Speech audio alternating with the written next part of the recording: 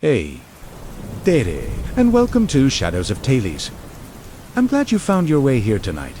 This little corner where darkness softens, and stories breathe quietly in the background. Before we drift into tonight's tale, feel free to like the video and subscribe, but only if what you hear truly feels right for you.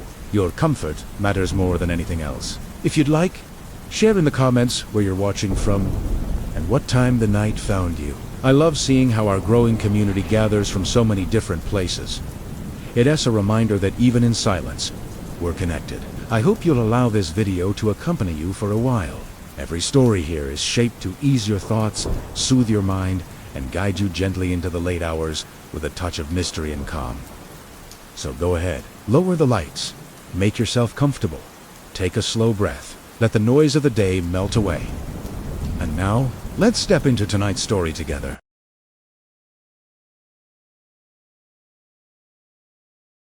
I've never been one to delete voice messages. I'm not entirely sure why. Maybe it's just a weird habit I picked up. Or maybe it's this deep-seated fear that once something is gone, it's truly gone forever. This story, this thing that happened to me, it all started with a message I was never supposed to get. It arrived at 2:41 in the morning. Not as a text, not even a missed call. Just a single solitary voice note, sitting there on my phone. The strangest part. The sender, it was my own phone number.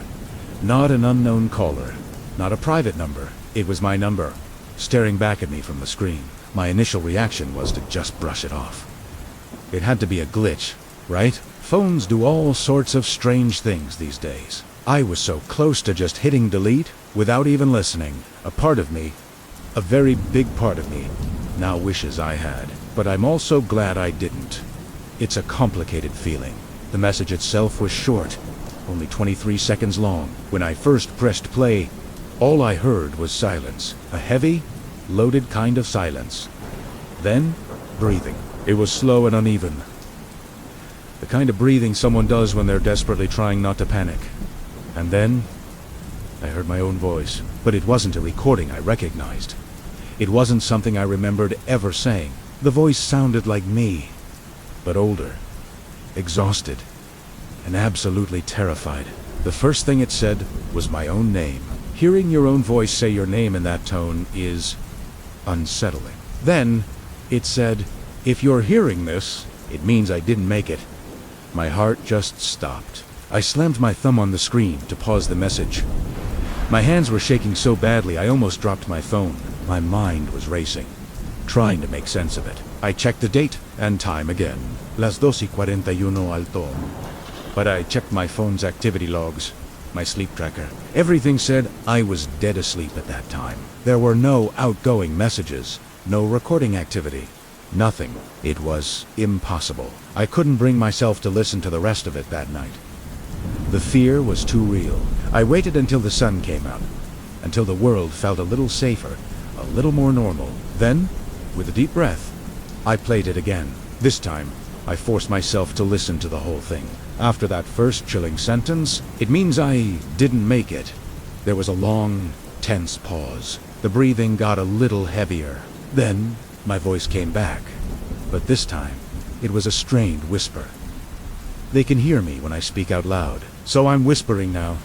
As I listened closer, I could hear a faint sound in the background. It wasn't static, and it wasn't wind.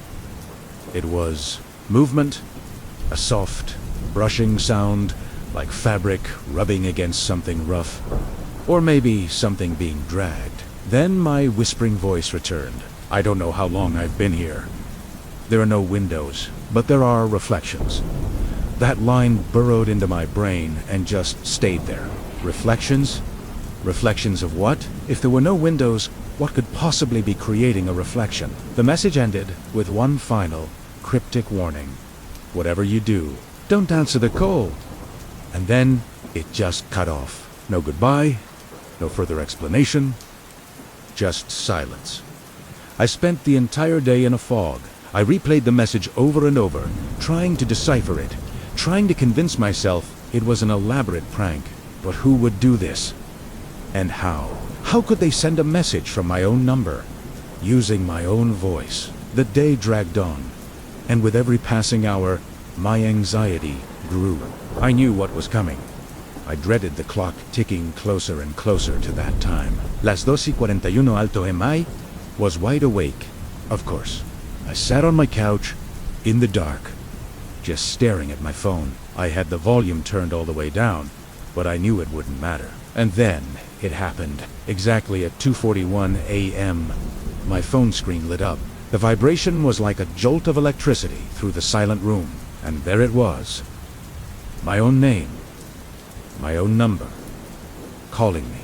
I just stared at it, frozen. Every single instinct, every fiber of my being, screamed at me not to answer. The warning from the message echoed in my head. Whatever you do, don't answer the call. The ringing felt like it went on for an eternity, but in reality, it only lasted for about 5 seconds before it stopped. Silence returned to the room, even heavier than before. I let out a breath I didn't even realize I was holding. And then, my phone buzzed again. A new notification. Another voice message had arrived. This one was longer. My hands were trembling again. But I knew I had to listen pre-meta. Added to know.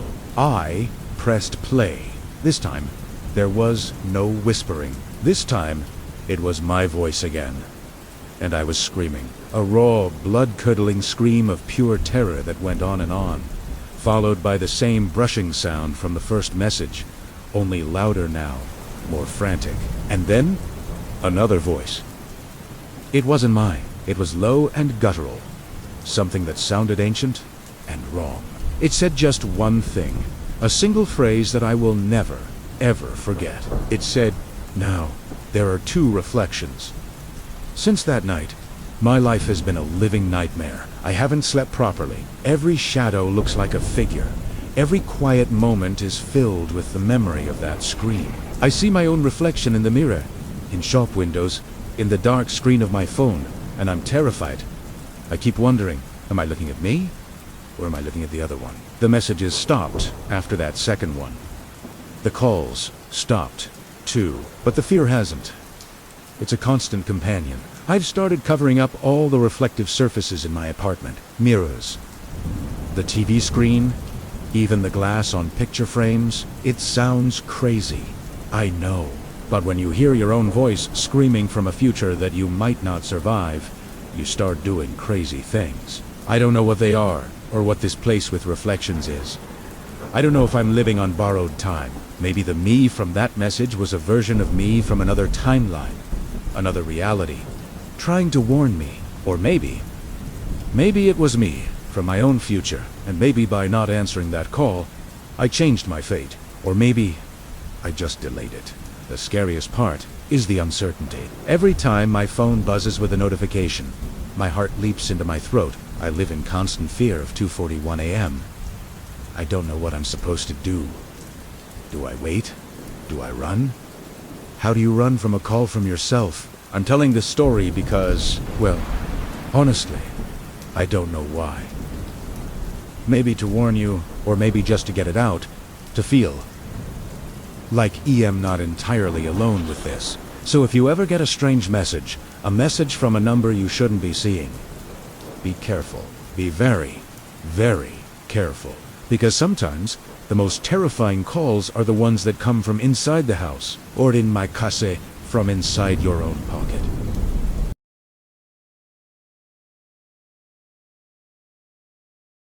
I'd been driving for what felt like an eternity, the endless ribbon of asphalt stretching out before me. The radio had given up hours ago, surrendering to a wall of static.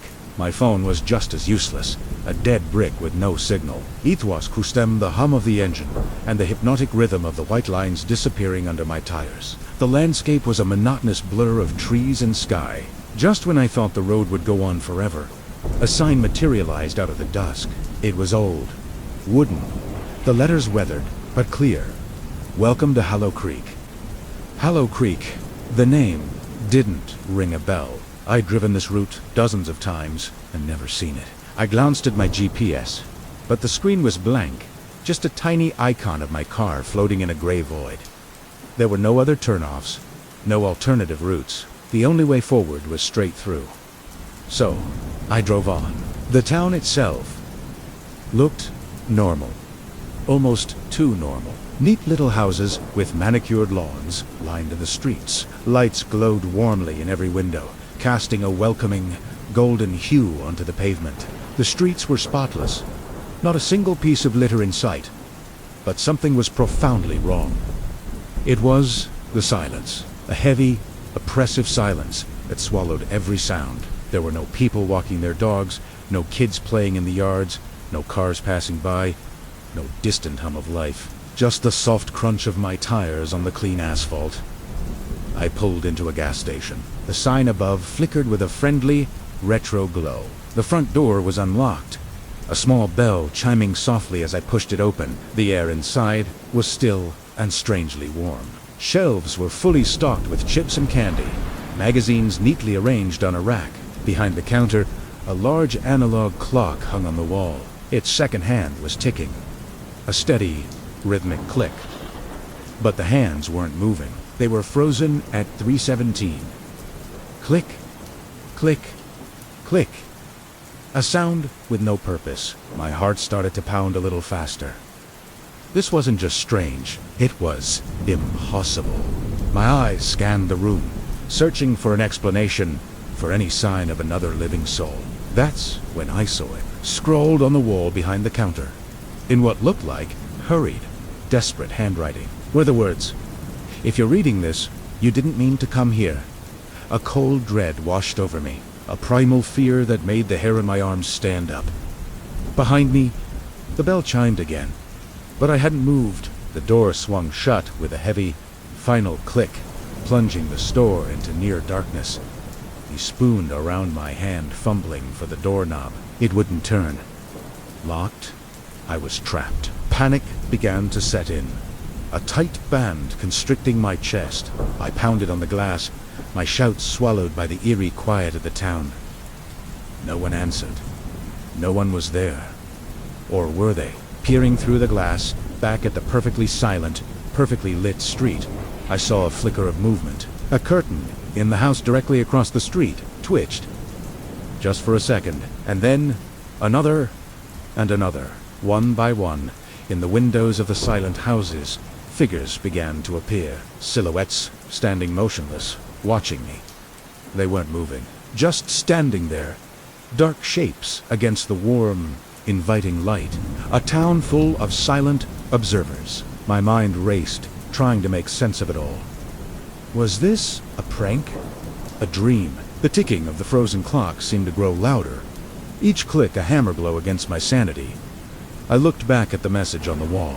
"You didn't mean to come here." No, I certainly didn't. This wasn't a place you found on a map. It was a place that found you. Days turned into a nightmarish blur. Or maybe it was just one long, unending day. Time had no meaning here. The sun never seemed to move in the sky, locked in a perpetual state of late afternoon. The lights in the houses never went out. The figures in the windows never moved. They just watched. I learned to ignore them, to treat them as part of the scenery, like the perfectly trimmed hedges and the spotless sidewalks. It was the only way to keep from screaming. I explored the town. Every door was unlocked. Every house was a perfect replica of the last. A dinner table set for a meal that would never be eaten. A television flickering with a blank, gray screen. Clothes laid out on a bed, as if someone had just stepped out for a moment.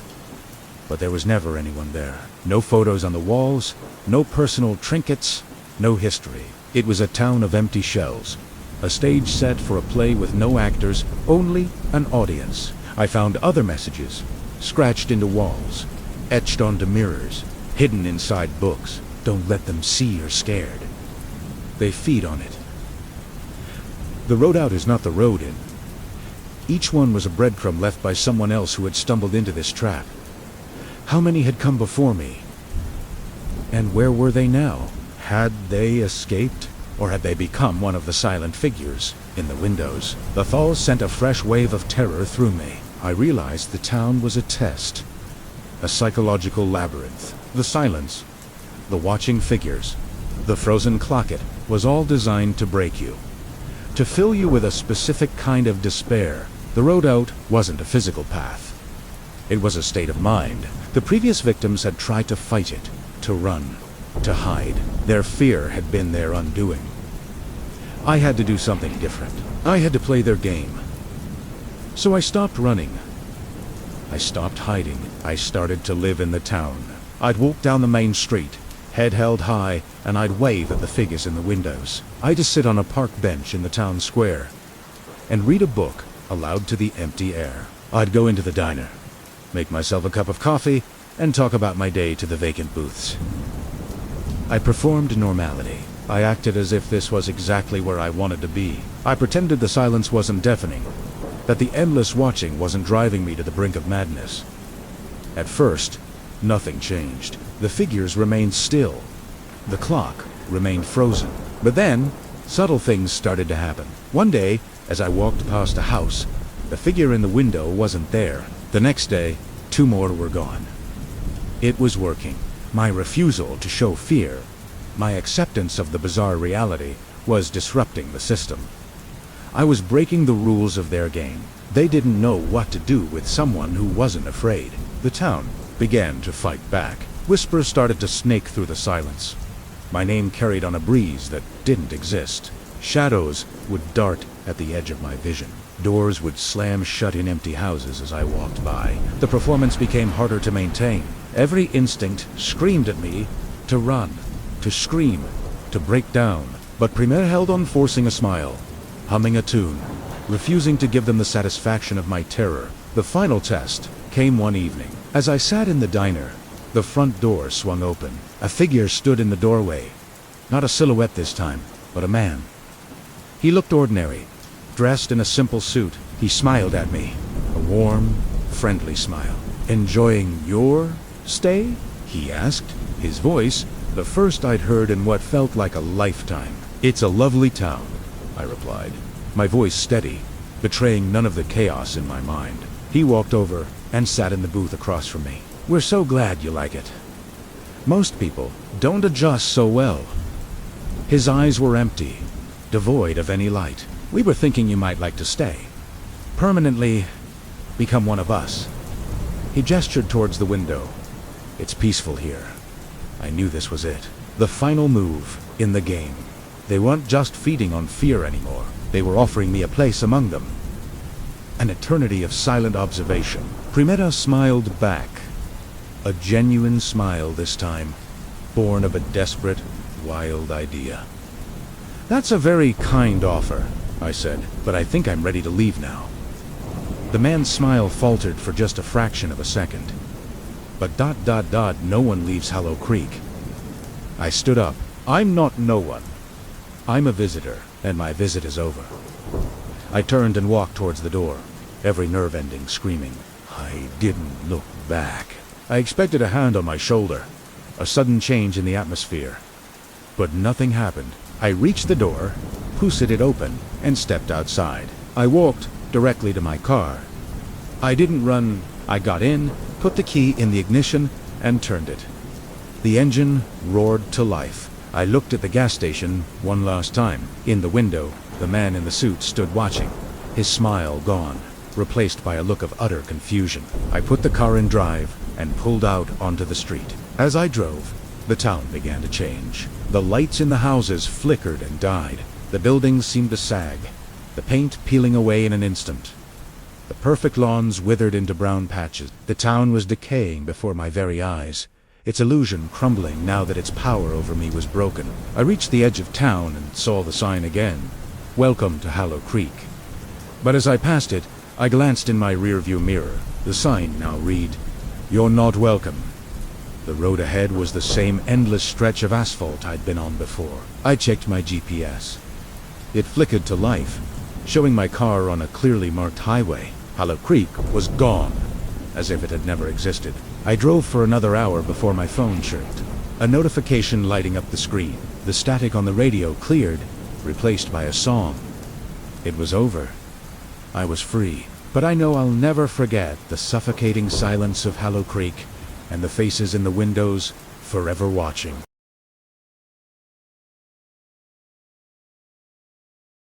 The building I worked in was nothing special, just another glass and steel box in the heart of the city. 12 floors high. Everyone knew it was 12 floors. The directory in the lobby listed companies from 1 to 12. The elevator panel had buttons from 1 to 12. Simple. I worked for a small marketing firm on the 7th floor. The hours were long, but the PE was decent, and I mostly kept to myself. This particular night was like many others. I was the last one to leave, wrapping up a presentation that was due first thing in the morning. The office was eerily quiet, the only sounds being the low hum of the servers and the clicking of my own keyboard. By the time I finally packed up my laptop and grabbed my coat, it was well past midnight. The city outside was a tapestry of distant sirens and the low rumble of late-night traffic.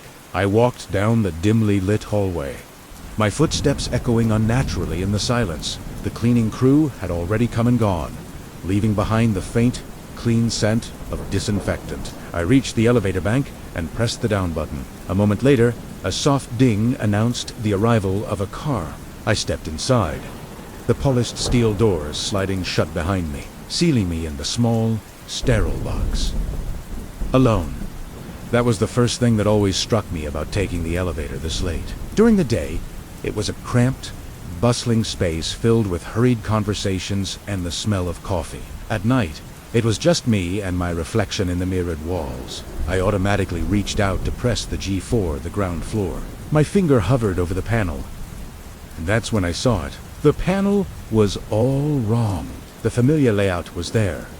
1 through 12. The G4 ground. The P4 parking. The emergency call button. But nestled right between 12 and the emergency button was another one. A button that had never been there before. It was round, slightly worn, and bore a simple, stark number. 13. My heart did a little stutter step in my chest. I blinked, thinking my tired eyes were playing tricks on me. But it was still there. 30. I leaned closer, my breath fogging the cool metal. It looked old, older than the other buttons. The plastic was slightly yellowed, the number etched into it with a font that didn't quite match the others. It wasn't lit up, just a dark, silent circle. A weird prank. Maybe some bored teenager had managed to pry off a button from another elevator and stick it on here. It was a stupid thought, but it was the only rational one I could come up with. I shook my head, a nervous laugh catching in my throat. I hadn't pressed it. I hadn't even touched it. My finger went back to its original target and firmly pressed. The button lit up with a reassuring green glow. The elevator gave a familiar lurch and began its descent. 7, 6, 5. The numbers above the door lit up in sequence, each one accompanied by a soft chime. Everything was normal. I let out a breath I didn't realize I was holding. See, just tired. My mind was manufacturing strangeness out of sheer exhaustion. 4, 3, 2. I watched the numbers, willing the G to appear next, but it didn't. The elevator shuddered to a halt. The chime sounded, but the number that lit up above the door wasn't G, it was 13. A cold wave washed over me. I stared at the illuminated number, my mouth suddenly dry. No, that wasn't possible. I didn't press it. I know I didn't. The elevator shouldn't have stopped here.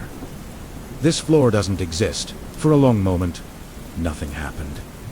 The elevator just sat there, humming quietly. I stood frozen, my knuckles white as I gripped the railing. Maybe it was a malfunction. A glitch in the system. The doors would stay shut, and it would eventually continue down to the ground floor. It at two. Then, with a groan of protesting metal, the doors began to slide open. It wasn't the smooth, swift motion I was used to. It was slow, agonizingly slow, as if they were being forced open against their will. A sliver of darkness appeared, widening inch by painful inch. A smell wafted in. A smell of dust and damp decay, of old paper and stale, stagnant air. The doors opened fully, revealing a hallway. But it wasn't a hallway from my building. The bright, modern aesthetic was gone.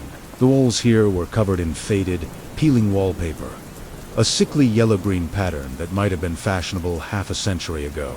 Long, dark water stains ran down from the ceiling like weeping sores. The carpet underfoot was a threadbare, wine-colored monstrosity, worn down to the backing in several places. The lights, or what was left of them, were bare bulbs in rusted fixtures, most of them broken. The few that worked cast a weak, flickering jaundiced light that only seemed to deepen the shadows. It looked abandoned, condemned. My body was screaming at me to press the closed door button, to jab it over and over until the door sealed this nightmare away. But I couldn't move. My gaze was fixed on the end of the long, dilapidated hallway, because at the very end of it, there was a door. A single office door. And I recognized it. It was the same heavy oak door as my office on the 7th floor. The same frosted glass panel, and mounted on the wall beside it was a familiar brass plaque. I squinted, trying to make out the name engraved on it. It was my name. My blood ran cold. That was impossible. This wasn't the 7th floor. This was some forgotten, derelict space that shouldn't exist. Yet there it was. My name on a plaque next to my office door. My office door on the 13th floor, a floor I had never worked on. A floor that, until a few minutes ago, I didn't even know was here. My mind relayed trying to find a logical foothold. Was this a dream? A hallucination brought on by lack of sleep? I pinched my arm, hard. The sharp sting of pain was real. Frighteningly real. And then I heard it. A sound that made every hair on my body stand on end. It was coming from inside the office. My office. It was the sound of typing, not the rhythmic, steady clatter of someone working diligently. This was a frantic, desperate, almost violent sound, the furious clicking of keys being hammered, one after another, at an impossible speed. Click dash clack dash click dash clack dash clack dash clack dash click. It was a sound full of panic, of a race against an unseen clock. I stood there in the open elevator, a prisoner between two worlds, the clean, sterile safety of the elevator behind me, and the decaying, impossible reality of the 13th floor in front of me. Who was in there? Who was in my office, typing my name onto some document in the dead of night, on a floor that wasn't supposed to be real? The typing stopped. The sudden silence was somehow more terrifying than the noise it replaced. The air grew heavy, thick with anticipation. I held my breath, my ears straining, listening for any other sound. A coof, a chair creaking, anything. Slowly, I saw a shadow move behind the frosted glass of the office door. A dark, human-shaped silhouette. It rose from a chair, a tall, indistinct figure. It stood there for a moment, perfectly still, as if it knew I was watching, as if it had been waiting for me. Then, the shadow began to move towards the door. My paralysis finally broke. A jolt of pure animal terror shot through me. I lunged back into the elevator, my hands slapping wildly against the control panel, hitting every button I could find. Close door, G, 1, 2, anything. Close, close, close, I whispered, my voice a ragged, choked sound. The shadow reached the door. The doorknob on the other side began to turn. With a final, blessed groan, the elevator doors started to slide shut. I saw the office door begin to open, a crack of deeper darkness appearing in the frame. Through the narrowing gap of the elevator doors, I caught a glimpse of something in that darkness. Not a face, just an impression of movement, of something pale and thin stepping out into the decaying hallway. The doors sealed shut, plunging me back into the bright, normal world of the elevator. The car lurched downwards, finally resuming its journey. I collapsed against the back wall, my legs giving out, gasping for air. My heart felt like it was going to beat its way out of my chest. 12, 11, 10. The numbers descended. The chimes sounded normal. Everything was normal again, but I knew it wasn't. Nothing would be normal again. The elevator dinged softly at the ground floor. The doors opened onto the familiar, brightly lit lobby. The security guard at the front desk looked up from his newspaper and gave me a casual wave. Working late again. Cadê dat? I couldn't answer. I just stumbled out of the elevator, past the guard, and pushed through the revolving doors into the cold night air. I didn't look back. I ran. I ran until the polished facade of the 12-story building was just another light among the countless others in the city skyline. I never went back. I quit my job the next morning via a short, frantic email. I didn't give a reason, and they didn't ask for one. I couldn't bring myself to tell anyone what happened. Who would believe me? They'd say I was crazy, that I'd overworked myself into a breakdown. But I know what I saw. I know about the 13th floor, and sometimes, late at night, when my apartment is quiet and the city has gone to sleep, I can still hear it. That frantic, desperate typing. And I know, with a certainty that chills me to the bone, that somewhere up on that non-existent floor, in an office with my name on the door, someone, or something, is still working, waiting. And I think, maybe, they're typing my story.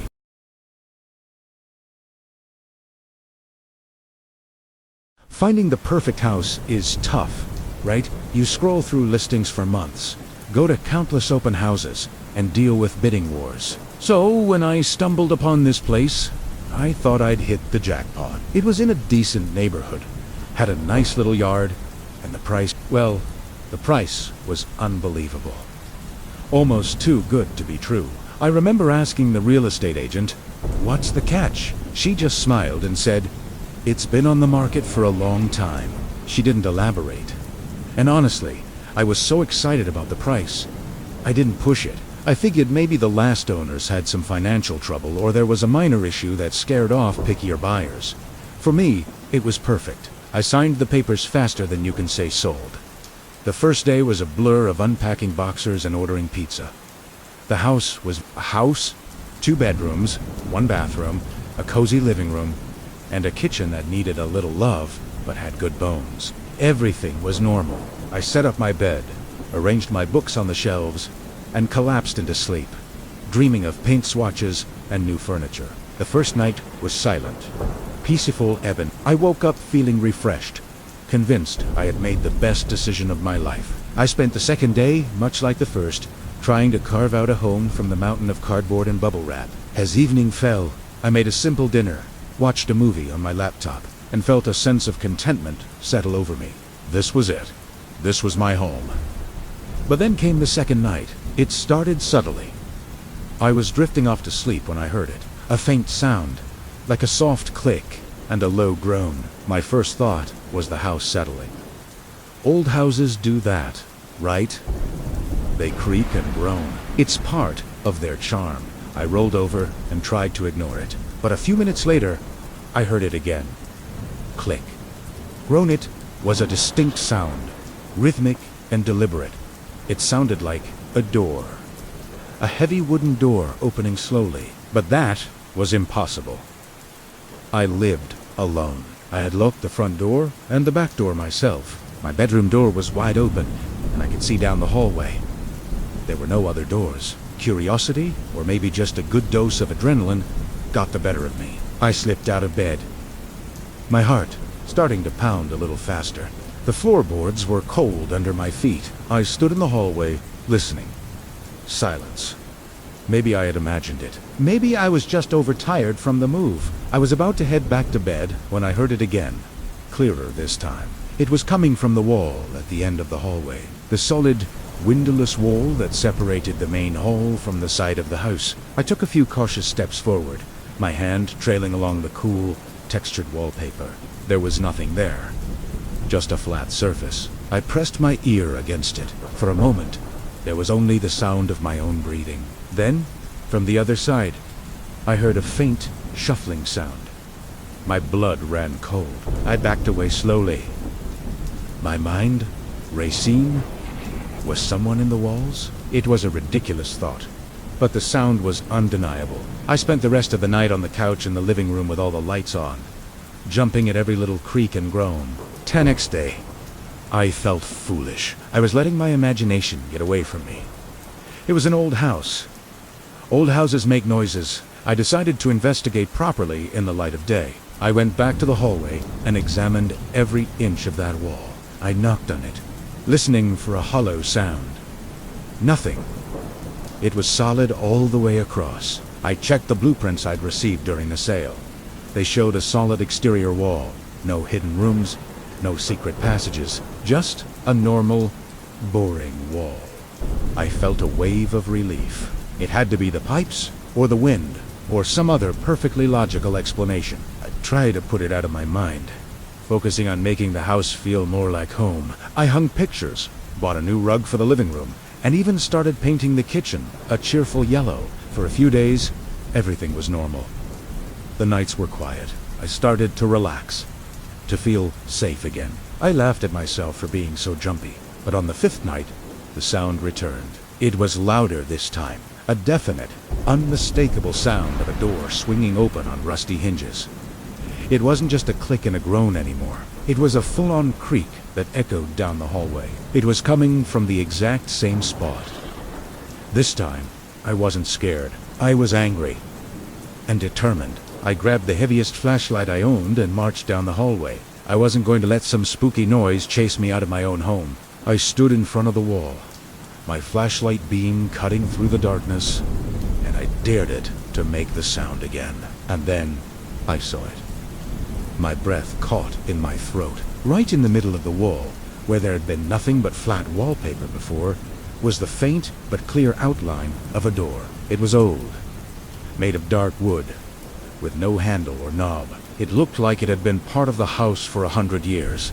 Yet I absolutely knew, it had not been there that morning. My hand trembled as I reached out and touched it. The wood was real, coarse, and splintered under my fingertips. I pushed against it, and to my utter shock, it swung inward with that same low, groaning sound I had been hearing all week.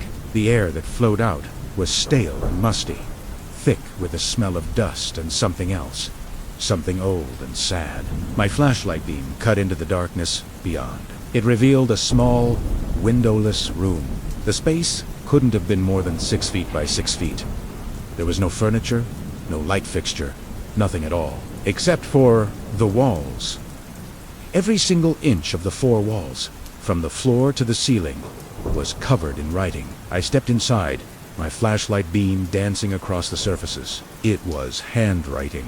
Dozens of different styles of handwriting, scrawled in what looked like charcoal or pencil. There were dates, stretching back decades. 1954, 1978, and 1992, 2006. Next to the dates were names: John, Sarah, Michael, Emily. But it was the other text that made my stomach drop. A single sentence, written over and over and over again, filling every available space between the names and dates, in messy cursive, in neat block letters, in frantic scrawls. The sentence was always the same. This room only appears after you stay. A chilling realization washed over me. The agent's words echoed in my head. It's been on the market for a long time. Why? Because no one ever stayed long enough. They heard the sounds, they got scared, and they left before the door ever revealed itself. But I had stayed. I had pushed past the fear, and now I was here, standing in a room that shouldn't exist. A room that was a testament to everyone who had stayed before me. My eyes scanned the wall again, and I saw a fresh patch of bare plaster near the bottom. An empty space, waiting. My flashlight beam wavered as my hand started to shake uncontrollably. I felt a sudden, ice-cold draft on the back of my neck. Behind me, with a final, heavy slam that shook the very foundation of the house. The door closed by itself, plunging me into absolute, total darkness.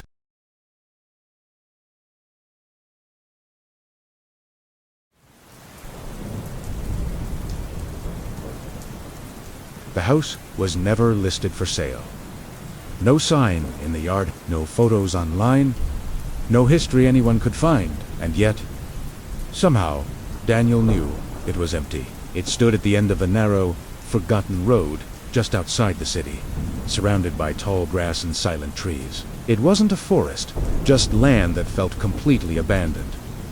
The windows were dark, like vacant eyes. The door was unlocked. That should have been his first and loudest warning. Daniel was a freelance videographer, and his niche was exploring abandoned places for long-form YouTube documentaries. He'd walked through the silent halls of old schools, the echoing corridors of empty hospitals, and countless houses that nobody wanted anymore. This one, however, was different. It arrived in his inbox anonymously. Just an address, no message, no context. Curiosity, as it so often does, got the better of him. When he stepped inside, the air was thick and stale, like the house had been holding its breath for years, just waiting for someone to arrive. The furniture was still there, coated in a fine layer of dust, but otherwise untouched. A couch in the living room, a dining table set for a meal that was never eaten, and family photos on the wall. But as Daniel looked closer, a cold unease trickled down his spine. Every single photo had something profoundly wrong with it. The faces, they were blurred, not scratched out, not damaged by time or water, just unfocused, as if the camera had never quite finished capturing their image, leaving them trapped in a state of perpetual ambiguity. Daniel Dever, the professional, set up his camera on a tripod near the entryway and began his standard walkthrough, narrating his initial impressions. As he moved through the downstairs hallway, he noticed something deeply unsettling about the layout. Every room felt positioned. It was as if the furniture wasn't placed for comfort or convenience, but for viewing. Chairs faced doorways instead of fireplaces. Beds were angled awkwardly toward dark corners. Mirrors were hung too low on some walls, and impossibly high on others. And none of them seemed to reflect him properly. Sometimes, his reflection would lag behind by a split second, a visual hiccup that his rational mind tried to dismiss. Old houses play tricks on you. That's what people say. That's what he told himself. Back in the living room, Daniel spotted a small, leather-bound notebook lying on the coffee table. It was already open to the last page, as if left for him. The ink was fresh. The last sentence, written in a stark, clear hand, read, "If you are reading this, it means the house is watching you too." A genuine chill, born not of cold but of a terrifying recognition, washed over him. The handwriting was neat, precise, and horrifyingly familiar. It looked exactly like his own. He quickly glanced at the display on his camera. The red light was on, the timer was ticking away. Everything was recording normally, but he had a sudden, dreadful urge to review the footage. He rewound the last few minutes, and his blood ran cold. The camera angle had changed. He distinctly remembered placing the tripod near the doorway, framing the entire living room. But in the footage he was now watching, the camera was positioned high up in the corner of the room, tilted downward. It was a perspective from something taller than him, something that must have moved his equipment without making a sound. And it wasn't just moved, its focus was different. The lens wasn't capturing the room. It was focused intently on Daniel, not following him as he moved, but observing him. Waiting as the sun began its slow descent, painting the sky in shades of orange and purple. The house grew louder, not with noise, but with presence. The silence became heavy, punctuated by sounds that had no source. Walls creaked where there was no weight. Floorboards groaned in empty rooms above. Doors that were once closed now stood slightly ajar, opening on their own never fully, just enough to feel deliberate, intentional, an invitation. Then Daniel heard it. Breathing. It wasn't behind him, or in the next room. It was above him. A slow, steady, rhythmic breath, seemingly coming from the ceiling itself. Panic finally broke through his professional calm. He grabbed his camera and ran for the stairs, taking them two at a time. Every bedroom door on the second floor was now wide open, and inside each one was a camera. Old film cameras, modern DSLRs. Small web, an entire collection of different models, spanning decades. All of them were pointed toward the bed, and all of them were on a constellation of little red lights, blinked at him in the growing darkness. Recording, always recording. At the very end of the hallway, there was one final room. He pushed the door open to find it completely empty, except for one thing. A massive, ornate mirror covered the entire back wall, floor to ceiling. As Daniel stepped closer, his heart pounding in his chest, he looked at his reflection, but it didn't match his movements. The Daniel in the mirror was standing perfectly still, his head slightly tilted, watching him. And then the reflection smiled, a wide, predatory smile that his own face was not making. Daniel screamed, a raw, primal sound that was swallowed by the house. He turned and bolted, scrambling down the stairs, fumbling for the front door. He grabbed the handle, turned it, and nothing. The mechanism clicked, but the door stayed shut, as if bolted from the other side. He pulled and pushed, his desperation growing with every failed attempt. Behind him, the house creaked again. A slow, calm, satisfied sound. 2 days later, a new video was uploaded to Daniel's YouTube channel. It had no title, no description, just a 3-hour-long static shot. The camera angle was the one from the corner of the living room, high up, looking down. It was pointed at the couch, and Daniel was sitting on it. He was unmoving, his posture rigid, staring directly into the camera lens, just breathing, watching, waiting. For 3 hours, nothing happened, but at exactly 2 hours, 47 minutes, and 12 seconds into the video, the on-screen Daniel blinked, slowly, and then he leaned forward, just enough for the microphone to pick up his whisper. "It sees you now." The video is still online. The house is still standing at the end of that forgotten road, and sometimes viewers who watch the full 3 hours swear that if they don't look away, the camera angle changes, hoosed slightly while they're watching.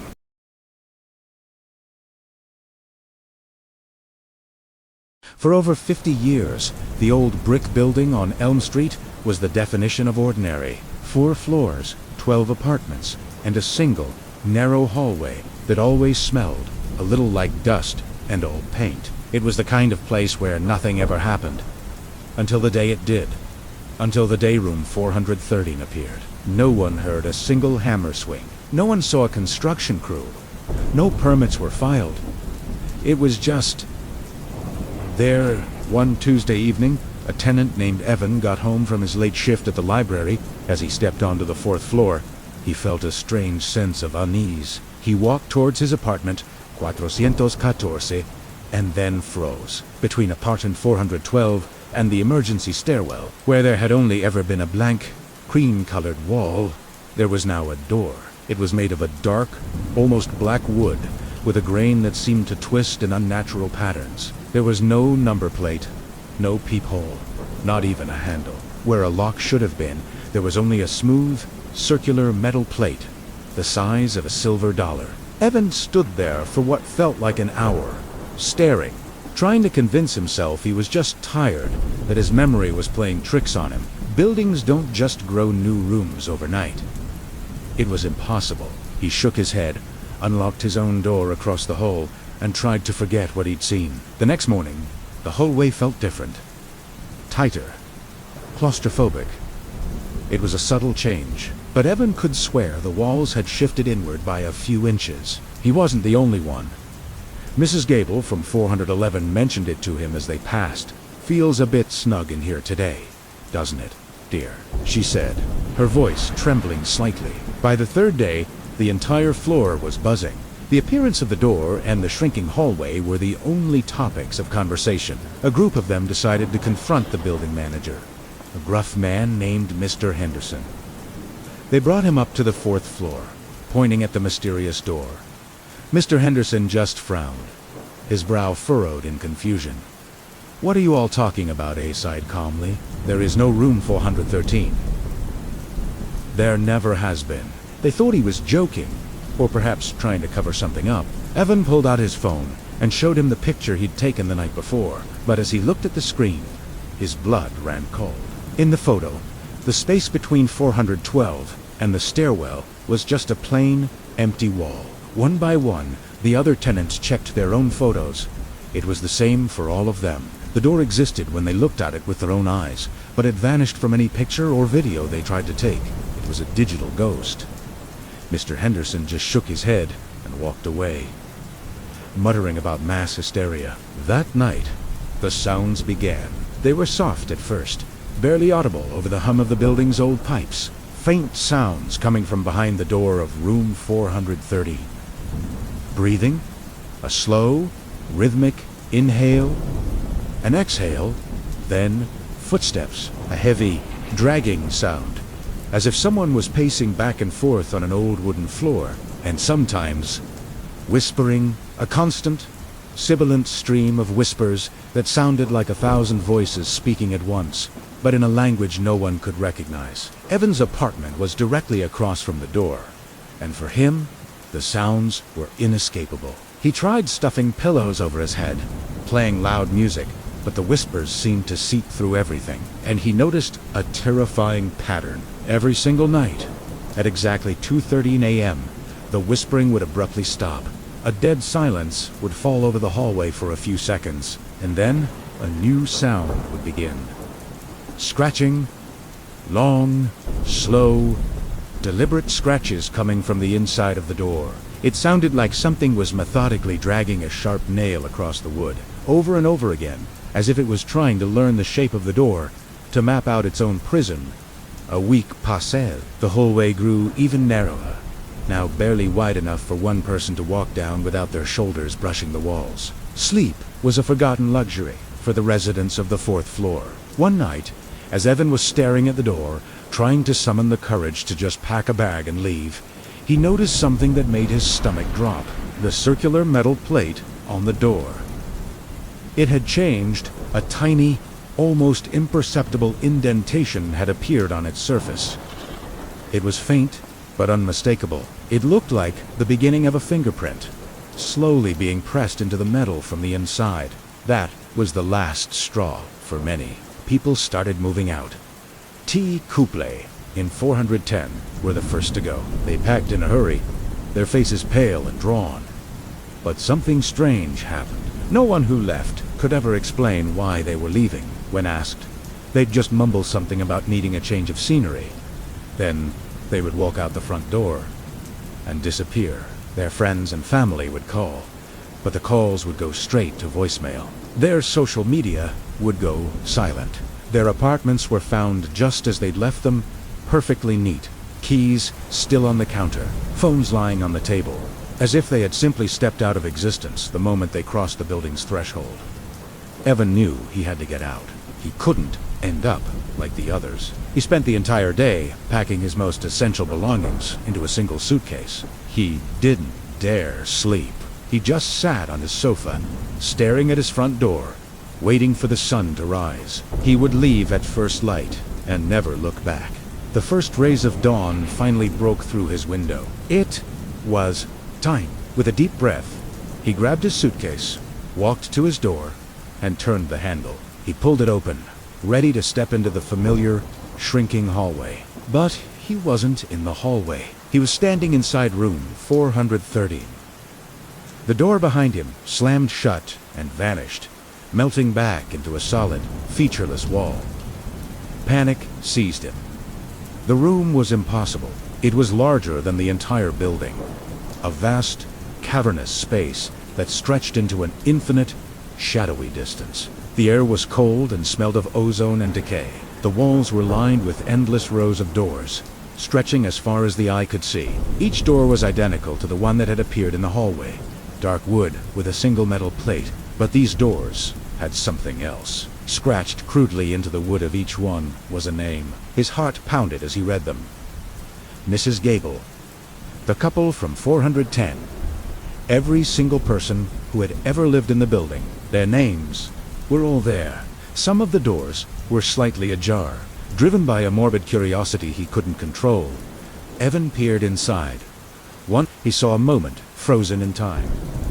Mrs. Gable, her mouth open in a silent scream, her eyes wide with a terror he couldn't comprehend. He looked into another. It was the man from 410, forever reaching for a phone that would never ring. In a third, he saw a child who used to live on the 2nd floor, staring directly at him from her frozen world. And then, impossibly, she blinked. He stumbled back, horrified, and turned towards the center of the vast room. Standing there, all alone, was a single, ornate, full-length mirror. Its silver frame was tarnished and ancient. Shaking, Evan approached it, his own footsteps echoing in the terrifying silence. He needed to see something real, something familiar. Even if it was just his own reflection, he looked into the glass. His reflection stared back, but it wasn't moving with him. As he stood there, frozen in terror, his reflection slowly, deliberately, began to smile. Weeks later, after Evan was reported missing, the police conducted a final search of the apartment building. They found nothing out of the ordinary on the 4th floor. The hallway was back to its normal width. The space between apartment 412 and the emergency stairwell was just a blank wall. Room 413 was gone. The case was closed. Another unexplained disappearance. But the new tenant who moved into apartment 412 often complained about a strange mark on her wall. A faint but clear outline, the shape of a door. And if you looked closely, in just the right light, you could see something scratched deeply into the paint right in the center.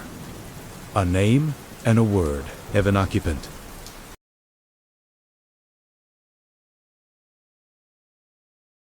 Have you ever felt a chill run down your spine? Not from the cold, but from something else, a feeling that you're being watched, even when you're completely alone? Our story tonight begins on just such an evening, under a sky heavy with snow. Imagine a world blanketed in white, every sound muffled by the falling flakes. The trees stand like silent, skeletal sentinels, their branches laden with snow. In a small town nestled on the edge of a vast, ancient forest, a woman named Elara was looking out her window, watching the storm swirl. The world outside was a beautiful, but desolate, monochrome painting. But then, she saw it, a splash of color against the white, a small figure, standing just at the edge of the woods, between two towering pine trees. It was a child, wearing a bright red coat. They were perfectly still, a tiny, vibrant statue in the swirling snow. Alara's heart clenched. What was a child doing out there? All alone, in this weather. It was late. The temperature was plummeting, and the forest was no place for anyone after dark, let alone a little one.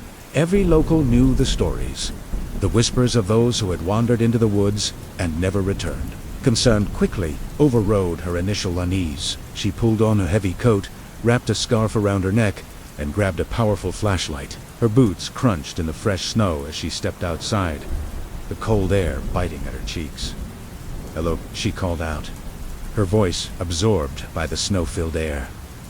"Are you all right?" There was no response. The child didn't move, didn't even seem to shiver. They just stood there, a silent beacon in the gloom.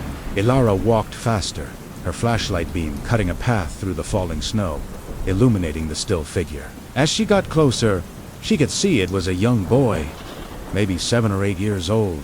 His face was pale, his eyes wide and dark, fixed on something deep within the forest. "Hey there," she said softly, trying not to startle him.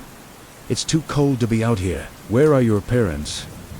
Are you lost?" The boy remained silent. He didn't look at her. Instead, he slowly raised a small, gloved hand and pointed not towards the town, not towards a house, but deeper into the impenetrable darkness of the woods. Elara hesitated. A knot of dread began to form in her stomach. Everything about this felt wrong. The child's unnatural stillness, his silence, the direction he was pointing. The forest had always held a certain mystique, a place of folklore and cautionary tales. Legends spoke of strange lights, of voices on the wind, of people who walked in and simply vanished from the earth. But the sight of the small, vulnerable child overrode her fear, and needed help. She couldn't just leave him here. "Okay," she said, her voice a little shaky. "Is someone in there? Is that where your family is?" The boy gave a single, slow nod.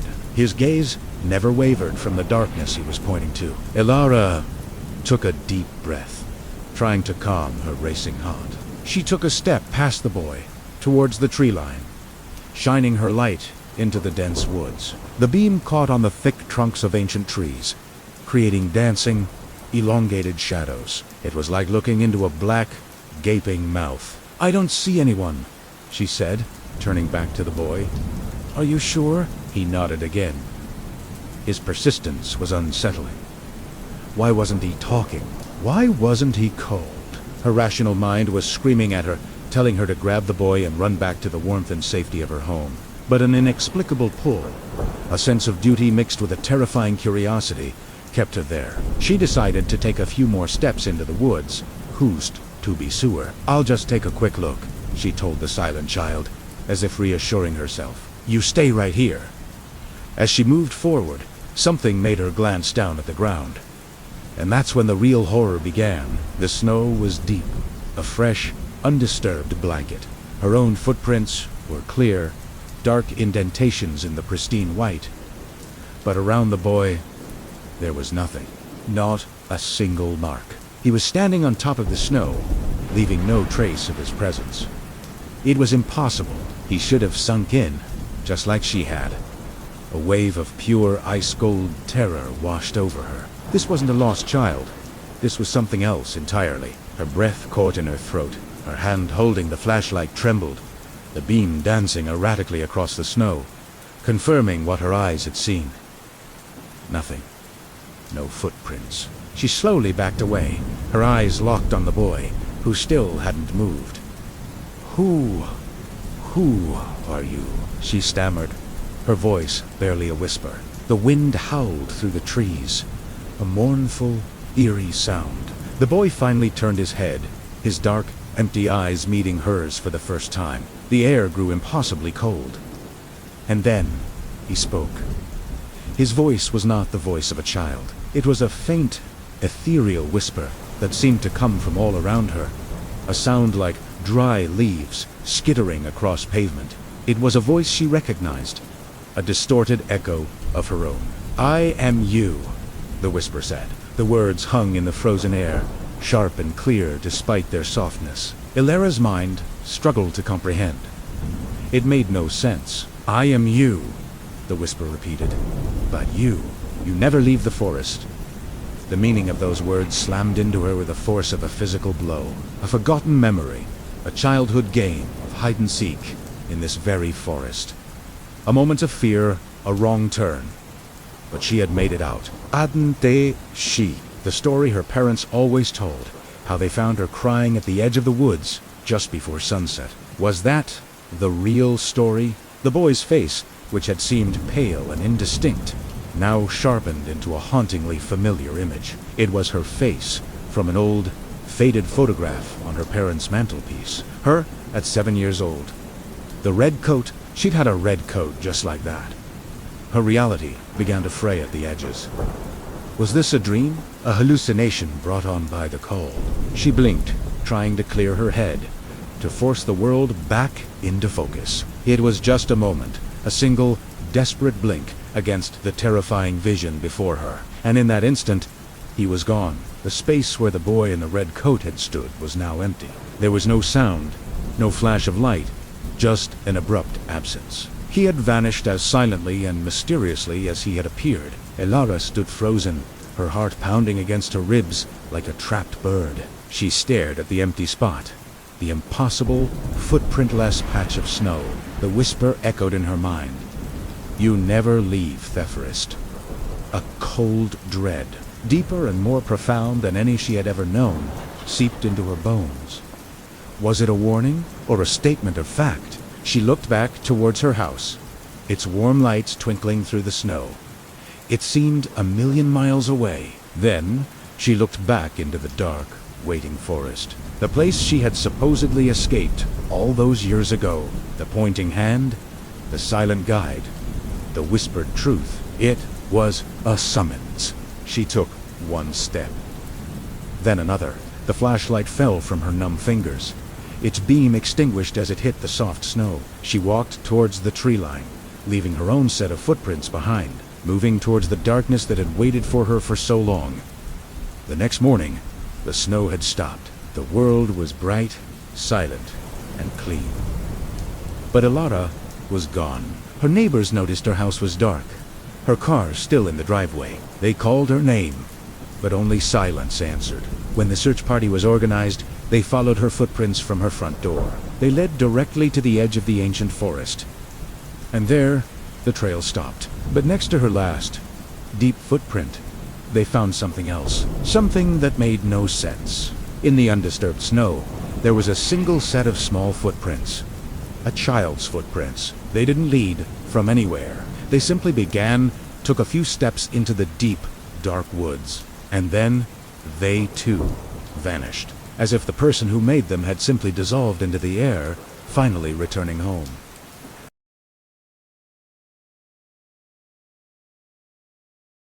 Have you ever felt like you're being watched, even when you're completely alone? That prickling sensation on the back of your neck?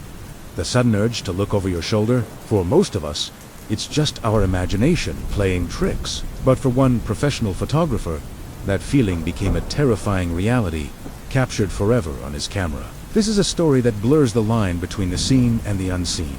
A tale that will make you question what really lurks in the shadows just beyond our sight. Our story begins with a man named Alex, a seasoned nature photographer with a passion for capturing the untouched beauty of the wilderness. He had an eye for the dramatic, the kind of shots that most people would never think to take. One frigid winter night, a fresh blanket of snow covered the landscape, shimmering under a full moon.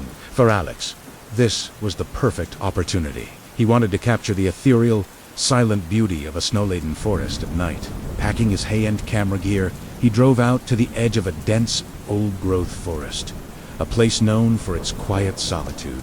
He ventured into the woods. The only sound, the soft crunch of his boots on the pristine snow. The air was still and incredibly cold, the kind of cold that seeps deep into your bones. He found a small clearing where the moonlight filtered through the canopy, illuminating the snow-covered branches like a scene from a fairy tale. He set up his tripod, his breath fogging in the icy air, and began to film. He was completely absorbed in his work, adjusting the focus, panning slowly across the silent trees, trying to capture the perfect, hauntingly beautiful shot. As he worked, a strange feeling began to creep over him. It started as a subtle chill, one that had nothing to do with the freezing temperature. It was a sense of unease, a feeling that the silence of the forest wasn't empty. It felt watchful. He tried to shake it off, attributing it to the isolation in the late hour. He was a rational man, not one to believe in ghost stories or superstitions. He continued filming, panning his camera back and forth, capturing long takes of the serene, snowy landscape. He packed up his gear after about an hour, satisfied with the footage he collected and eager to get back to the warmth of his home. He never looked back. He never saw anything out of the ordinary. The forest remained as silent and still as when he arrived. The only footprints in the snow were his own. Back in his studio, a warm cup of coffee in hand, Alex began the exciting process of reviewing his footage. He transferred the files to his computer, eager to see the fruits of his cold night's work. The first few clips were exactly as he'd hoped. Stunning, high-definition shots of the moonlit snow. The silence of the forest was palpable, even through the screen. It was peaceful, almost meditative. He smiled to himself, already thinking about how he would edit these clips into a beautiful montage. But then, as he watched one of the longer panning shots, something caught his eye.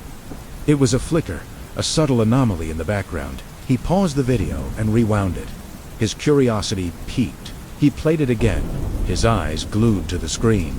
There, deep among the trees, partially obscured by the shadows and branches, was a shape.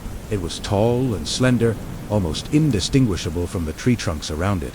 He squinted, leaning closer to the monitor. It looked human. His heart began to beat a little faster. He was certain he had been alone. He had seen no one, heard no one. He scrubbed through the footage frame by frame. In the next shot, a pan to the right, the figure was still there. But it had moved. It was now standing behind a different tree, slightly closer to his position. A cold dread began to wash over him. This wasn't a trick of the light. He quickly opened another video file, one he had taken a few minutes later. He scanned the background, his hands trembling slightly, and he found it again. Or rather, he found asterisk them. Now there were two figures. They stood motionless, like statues in the snow, their forms blending almost perfectly with the dark woods. He felt a knot tighten in his stomach. He had spent an hour in that clearing, completely oblivious, while these sick watched him from the darkness. The initial discovery was unsettling, but what followed was pure terror. Driven by a morbid need to understand what he had captured, Alex decided to analyze every second of his footage. He sat in his darkened studio, the only light coming from the glowing screen, and began a painstaking, frame-by-frame review. He told himself there had to be a logical explanation. Maybe it was other hikers or pranksters trying to scare him. But the more he watched, the more that rational hope evaporated. As he advanced the timeline, clip by clip, the figures' positions changed. They never seemed to move in real time. In one frame, a figure would be behind a distant oak tree. A few seconds of footage later, in a completely different shot, it would be several yards closer, partially hidden by a cluster of ferns. Their movements weren't fluid. They were instantaneous, as if they were teleporting from one shadow to the next between his camera's pans. It was unnatural, jerky, and utterly terrifying. The high resolution of his camera, which he had been so proud of, now became a source of horror. As the figures inched closer with each subsequent clip, their features became disturbingly clear. They were humanoid, with long limbs and pale, almost luminous skin that contrasted sharply with the dark forest. Their faces were the worst part. They were gaunt and elongated, with large, dark eyes that seemed to absorb all light. They had no discernible expressions at first, just a blank, vacant stillness that was more unsettling than any overt threat. Alex felt sick. His studio, once his sanctuary, now felt like a cage. He was watching a recording of his own, Near Mise, a silent horror movie, where he was the unwitting star. He kept watching, unable to tear his eyes away. He had to see how it ended. The final piece of footage was a static shot he had set up, pointing directly back towards the path he had taken into the clearing. He had let the camera run for about 5 minutes before packing up. He fast-forwarded through the clip, his heart pounding in his chest. For the first 4 minutes, nothing, just the silent, empty path. Then, in the final minute, one of the figures appeared. It didn't walk into the frame. It simply materialized. One moment, the path was empty. The next, it was there, standing directly in the center of the shot. It was closer than ever before, filling a significant portion of the screen. And this time, it wasn't just standing there. Its head was tilted at an unnatural angle, and it was looking directly into the camera lens. Directly at asterisk. Him, asterisk. As the footage played out in its final seconds, a slow, deliberate smile spread across its impossibly wide mouth. It was a smile of pure malice, a predatory grin that promised unspeakable things. The video ended abruptly as he had shut the camera off, leaving the horrifying image burned into his mind. The smiling face haunted him. It was the last thing he saw when he closed his eyes. Sleep offered no escape, only nightmares filled with silent figures and dark, endless forests. Alex knew he couldn't just let this go. He was a photographer, a documentarian. His instincts screamed at him to go back, to get more proof, to understand what he had stumbled upon. He felt a bizarre, almost insane compulsion to confront this terror. A few days later, armed with multiple cameras and a heavy-duty flashlight, he drove back to the forest. It was daytime now, and he hoped the sunlight would strip away the fear, revealing the woods to be nothing more than trees and snow. But as he approached the familiar trailhead, a sense of deep foreboding settled over him. The forest felt different. The air was heavy, oppressive. He started down the path he had taken before, but things were wrong. The landscape seemed to shift and warp around him. A familiar, large boulder he remembered passing was gone. A stream he'd crossed was now on the wrong side of the trail. It felt like the forest itself was actively trying to confuse him, to turn him around. He pushed on, convinced his memory was just clouded by fear. But after walking for what felt like an hour, he found himself standing right back at the entrance of the trail, next to his parked car. He tried again and again. Each time, the path would seem to twist and fold in on itself, leading him in circles, always depositing him back where he started. It was impossible, a complete defiance of logic and space. He was a skilled outdoorsman. He knew how to navigate, but this was something else entirely. It was as if the forest was rejecting him, protecting its secret. The realization dawned on him with sickening clarity. He wasn't welcome here anymore. Defeated and more terrified than ever, he returned home. The feeling of being watched, which had started in the forest, didn't stay there. It followed him. He would catch fleeting glimpses of tall, slender figures in the reflection of a window, or see a pale face in a crowd for just a second before it vanished. The shadows in his own home seemed to lengthen and deepen, playing tricks on his eyes. He began to understand the horrifying truth. His camera hadn't just captured images that night. By focusing his lens on them, by observing them, he had somehow acknowledged their existence. He had made a connection. He had awakened something ancient and malevolent, and in doing so, he had invited it into his life. The forest was their world, but now they were beginning to cross into his... The final, smiling image from his footage was not an ending. It was a beginning. A promise. The haunting hadn't ended in the forest. It had only just begun, and now he was the one being filmed.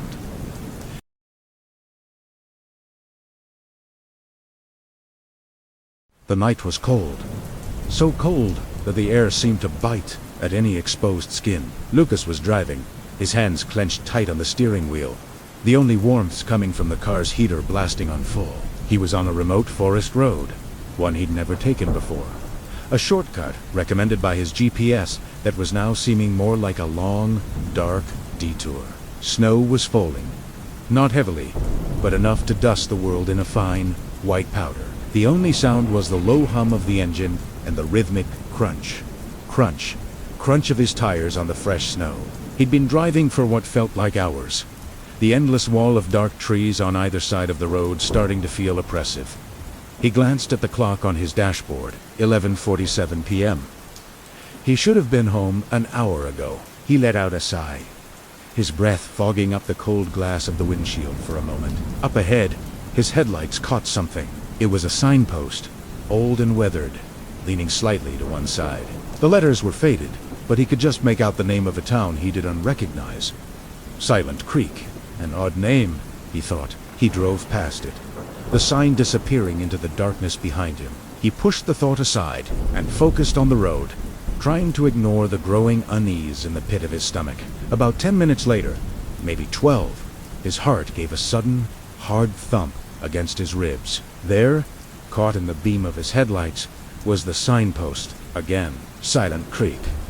He slowed the car, leaning forward, squinting. It was identical. The same land, the same faded letters, the same patch of moss clinging to the bottom. It couldn't be. He must have somehow turned around without realizing it, maybe taken a wrong turn in the dark. But the road was straight. There were no turnoffs, no forks in the road. It was just one continuous stretch of asphalt cutting through the woods.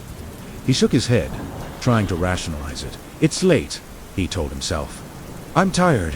It's just a similar-looking sign. The county probably uses the same design for all its signs in this area. That had to be it. He pressed his foot on the accelerator, a little harder this time, wanting to put as much distance as possible between himself and that strange sign.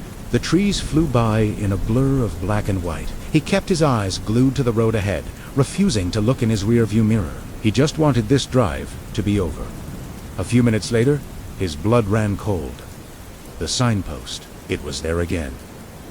Up ahead, waiting for him, Silent Creek. This time, there was no denying it. It was the same one. The exact same one. He felt a wave of nausea wash over him. This wasn't possible. It defied all logic. He was trapped. He slammed on the brakes, the car skidding to a halt in the middle of the empty road. Snow kicking up around the tires. He sat there, his heart pounding in his ears, the silence of the forest suddenly deafening. The world outside his car seemed to be holding its breath. He was caught in a loop, a repeating nightmare on a road that led nowhere. He had to get out. That was his only thought. He spun the wheel, making a frantic three-point turn, the tires squealing in protest against the asphalt. He was going back the way he came. He didn't care if it added hours to his journey. He just needed to escape this cursed road. Efflora did his knuckles white on the steering wheel. He passed the signpost one more time, this time from the other direction. A silent sentinel watching him flee. He drove and drove, faster and faster, the speedometer needle climbing. He passed a distinctive, lightning-scarred oak tree. He passed a small, dilapidated wooden bridge over a frozen creek. These were landmarks he remembered from his drive-in. Good, he thought. I'm making progress. I'm getting out. But then he saw the bridge again. The same dilapidated planks, the same frozen creek beneath it. His hope evaporated, replaced by a cold, creeping dread. He hadn't escaped. The loop wasn't just in one direction. It was the entire road. He was driving in circles. Even when he was driving in a straight line, the lightning-scarred oak appeared again, a ghostly shape in the swirling snow. Then the signpost for Silent Creek loomed ahead once more. He was right back where he started. A desperate, choked sob escaped his lips. He was a rat in a maze with no exit. He kept driving, almost on autopilot now, a numb terror settling over him. He passed the landmarks in their maddeningly predictable sequence. Sin, bridge, tree. Sin, bridge, tree. Ober and Ober. The forest, which had once just been a dark backdrop, now felt alive, watching him, toying with him. The trees seemed to lean in closer, their branches like skeletal fingers reaching for his car. The repetition was starting to mess with his head. Was he going insane? Was this all just a hallucination brought on by exhaustion? Then Isol, Italiano, pulled over on the shoulder of the road. Just ahead was a car, his breath caught in his throat. It wasn't just any car. It was his car. The same model, the same color, the same small dent on the rear bumper from a runaway shopping cart last month. It was an exact replica, parked silently in the falling snow. His mind recoiled. This couldn't be real. It was a dream. It had to be a dream. He slowed his own car to a crawl, his eyes wide with disbelief and fear. As he drew alongside the parked vehicle, he peered through the driver's side window, and then he saw him. Sitting in the driver's seat was a man. The man looked just like him, an identical twin, dressed in the same clothes, with the same haircut, the same tired expression etched onto his face. But there was something wrong. The man's head was slumped forward, his eyes open but vacant, staring lifelessly ahead at the windshield. He wasn't moving. He wasn't breathing. He was a perfect, still copy of Lucas, a doppelganger. A corpse. A scream tore from Lucas's throat. He stomped on the accelerator, his car lurching forward, leaving the horrifying tableau behind. He didn't dare look back. It hushed his mind, a whirlwind of terror and confusion. Who was that? What was that? Was that his future? A premonition of his own death on this endless, looping road? The questions hammered at him, but there were no answers. There was only the road, the snow, and the suffocating forest. Panic gave him a new, desperate energy. He had to escape. He swerved the car, turning off the road and plunging directly into the trees. Branches scraped and screeched against the metal, the sound like fingernails on a chalkboard. He bounced over unseen roots and rocks, the car groaning in protest. He didn't care about the damage. He just had to break the pattern, to get off the road that held him captive. The forest was dense, a maze of black trunks and tangled undergrowth. He drove blindly, turning left, then right, trying to find a way through. But it was no use. After a few minutes of crashing through the wilderness, he broke through a line of trees, and his tires hit smooth asphalt. He was back on the road, and there, just a few yards ahead, was the signpost, Silent Creek. The forest had spit him back out. It wouldn't let him leave. The road was its domain, and he was its prisoner. He tried again and again, veering into the woods at different points, always with the same result. The forest was infinite, a labyrinth that always led back to the same cursed stretch of pavement. He finally gave up, slumping over the wheel in utter defeat. The car idled in the middle of the road, the engine a lonely sound in the vast, silent night. He had no more fight left in him. He had accepted his fate. This was his reality now. The loop, the car, the doppelganger. As he sat there, lost in his despair, He did another lap. He passed the bridge, the tree, and then he saw it again, the parked car. His other car, but this time something was different. The driver's side door of the other car was open. The seat was empty. The lifeless doppelganger was gone. Lucas's eyes darted around, scanning the dark woods.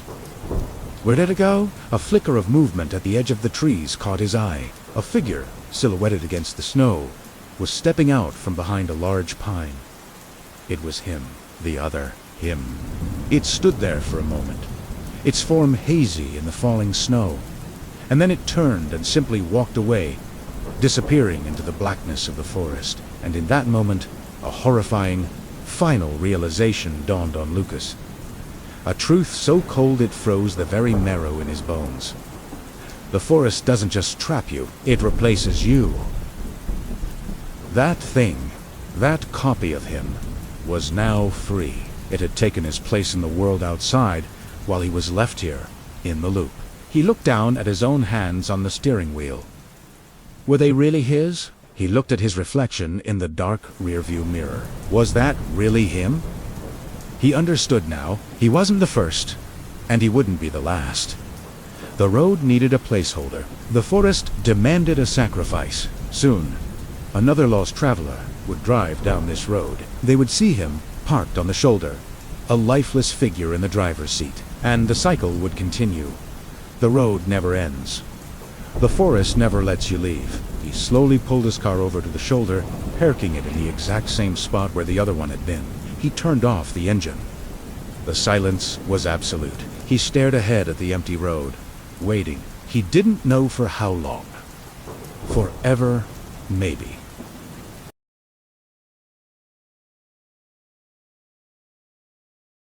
In the heart of an old, sprawling forest, there lies a secret. It's a lake, but not just any lake. In the dead of winter, it freezes over, its surface becoming a perfect, unbroken sheet of glass. It looks inviting, almost magical, under the pale moonlight. But the locals, the ones who have lived in the shadow of these ancient trees for generations, they tell a different story. They warn you with a seriousness in their eyes that sends a shiver down your spine. Never to walk on the ice. They say strange things happen when the freeze is deep, and the silence of the forest is absolute. They speak of it in hushed tones, as if the lake itself is listening. Of course, warnings are often seen as challenges, aren't they? And so it was one frigid winter night. A group of hikers, young and full of that reckless confidence that youth provides, found themselves at the edge of the frozen expanse. They were seasoned explorers, or so they thought. They'd conquered mountains and navigated dense woods. But this was different. The silence here wasn't peaceful. It was heavy, pressing in on them. Intrigued by the local legends and the eerie, almost supernatural calm of the place, they decided to see for themselves. One by one, they stepped onto the ice, their boots crunching softly, the sounds swallowed by the immense quiet. At first, it was just the thrill of defying the warnings. The ice held firm beneath their feet, a solid foundation in the middle of the wilderness. They laughed, their breath pluming in the frosty air, the sound strangely muffled. But then it began. A faint tapping, a subtle scratching sound from deep beneath the surface. It was easy to dismiss at first, just the natural shifting of the ice, the water moving below. That's what they told each other, trying to rationalize the unsettling noise. But the sounds didn't stop. They grew more distinct. The tapping became more rhythmic, the scratching more insistent, like fingernails dragging along the underside of the ice. And then the whispers started. It was faint, a barely audible murmur carried on the wind. But this wasn't the wind. The whispers were coming from below. From the ice itself. At first, they were jumbled, incoherent, but as the hikers stood frozen in place, listening, the sounds began to form words, and the words formed names. Their names, one by one, a cold, dry voice would call out from the depths. Michael, it would hiss. And Michael would jump, his face pale. Sarah, it would rasp. And Sarah would clutch her friend's arm. The voices grew louder, more personal, as if something down there knew them, had been waiting for them. The sounds seemed to be right under their feet, moving with them as they took hesitant, terrified steps. The group huddled together, their earlier bravado completely gone, replaced by a primal fear. The whispers were all around them now, a chorus of chilling invitations from the abyss. They were no longer just hearing their names. The voices were promising things, speaking of secrets, whispering temptations tailored to each hiker's deepest desires. The cold was no longer just in the air. It was seeping into their bones, a psychological chill that had nothing to do with the temperature. The smooth surface of the lake no longer seemed beautiful. It was a terrifying barrier between them and whatever was calling from the dark. Panic began to set in. One of the hikers, a man named Leo, couldn't take it anymore. He was convinced it was a trick, some natural phenomenon they were misinterpreting, driven by a desperate need to prove it, to silence the voices that were now screaming his name. He did the unthinkable. He started stomping on the ice, his heavy boots slamming against the frozen surface again and again. His friends screamed at him to stop, but he was beyond reason. He needed to see. He needed to know what was making those sounds. With a sickening crack that echoed across the silent forest, the ice gave way beneath him, but he didn't fall into the freezing water, as everyone expected. There was no splash, no gasp for air. He just disappeared. His friends rushed to the edge of the hole he'd created, their flashlights cutting through the darkness. They peered down, expecting to see the murky, black water of the lake. But there was no water. There was nothing. They were staring into a bottomless, silent void. It was a darkness so absolute, so complete, that it seemed to swallow the beams of their lights. There was no reflection, no sound, just an endless, terrifying emptiness. The whispers stopped. The silence that returned was 1,000 times more horrifying than the voices had been.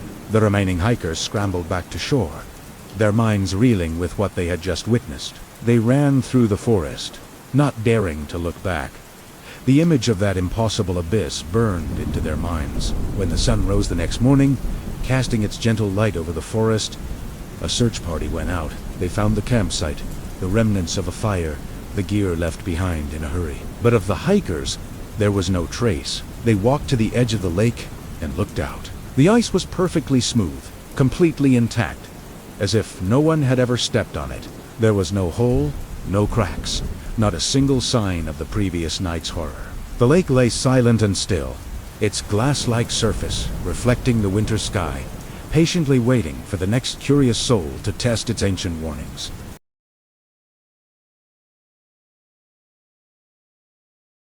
The forest floor was a blanket of white, each snowflake a silent witness to the stillness of the woods. I'd been walking for hours, the crunch of my boots the only sound breaking the profound quiet. It was then that I saw it, a dark shape against the snow, just peeking out from under a drift near the base of an ancient oak.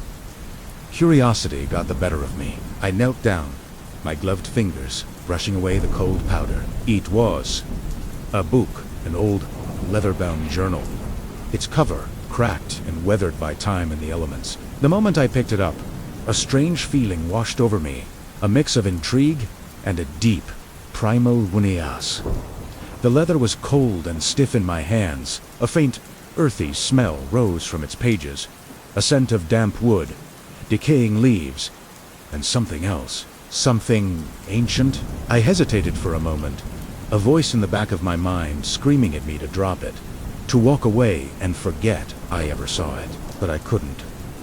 The journal felt like it had been waiting for me. I unlatched the rusty clasp and carefully opened the cover. The first page was filled with elegant, looping script, written in a faded brown ink. It was a name, Elias Thorpe, and a date, October 17th, 1884. Below it, a short paragraph detailed how Elias, a local trapper, had ventured into these very woods to check his lines and was never seen again. I turned the page. Another name, another date, another story of a person swallowed by the forest. Sarah Miller, a young botanist who came searching for rare flowers in the spring of 1923. The Peterson family, who went for a picnic in the summer of 1956 and vanished without a trace. Their car left abandoned on the old logging road. Each entry was meticulously detailed, describing the person, the date they entered the woods, and the simple, chilling fact that they were never heard from again. The journal was a ledger of the lost, a grim catalogue of souls claimed by this silent, sprawling wilderness. As I continued to flip through the brittle pages, a disturbing pattern began to emerge. The handwriting started to change, becoming less ornate, more rushed. The ink, too, looked different, darker, fresher. The dates were getting closer to the present: 1987, 1999, 2011. It was as if the journal wasn't just a historical record. It felt alive, like it was being actively updated. My heart began to hammer against my ribs. This wasn't some long-lost artifact. This was something else entirely. The last entry I read was dated just last year. A hiker, Naimendal, who had posted his route on a local hiking forum. The journal entry quoted his post verbatim before stating he never made it back to his car. My hands were trembling now.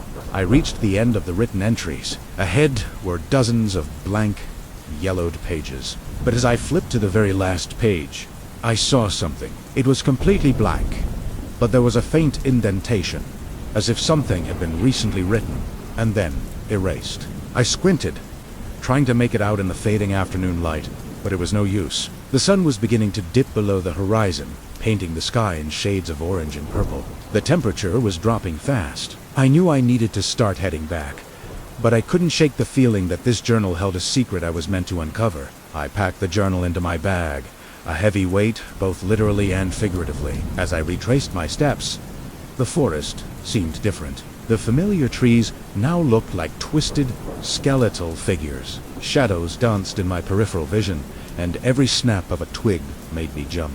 The sun disappeared completely, plunging the woods into a deep, inky blackness. I pulled out my headlamp, its beam cutting a lonely path through the oppressive dark. Above, the full moon began to rise, its ethereal glow filtering through the canopy. I stopped for a moment to catch my breath, the cold air burning my lungs. For some reason, I felt compelled to look at the journal one more time. I pulled it from my bag and opened it again to that final blank page. This time, as the pale moonlight washed over the paper, I saw it. Faint letters, like ghosts on the page, began to shimmer into view. They formed a sentence, a chilling, personal message. My blood ran cold. The words read, "The next one is you." It wasn't a warning. It was a declaration. A cold, terrifying dread seized me, far colder than the winter air. My breath hitched in my throat. This couldn't be real. It had to be a trick of the light, my mind playing games on me in the darkness. But the words were there, undeniable and clear. I screamed, a sound that was immediately swallowed by the vast emptiness of the forest. I dropped the journal as if it were on fire, the book landing with a soft thud in the snow. My only instinct was to run. I scrambled to my feet and bolted, not caring about the path, just trying to put as much distance as possible between myself and that cursed book. Branches whipped at my face, roots snaked out to trip my feet, but I kept going, fueled by pure, unadulterated terror. But the forest seemed to conspire against me. The trees grew denser, their branches intertwining to block my way. The familiar trail I had followed was gone, replaced by an impenetrable wall of thorns and thickets. It felt like the woods were alive, closing in, trapping me. Panic gave way to exhaustion. My legs, borne at my lungs, screamed for air. I stumbled and fell, collapsing into the snow. Defeated, I lay there for what felt like an eternity, listening to the frantic beat of my own heart. The forest was silent again, but it was no longer a peaceful silence. It was the silence of a predator watching its prey. Eventually, the first light of dawn began to seep through the trees, chasing away the deepest shadows. I pushed myself up, my body aching and covered in scratches. My mind was a blur of fear and confusion.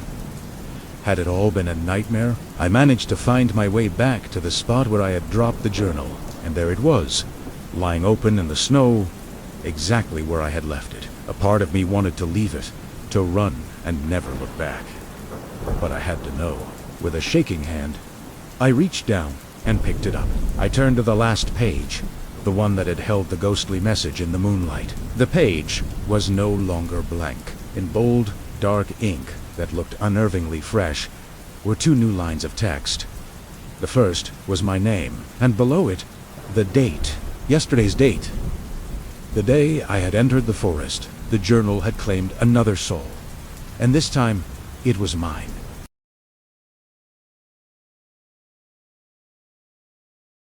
The forest had always been Ilias's sanctuary, a place where the crunch of snow underfoot was the only sound that mattered.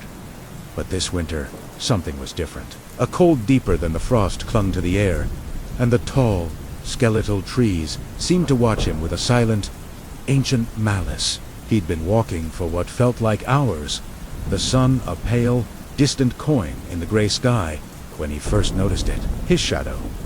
It wasn't behaving as it should. It took a step, and his shadow, a dark stain against the pristine snow, remained still. He stopped, holding his breath, and the shadow took a slow, deliberate step of its own. A shiver, completely unrelated to the cold, traced a path down his spine. He dismissed it at first. A trick of the light? Perhaps the low winter sun, playing games with the uneven ground. He was a man of logic, a teacher in the small village nestled at the forest's edge. He believed in what he could see, what he could touch. But the feeling of unease was a stubborn weed, taking root in his mind.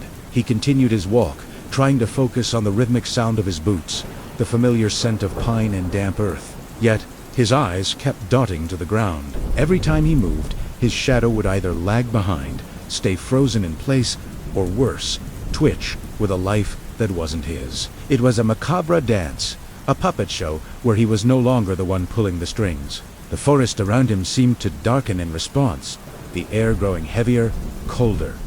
The silence was no longer peaceful, it was predatory. He stopped again, this time with a growing sense of dread. He stood perfectly still, a statue of wool and flesh. But his shadow, it didn't stop. It detached from his feet and kept walking. It stretched, elongating like warm taffy, its limbs twisting into impossible, nightmarish angles. It moved with a grotesque fluidity, a dark, silent creature born from his own form. Ilias's heart hammered against his ribs, a frantic bird trapped in a cage. This was not a trick of the light. This was wrong. His hand, trembling, reached out to touch the dark shape moving independently on the snow. He expected to feel the cold, grainy texture of the ground, but his fingers met only air. He swiped through the space where the shadow's head should be, and there was nothing. A void. A cold, empty nothingness that defied all logic.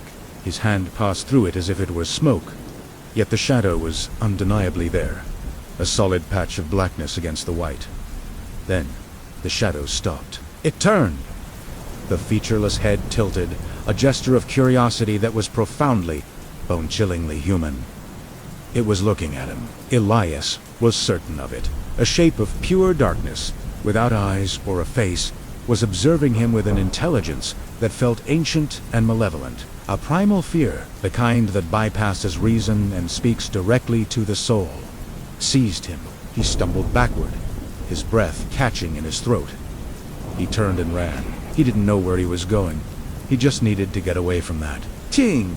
He crashed through brittle undergrowth, low-hanging branches scratching at his face, his lungs burning with the frigid air. He risked a glance over his shoulder. The shadow was following. It wasn't running. It was gliding over the snow, effortlessly keeping pace. It stretched and warped, its form shifting between a mimicry of his own frantic movements and something else entirely. Something alien and horrifying. The path he knew so well was gone, swallowed by the encroaching twilight and the disorienting fear. Every tree looked the same, a dark sentinel in an endless, repeating maze. The sun had long since surrendered to the horizon, leaving the world in shades of deep blue and black.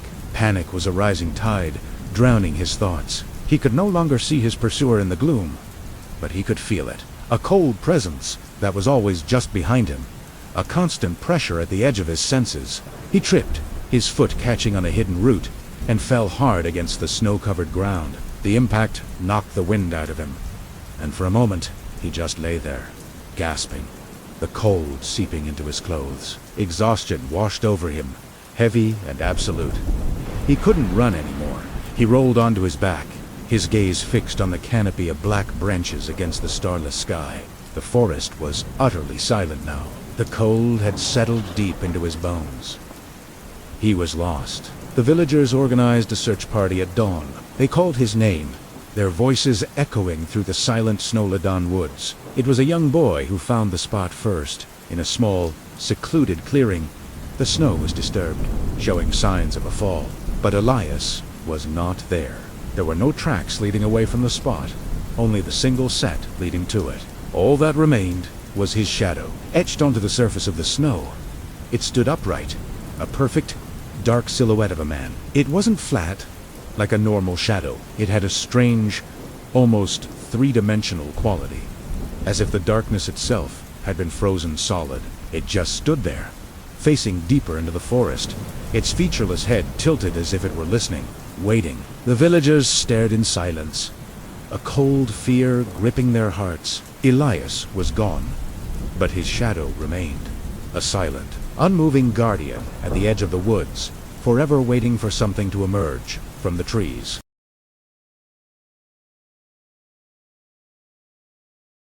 Have you ever felt a sense of déjà vu so strong it rattles you to your core?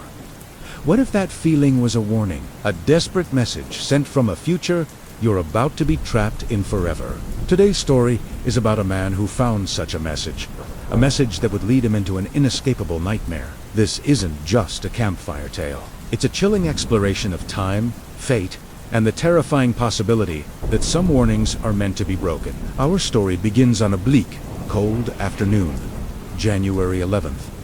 A man named Alex was taking a long walk, trying to clear his head. He loved the solitude of the woods in winter, the way the snow muffled the world into a quiet hush. The trees stood like ancient, sleeping giants, their branches heavy with a fresh blanket of white. As he walked along a familiar but less traveled path, something glinted in the low afternoon sun. It was a small, almost imperceptible flash of light from beneath a drift of snow near the base of an old, gnarled oak tree. Curiosity piqued. He trudged over, his boots sinking deep into the powder. He knelt and brushed the snow away, his gloved fingers revealing the source of the glint. It was a small glass bottle, the kind you might see in an old apothecary. It was frozen solid, frosted over with a delicate layer of ice crystals. But what truly caught his attention was what lay inside. A small, tightly folded piece of paper was visible through the thick, slightly distorted glass. It seemed ancient, yet strangely preserved. He worked the bottle free from the frozen ground. It was surprisingly heavy, and colder than the air around it. Back at his cabin, he placed it by the crackling fireplace, the warmth slowly melting the icy prison. He watched, fascinated, as condensation trickled down its sides. He couldn't shake a strange feeling of unease, a premonition that he was about to uncover something he shouldn't. Once the bottle was thawed, he carefully uncorked it. The cork crumbled slightly, a testament to its age. With trembling fingers, he tipped the bottle over, and the folded paper slid out into his palm. It was brittle, yellowed with age, and felt delicate, as if it could turn to dust at any moment. He carefully unfolded it. The message written on it was short, stark, and terrifyingly direct, in a weird, almost frantic scrawl. It read, "Do not enter the forest on January 12th." Alex stared at the words, a cold dread washing over him that had nothing to do with the winter chill outside. January 12th. That was tomorrow. It was a specific, urgent warning. Who would leave such a message? And why?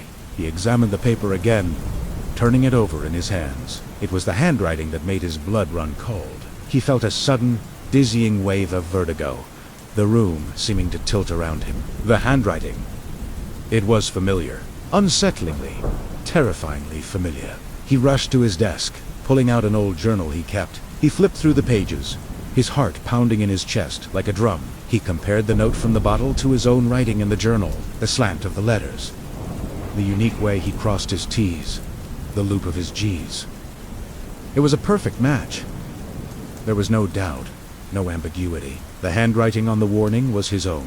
A cold sea bear, sharp and violent, ran down his spine. How could this be? He hadn't written this note. He was certain of it. He'd never even seen this bottle before today. Was it a prank? A very elaborate, very cruel joke? But who would know his handwriting so perfectly? Who would go to such lengths? The thought was absurd. The alternative, however, was far more frightening. The alternative was impossible. He spent the rest of the evening in a state of agitated confusion. He sat by the fire, the note on the table beside him, staring into the flames as if they held the answers. The warning echoed in his mind. Do not enter the forest on January 12th. His own words, his own handwriting, warning him of a day that hadn't even arrived yet. He tried to reason it out, to find a logical explanation. Maybe he'd written it years ago as a strange self-reminder and forgotten about it. But that made no sense. The bottle looked ancient, buried for who knows how long. A new feeling began to creep into his mind, overpowering the fear. It was curiosity, a powerful, nagging pull. What was so special about tomorrow? What was in that forest that he needed to be warned away from? The warning itself seemed to create the very temptation it was trying to prevent. It was a paradox. By telling him not to go, the message made it almost impossible for him to stay away. It felt less like a choice and more like a destiny he was being drawn toward. He felt like a character in a story, his next chapter already written. Despite the primal fear that screamed at him to lock his doors and wait out the day, he knew, with a sinking certainty, what he was going to do. The forest was calling to him. The morning of January 12th dawned gray and oppressive. The sky was a sheet of flat, white light, and a heavy silence hung in the air. Alex hadn't slept. He'd spent the night wrestling with his thoughts, the impossible note always at the center of his mind. He dressed warmly, his movements slow and deliberate, as if in a trance. He stood at his window, looking out at the tree line. The forest seemed different today. Darker, more menacing. He told himself he was just being foolish. He would just take a short walk, prove to himself that it was all a bizarre coincidence, a strange prank. He'd go in, walk the familiar loop he always did, and come right back out. He needed to demystify it, to conquer the fear by facing it. He grabbed his coat, the crumpled note still in his pocket, its presence a small, cold weight against his leg. He stepped outside. The air was still and bitterly cold. His breath plumed in front of him in a white cloud. He began walking towards the woods, each step feeling heavier than the last. The snow crunched loudly under his boots, the only sound in the unnerving quiet. As he reached the edge of the trees, he paused. He looked back at his cabin one last time. A part of the rational part, was screaming at him to turn back, to heed the warning written in his own hand. But the pull was too strong. Curiosity, or perhaps something more, sinister if it had him in its grip. He took a deep breath, the frigid air burning his lungs, and stepped into the forest. The moment he was under the canopy of the trees, the world changed. The oppressive silence deepened. The snow and the branches seemed to absorb all sound. He walked for what felt like only a few minutes, following a path he'd walked 100 times before. He looked around, trying to spot anything unusual, anything that might explain the bizarre warning. But there was nothing. Just trees, snow, and silence. He reached a small clearing and stopped. A strange feeling came over him, a sense of dislocation, of time itself feeling thin and stretched. He felt a sudden, intense chill, far colder than the winter air. He pulled the note from his pocket, his hand shaking uncontrollably now. He looked at the words, "Do not enter the forest on January 12th. And then he felt an overwhelming, desperate urge. An urge to warn someone, to warn himself. He didn't understand why, but he knew what he had to do. He found an empty bottle lying half buried in the snow, almost as if it was waiting for him. His mind felt foggy, his actions not entirely his own. He took out his pen and a spare piece of paper from his wallet. With a frantic, shaking hand, he wrote the exact same words he'd read just yesterday. His own handwriting, a perfect replica of the note he held. He folded the paper, pushed it into the bottle, and stoppered it tightly. He buried it in the snow at the base of that same gnarled oak tree. As soon as he had done it, the world around him seemed to flicker, to waver like a heat haze. The trees blurred. The snow dissolved into a swirling vortex of white. He felt a wrenching, pulling sensation, as if he was being turned inside out. And then, nothing. Alex vanished.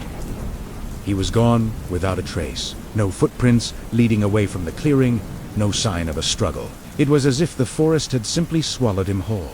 Ayer passé, the seasons turned. Winter returned to the forest, blanketing it once more in a deep, silent layer of snow.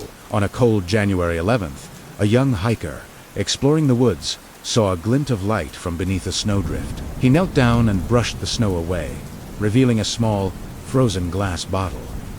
Inside, he could see a folded piece of paper. Later that day, in the warmth of his home, he managed to uncork the bottle and unfold the brittle, yellowed paper. On it was a single, frantic message. It read, "Do not enter the forest on January 12th."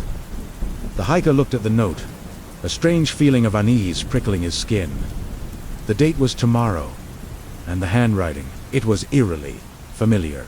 He couldn't quite place it, but he felt a cold shiver run down his spine as he realized the handwriting matched his own. The forest hadn't just predicted Alex's arrival. It had created the prediction. It had used him to bait its own trap, ensnaring him in an eternal loop. He was now a ghost in time forever, condemned to relive that final day, to write the warning that he himself would find, and to disappear into the woods, resetting the cycle for the next unfortunate soul who looked a little too much like him. The warning wasn't meant to save him. It was the mechanism of the trap itself, a terrifying, unbreakable cycle of fate, written in his own hand. What do you think? Was it the forest itself that was malevolent, or was it a glitch in time? Let me know your theories down in the comments. This story really makes you think about fate and free will.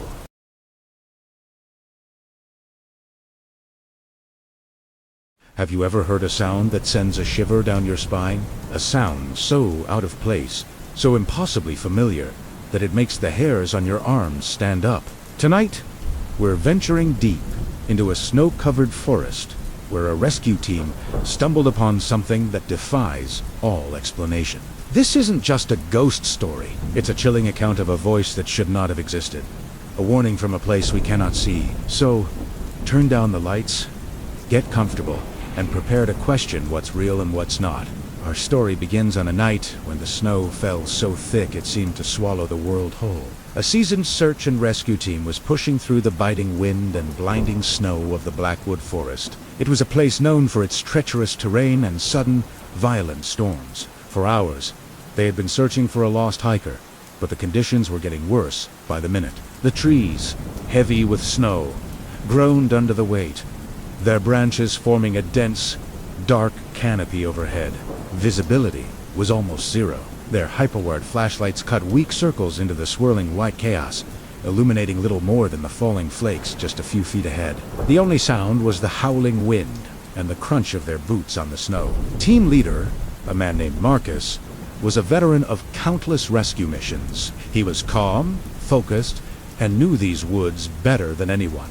He kept his team tight, their communication constant through their handheld radios. But as the storm intensified, even their state-of-the-art equipment began to struggle. The signal was weak, filled with static that crackled and hissed like an angry snake. They were about to call off the search for the night and regroup at base camp when it happened. A sudden burst of static erupted from every radio on the team. It was louder, more aggressive than before. They all stopped, listening intently. And then, through the noise, a voice. It was faint, desperate. "Help, ... Can anyone hear me? I'm trapped. ... Please, help me." A wave of relief, mixed with urgency, washed over the team. This had to be the lost hiker. They were close. Marcus grabbed his radio. "This is Rescue 1. We hear you. Can you tell us your location? Can you see our lights?" The team fanned out slightly, their beams sweeping the dense woods around them, hoping to catch a glimpse of a reflector. A piece of clothing, anything. But the forest remained dark and empty. The only response was more static, followed by the same voice, now weaker, filled with more panic. "It's so cold, ... I can't feel my legs. Please, ... Is anyone out there?" The voice sounded terrified, as if it was being swallowed by the storm itself. The team members exchanged glances. There was something unsettling about the transmission. The voice seemed to echo in a strange way, as if it wasn't just coming from their radios, but from the forest all around them. It was a subtle, disorienting effect that made it impossible to pinpoint a direction. Marcus pressed the transmit button again.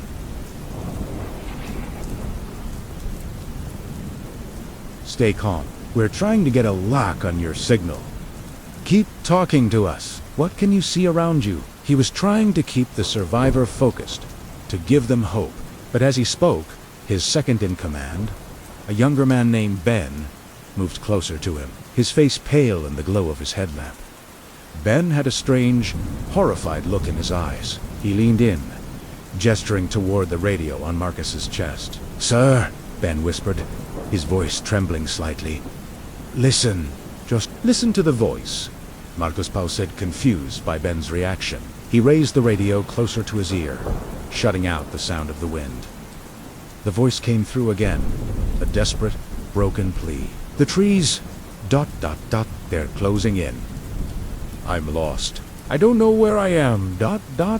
And in that moment, a cold dread, colder than the freezing air, washed over Marca. He felt it spread through his body, turning his blood to ice. He recognized the voice. He knew every inflection, every hint of strain, every subtle tremor of fear. The team members standing nearby had also frozen in place. One by one, their faces turned from concern to pure, unadulterated terror. They looked from their radios to the man standing right beside them. The panicked, desperate voice crying for help from the static-filled ether was the voice of their team leader, Marcus. An impossible silence fell over the group, broken only by the howling wind and the crackling radio. Marcus was standing right there, solid and real, his own radio in his hand, yet his voice, filled with a terror he wasn't showing, was pleading for help from a place they couldn't see. He looked at his team, his own expression mirroring their shock and disbelief. How could this be happening? It was his voice, but it wasn't him speaking. It was like hearing an echo of his own soul, trapped somewhere else, screaming for rescue. Ben stammered, "Marcus, that's you. How is that you?" But Marcus had no answer. He was as baffled and terrified as they were. Was it some kind of bizarre radio echo? A freak signal bounce caused by the storm in the mountains? But the emotion in the voice was too raw, too real. It wasn't just a recording. It felt live. It felt like it was happening right now. The voice on the radio cried out again, and this time it was a gut-wrenching scream of pure terror that cut through the static, followed by a choked whisper. "It's got me ... double quotes." Then silence. Just the hiss of the empty channel. The team stood motionless, paralyzed by fear. The logical, rational world they operated in had just shattered. Marcus tried to radio back, his hands shaking. "Who is this? Identify yourself." "This is a secure channel." But there was no reply. The forest seemed to press in on them, the darkness between the trees deeper and more menacing than before. They were no longer just a rescue team looking for a lost hiker. They were now intruders in a place that operated by its own sinister rules. The feeling of being watched was overwhelming. Every shadow seemed to move. Every rustle of snow-laden branches sounded like a footstep. They decided to abandon the search immediately and head back to base camp. The mission was compromised, the team was spooked, and something was fundamentally wrong.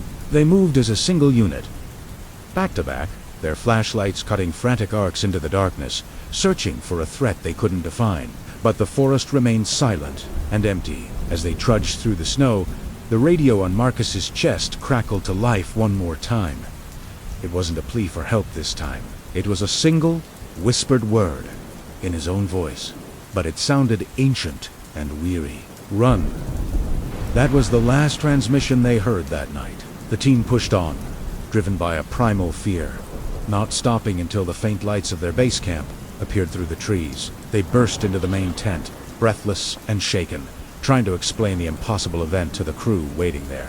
No one slept that night. They sat with the radios, listening to the static, waiting for the voice to return, but it never did. They tried to rationalize it a prank, a crossed signal, auditory hallucinations brought on by stress and exhaustion, but none of them truly believed it. They had all heard it. They had all seen the look on Marcus's face as the first light of dawn broke, painting the snow-covered landscape in pale shades of gray and pink. The storm finally subsided. The world was eerily quiet. A sense of normalcy began to return, and the events of the night started to feel like a shared nightmare. But then, they did a head count. 1.2.3.4.5. One person was missing. Marcus was gone. Panic erupted. They searched the camp, calling his name. His tent was empty. His sleeping bag was untouched. He hadn't come back with them, but that was impossible. They all remembered him entering the base camp tent, his face ashen with fear. They had all spoken to him. Ben, who had been by his side the entire time, swore Marcus had walked back with them. Yet, there was no sign of him. They retraced their steps back into the forest, following their own tracks from the night before. The path was clear in the fresh snow, and then they found it. About halfway back to where they had heard the transmission, lying half buried in the snow, was a single object. It was Marcus's radio. As they got closer, they could hear a faint sound coming from it. It was a voice. His voice, "Help. Can anyone hear me? I'm trapped. ... It was repeating the same desperate pleas from the night before, over and over, like a broken record. A ghostly loop of his final moments of terror. The search for the lost hiker was called off. A new search began. A massive, week-long operation to find the missing team leader. They combed every inch of that forest. They brought in helicopters, canine units, and expert trackers. But they found nothing. No footprints leading away from the radio. No signs of a struggle. No trace of Marcus at all. It was as if the forest, or whatever lurked within it, had simply swallowed him whole, leaving only his voice behind as a chilling souvenir. The rescue team was disbanded, its members too haunted by what they had experienced to continue. The story became a legend among local search and rescue circles, a cautionary tale whispered around campfires. They say that on stormy nights, if you tune a radio to the right frequency near Blackwood Forest, you can still hear him, a faint, desperate voice echoing through the static, a team leader forever lost, forever calling for a rescue that will never come. His voice no longer just a plea, but a warning to all who dare to enter the woods after dark, a reminder that some places hold secrets that are not meant to be discovered, and some voices should never be answered. Thank you for joining me on this journey into the unknown. What do you think happened to Marcus? Was it a supernatural entity? A bizarre natural phenomena? Or something else entirely? Let me know your theories in the comments below.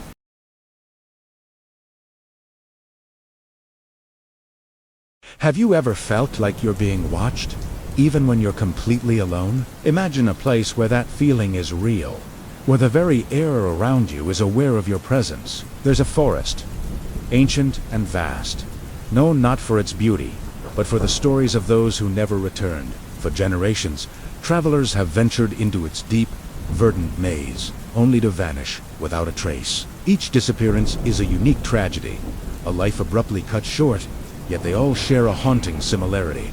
They all happened here, within the silent, watchful woods. The local legends, whispered around crackling fires on cold nights, speak of the forest in hushed, fearful tones. They say it's not just a collection of trees and earth, it's a living entity, a vast, silent consciousness. They believe the forest remembers everyone who dares to cross its threshold. It doesn't just swallow them whole, it absorbs them, their fear, their final desperate cries, their very essence. It all becomes part of the woods. The whispers you hear on the wind, they say those are the voices of the lost, trapped forever among the rustling leaves. A few have made it out, stumbling from the tree line, pale and trembling, their eyes wide with a terror they can't fully articulate. They talk of a suffocating sense of being observed, a feeling that lingered long after they escaped. They would see fleeting shadows in their peripheral vision, hear faint whispers in the dead of night, and feel a cold dread that followed them back to the safety of their homes.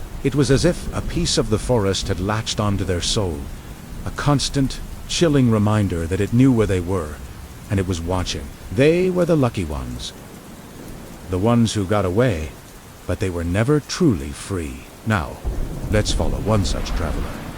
A lone wanderer named Alistair. He was a seasoned outdoorsman, skeptical of old tales, and confident in his ability to navigate any wilderness. He entered the forest at dawn, dismissing the local warnings as simple superstition. The woods were beautiful, he admitted. Sunlight filtered through the dense canopy, dappling the mossy ground and shifting patterns of light and shadow. The air was crisp and clean. For the first few hours, everything felt normal, peaceful, even. But as the sun began its descent, a subtle wrongness crept into the air. It started small. A twig snapped behind him, but when he turned, there was nothing. He'd find footprints on the trail, running parallel to his own, but they were too faint, too strange, and they didn't match his boots. They would appear and then vanish, as if the walker was stepping between worlds. He tried to rationalize it. Animals, the wind, his own fatigue playing tricks on him. But the feeling of being watched intensified, growing from a prickle on his neck to a heavy, suffocating weight on his chest. As darkness fell, the forest transformed. The peaceful woods of the day became a labyrinth of menacing shapes and deep, impenetrable blackness. Alistair made camp, building a fire that pushed back the shadows, but seemed to make the surrounding darkness even deeper. And then, the whispers began. At first, it was just a faint murmur, indistinguishable from the rustling leaves. But then, it became clearer. It was his name. Alistair, a soft, sibilant whisper carried on the wind, seeming to come from all directions at once. His heart hammered against his ribs. He grabbed a heavy branch, his knuckles white, and scanned the darkness beyond his fire. Nothing. No eyes glinting in the dark. No silhouette of a person or beast. There was only the oppressive silence between the whispers. He saw shadows flicker and dance at the edge of the firelight, moving in ways that defied the laws of physics. They stretched and writhed, separating from the objects that cast them, moving with an independent, sinister life of their own. It was in that moment of pure, unadulterated terror that the horrifying realization dawned on him. The stories weren't just stories. The forest wasn't just a place. It was alive. It was aware. And it was studying him. It didn't need to send a monster or a predator to hunt him down. It didn't need to chase him. That was too crude, too simple. Its method was far more terrifying. It simply observed. It watched, patiently and silently, from every leaf, every branch, every shadow. It was learning him, memorizing every detail, the rhythm of his breathing, the frantic beat of his heart, the scent of his fear. It was cataloging his existence. With the first light of dawn, Alistair abandoned his camp and ran. He didn't care about his gear. He just needed to get out. He ran blindly, desperately, crashing through undergrowth, his only thought to escape the suffocating presence that surrounded him. But the forest seemed to conspire against him. Paths that were clear moments before would suddenly become blocked by fallen trees. Creeks he had easily crossed were now raging torrents. The familiar landmarks he'd noted on his way in had vanished, replaced by an endless, repeating landscape of identical trees. He was lost. Not just geographically lost, but fundamentally lost. He was an intruder in a place that knew him better than he knew himself. As he paused, gasping for breath, leaning against the rough bark of an ancient oak, the final, soul-crushing truth struck him with the force of a physical blow. The forest didn't need to learn about him anymore. It already knew him. Every step he took, every panicked breath, every bead of sweat that ran down his face, it was all being recorded, absorbed into the forest's immense, silent memory. He realized he wasn't just running from a place. He was running from an intelligence that had cataloged countless others before him. He thought of the vanished travelers, of their last moments. Had they felt this same chilling intimacy? Had they realized, just before the end, that the forest knew their deepest fears, their most secret hopes, their very names? He was no longer Alistair, the Wanderer. He was just another entry in the forest's vast, dark library of souls. His fear was no longer his own. It was becoming part of the forest's atmosphere, a new layer of dread for the next unlucky traveler to experience. And this is where the story turns towards you. You've been listening, haven't you? You've been watching, absorbing these details, following Alistair's journey into terror. You might be sitting in a well-lit room, miles away from any dark wood, feeling safe and secure. But through this story, a connection has been made. The tale of the forest is not just a tale, it's a seed. And by hearing it, you've allowed that seed to be planted in your mind. The forest's reach is not limited by physical distance. Its awareness spreads through the stories told about it. It learns through the attention it receives. As you listened to Alistair's plight, as you pictured the whispering trees and the moving shadows, the forest noticed. It felt your attention, your flicker of fear, your morbid curiosity. It has added you to its collection. A new file has been opened, labeled with your name, created from the echoes of your thoughts as you engaged with this story. You might dismiss this as a scary story, a bit of fun to send a shiver down your spine. But the next time you're walking alone at night and hear a twig snap behind you, you'll remember. The next time you see a shadow move in the corner of your eye, you'll hesitate. The next time you hear a faint whisper on the wind, you'll wonder if it's just the breeze, or if it's something else. Something calling to you. The forest is patient. It has all the time in the world. It waits, and it remembers. It remembers the sound of your silence as you listened. It remembers the slight quickening of your pulse. It knows you now, and one day, when you least expect it, in a quiet moment, in the dead of night, you might just hear it. A soft, sibilant whisper, carrying on the wind, seeming to come from all directions at once, and it will be calling your name.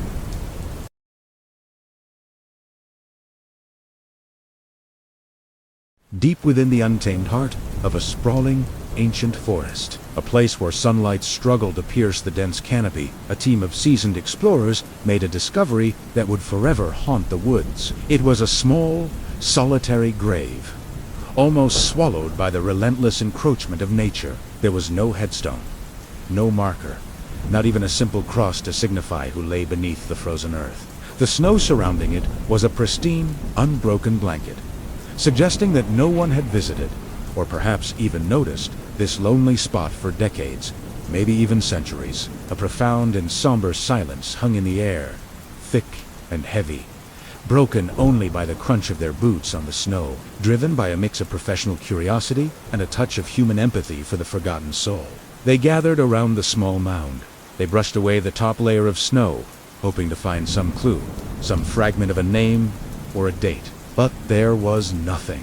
It was just a patch of frozen ground, a void where an identity should have been. One of the explorers, Aistorian, named Alistair, felt a strange compulsion. Ache knelt down his breath, misting in the frigid air, and traced the empty space with his gloved finger. Acting on an impulse he couldn't explain, he spoke into the silence, reading the nothingness as if it were a name. "Who are you?" he whispered, his voice barely audible, yet it seemed to echo unnaturally through the trees. The effect was instantaneous and terrifying. A bone-chilling wind ripped through the clearing. Not a natural gust, but a focused, malevolent force that seemed to emanate directly from the grave. It howled like a tormented spirit, whipping snow into a frenzy around them. The one-still flakes began to swirl and dance in unnatural patterns, forming strange, shifting shapes in the air. The explorers exchanged panicked glances, their scientific minds struggling to comprehend what was happening. It was then they felt a palpable, invisible presence. It was a feeling of being watched, of being scrutinized by something ancient and filled with an unspeakable sorrow. The air grew heavy, pressing down on them, and a sense of profound dread settled in their hearts. Alistair, the one who had spoken, was the first to feel its direct influence. He tried to stand, to back away from the grave, but his body wouldn't obey. It felt as if an immense weight was pulling him down, his feet sinking into the snow as if it were quicksand. He cried out, his voice strained. The others rushed to help him, grabbing his arms. But it was like trying to move a statue carved from stone. The very ground seemed to resist them, clinging to Alistair with an unyielding grip. An unseen force was pulling him, slowly but inexorably, toward the nameless grave. His face was a mask of sheer terror as he felt his life force being drained away, his movements becoming sluggish, his thoughts clouded by a creeping, cold despair. Then, one by one, the others who had been standing near the grave, who had heard Alistair's question echo, began to experience the same horrifying phenomenon. A woman named Lena screamed as she felt an icy hand grip her ankle, though nothing was there. She was dragged, inch by painful inch, across the snow. Another explorer, a burly man named Marcus, fought with all his might, his muscles straining against the invisible pull. But his strength was useless. It was as if the forest itself had turned against them, its ancient roots and frozen soil conspiring to claim them. Their pleas for help became weaker, their struggles more frantic, as they were drawn closer and closer to the epicenter of the horror. The remaining members of the team, those who had stood further back, could only watch in frozen terror, powerless to intervene. The scene was a slow, silent nightmare unfolding under the dim, gray light of the winter sky. As the first faint rays of dawn pierced the gloom, a chilling silence fell over the clearing once more. The wind died down, the snow settled, and the oppressive presence receded, leaving behind an eerie calm. But the explorers who had been pulled toward the grave were gone, vanished. There was no sign of a struggle, no blood, no torn clothing. It was as if they had simply been erased from existence. The only evidence that they had ever been there was a series of footprints in the snow. Each set of tracks led directly to the edge of the small, unmarked grave. And then they just stopped. The snow beyond the grave was as undisturbed as it had been when they first arrived. It was a physical impossibility, a terrifying testament to the supernatural event that had transpired. Days turned into weeks, and rescue parties combed the forest, searching for the missing team. They found their abandoned camp, their equipment, their research notes, detailing the discovery of the grave. But of the people themselves, there was no trace. The forest kept its secret locked away. Eventually, the search was called off, and the story of the vanished explorers became another dark legend whispered among locals, a cautionary tale about the perils of the deep woods. But the grave was not finished. It waited patiently, a patient predator cloaked in snow and silence. Months later, a lone hiker, lost and seeking shelter from an approaching blizzard, stumbled into the same clearing. He saw the small, lonely mound of earth and felt a strange sense of pity. As he drew closer, he noticed something odd in the freshly fallen snow atop the grave. Scratched into the white surface, as if by an unseen finger, was a name. He leaned in to read it, his blood running cold as he recognized the letters. It was his own name. He tried to scream, to run, but a sudden, violent wind kicked up, and he felt his feet become heavy, rooting him to the spot. The forest had found its next victim, and so it continues. The nameless grave in the heart of the forest remains, a perpetual trap for the unwary. Each new visitor who finds it, drawn by a morbid curiosity or simply by chance, is met with the same chilling sight. Etched into the snow or the dirt or the fallen leaves is their own name, a personal invitation to oblivion. Tay read it, and in that moment, their fate is sealed. The forest claims them, their footprints joining the countless others that lead to the edge of the grave and then disappear forever. The grave remains nameless, but it is never truly empty. It is a vessel of sorrow, a memorial to all the names it has consumed, a silent, hungry entity waiting in the endless winter. If you ever find yourself walking in those woods and come across a small, lonely grave with no marker, do not stop. Do not look too closely. And whatever you do, do not read the name that you will surely find waiting there for you. Just turn and run, and pray the forest lets you go.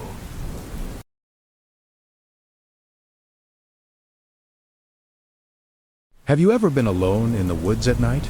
The kind of deep, dark forest where every snap of a twig sounds like a footstep, and the wind whispering through the leaves sounds like a voice. Tonight, we're going deep into one of those forests to tell a story that'll make you think twice before ever hiking alone again. This is the story of Daniel, a man who heard a sound he couldn't ignore, a melody that promised mystery but delivered something far more sinister.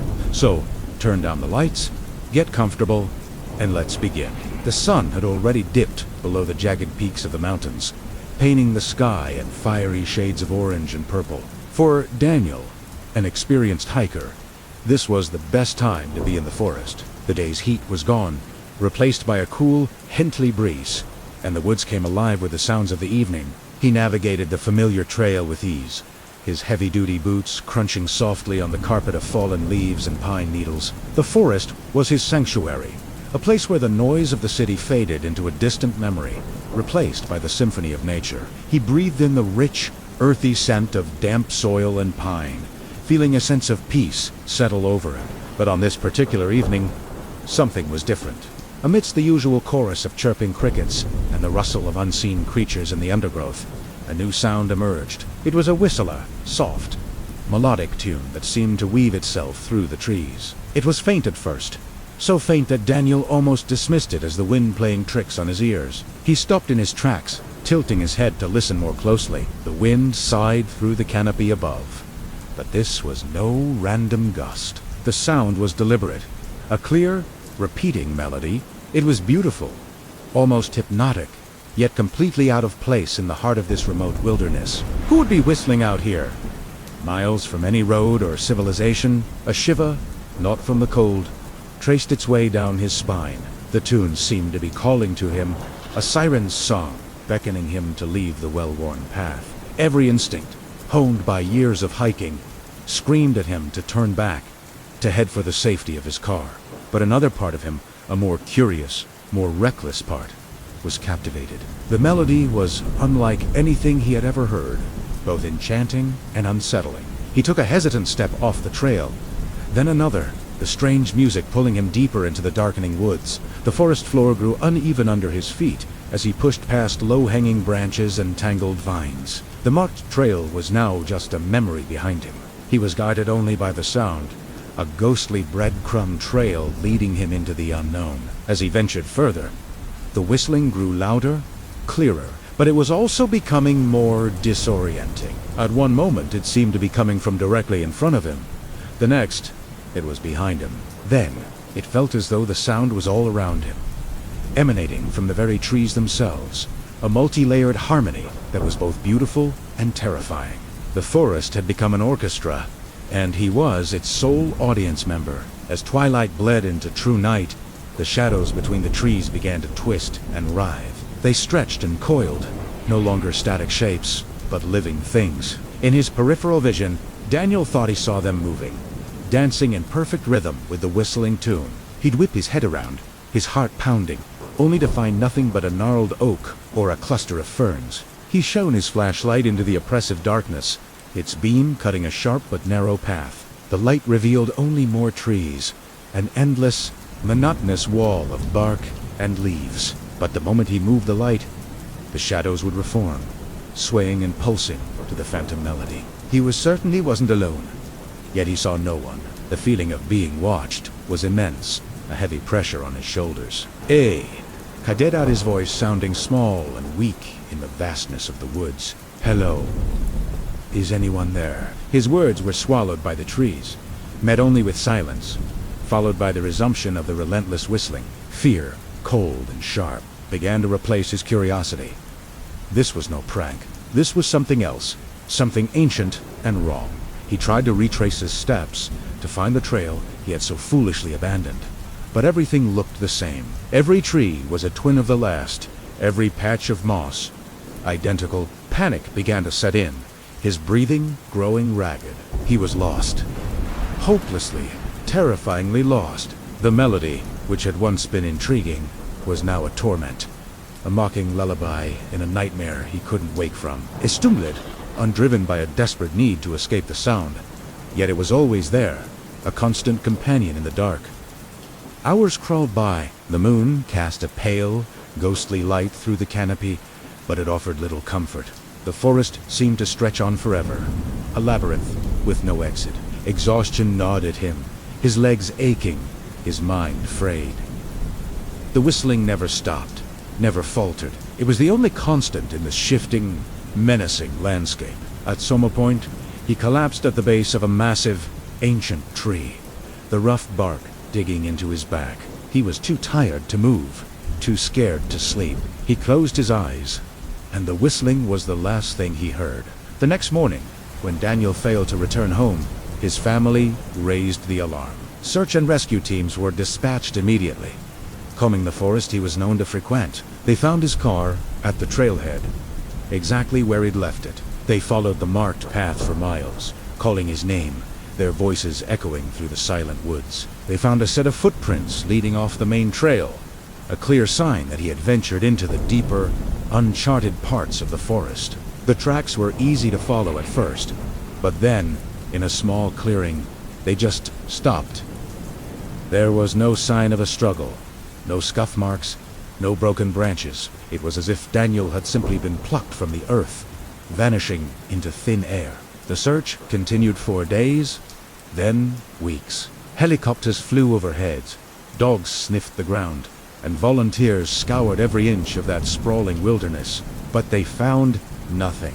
No scrap of clothing, no dropped equipment, not a single trace of the missing hiker. It was one of the most baffling disappearance cases the local authorities had ever seen.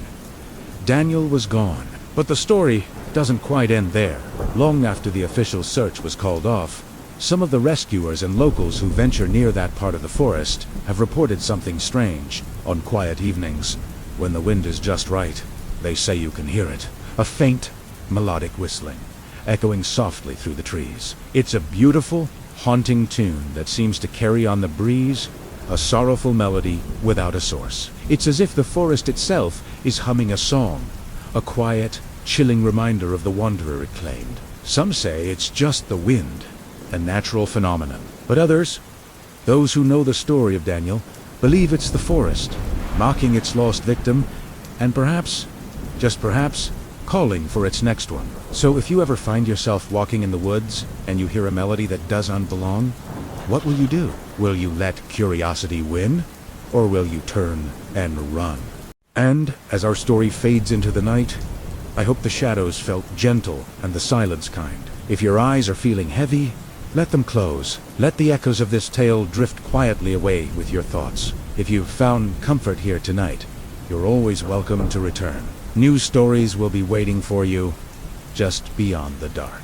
Feel free to like the video or subscribe if this space brings you peace, but only when it feels right for you.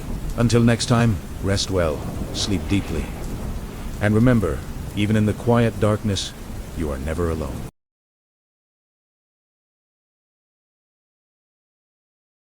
The elevator in Karim's building was old, not broken. Exactly. It wasn't dangerous, at least not in the way you'd think. It was just slow. So slow that it forced you into an uncomfortable awareness of the silence. The humming of the motor, the faint creak of the cables. It was a metal box suspended in a concrete shaft. And in those long rides, you really felt it. Karim had lived in this building for 3 years. 12 floors, but only 9 were residential. 1 elevator. And absolutely no surprises. At least, that's what he thought. The night it all changed started like any other. It was late, a Tuesday. Karim had been working on a deadline, fueled by stale coffee and the glow of his monitor. He finally shut his laptop at 1:32 a.m. The apartment was quiet. The city outside was a distant hum. He needed some fresh air, a late-night snack, something to break the monotony. He locked his door and walked down the hall to the elevator. The hallway was empty, but it was a specific kind of empty. The kind that feels intentional, like the world is holding its breath. The silence was heavier than usual.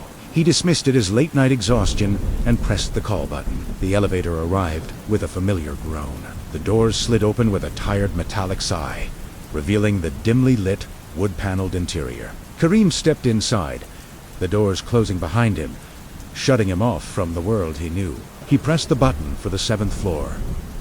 His floor, the elevator began its ascent. It was smooth, quiet, perfectly normal. The floor indicator numbers lit up one by one as he rose. 1, 2, 3. He leaned against the back wall, scrolling through his phone, not really paying attention.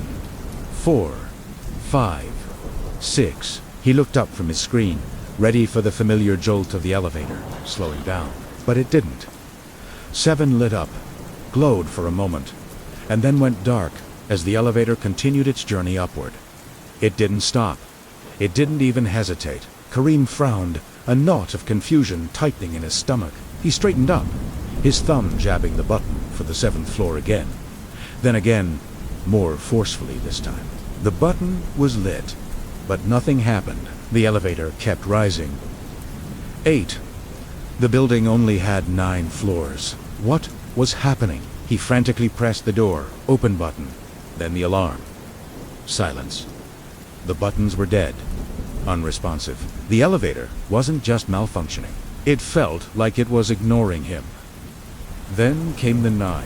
The light for the 9th floor blinked on, and the elevator continued to climb. A strange pressure began to build in Karim's ears, a sensation like ascending a mountain in a fast-moving car. It felt as if the building itself were stretching, being pulled upward into the dark sky, extending beyond its physical limits. He could feel the vibration change, the hum of the motor deepening into something more guttural. His breath caught in his throat. "There is no floor 10, he whispered, the words sounding small and hollow in the confined space. The building didn't have a 10th floor.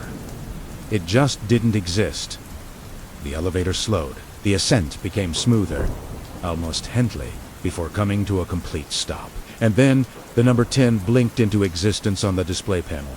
It was a stark, impossible red, a soft chime, the same chime he heard every day, echoed through the car. The doors began to slide open. Karim's heart hammered against his ribs. He instinctively shrank back, pressing himself into the corner of the elevator, trying to make himself as small as possible. The hallway that was revealed beyond the opening doors was wrong. It had the same basic shape as the hallways in his building, the same dimensions, but it was unfinished. The walls were raw, gray concrete, marked with chalk lines and faded construction notes. Wires dangled from the ceiling where light fixtures should have been. The only illumination came from a few dim, flickering bulbs that cast long dancing shadows down the corridor. The air that drifted into the elevator was stale and musty, carrying the scent of dust. And something else, something that smelled like it had been sealed away for a very, very long time. It was the smell of a tomb. Karim stood frozen inside the elevator, his mind struggling to process what he was seeing. This couldn't be real. It was a dream, a hallucination brought on by lack of sleep. That had to be it. The elevator doors, having been open for a few seconds, began to slide shut. Relief washed over him. Just a glitch. A weird, terrifying glitch. He was going back down. It was going to be okay. But a sound stopped the doors in their tracks. Footsteps. They were slow, deliberate, a soft, shuffling sound coming from the dark, unfinished hallway. Someone was out there. The sound echoed in the unnerving silence, growing steadily louder. Closer. Karim's blood ran cold. His instincts screamed at him. He lunged forward and slammed his finger on the closed door button, hammering it again and again.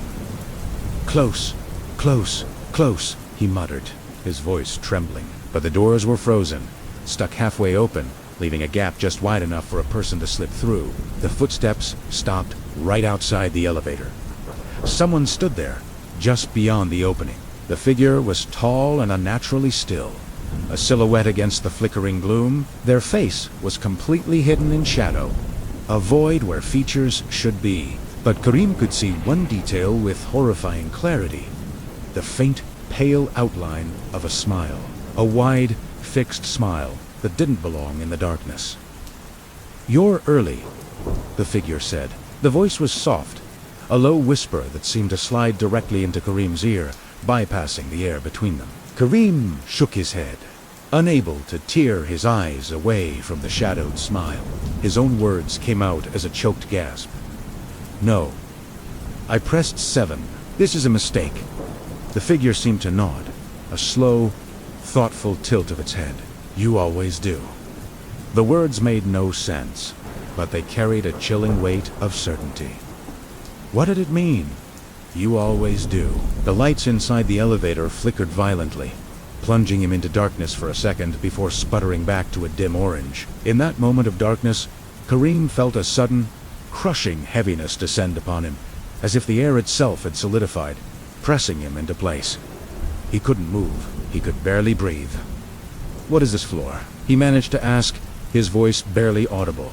The figure took a single step closer, its form starting to emerge from the deepest shadows. The smile seemed to widen. "This is where the ride ends." And with those final, terrifying words, the elevator doors slammed shut with a deafening bang. Before Karim could even scream, the floor dropped out from under him. The car plummeted. It wasn't the controlled descent of an elevator, it was a free fall. The emergency brakes didn't engage. The sound of rushing wind and screaming cables filled his ears. He was thrown against the ceiling, then the floor, the world a blur of metal and panic. He screamed, a raw, primal sound of pure terror. And then, just as suddenly, it stopped. The stop was so abrupt it threw him against the wall. For a moment, there was only silence and the sound of his own ragged breathing. The doors opened again with that same familiar chime. Floor 7. The hallway was perfectly normal. The lights were bright, the walls were clean, the carpet was freshly vacuumed. A couple he recognized from down the hall walked past, engrossed in their conversation, laughing about something on their phone. They didn't even glance at him as he stood there, shaking, covered in a cold sweat, his clothes They didn't see the man who had just fallen from a place that didn't exist. Karim stumbled out of the elevator, his legs feeling like jelly. He leaned against the wall, his heart still trying to beat its way out of his chest. He didn't look back. He ran to his apartment, fumbled with his keys, and slammed the door behind him, locking it, deadbolting it, leaning his back against it as if to keep the entire building at bay. He didn't take the elevator again for weeks. He took the stairs. All 7 flights, every single time. Up and down. His colleagues at work noticed his exhaustion, the dark circles under his eyes. He didn't care. The stairs were safe. The stairs were solid. The stairs didn't go to the 10th floor, but time has a way of dulling even the sharpest edges of fear. Weeks turned into a month. Then, too, the memory began to feel distant, dreamlike. Maybe he had imagined it. Maybe it was just a nightmare. An incredibly vivid one. One night, after a particularly grueling day at work, he arrived home late, his body aching, his briefcase feeling like it was filled with bricks. He stared at the staircase, then at the elevator call button. Just once, he thought. I'm too tired. It was just a dream. Careless and exhausted, he pressed the button. He stepped inside the familiar metal box. He pressed 7. The elevator began to rise. 1, 2, 3, 4, 5, 6. He held his breath. The elevator rose past the 6th floor, and then it paused. It hung there, suspended in the shaft between the 6th and 7th floors. The light for 7 was not lit. The car was utterly silent. Karim's blood turned to ice. It was happening again. The number on the display flickered, then changed. 10. The doors did not open this time. The car remained sealed, but the silence was broken by a soft, dry whisper that came from directly behind him. You weren't early this time.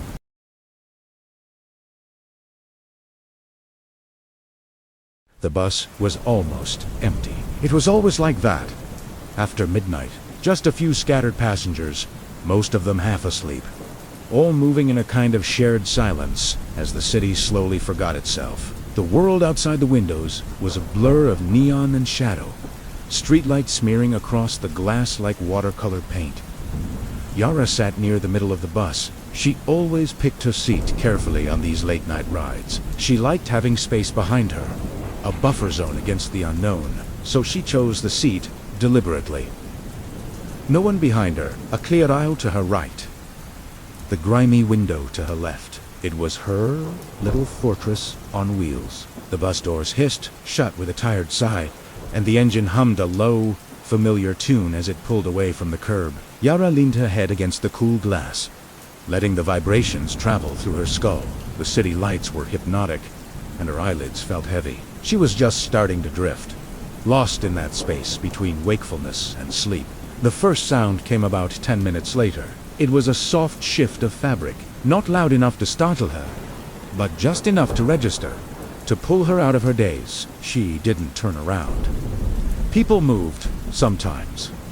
It was nothing. She adjusted her own position, pulling her coat tighter around her. Then came the breathing.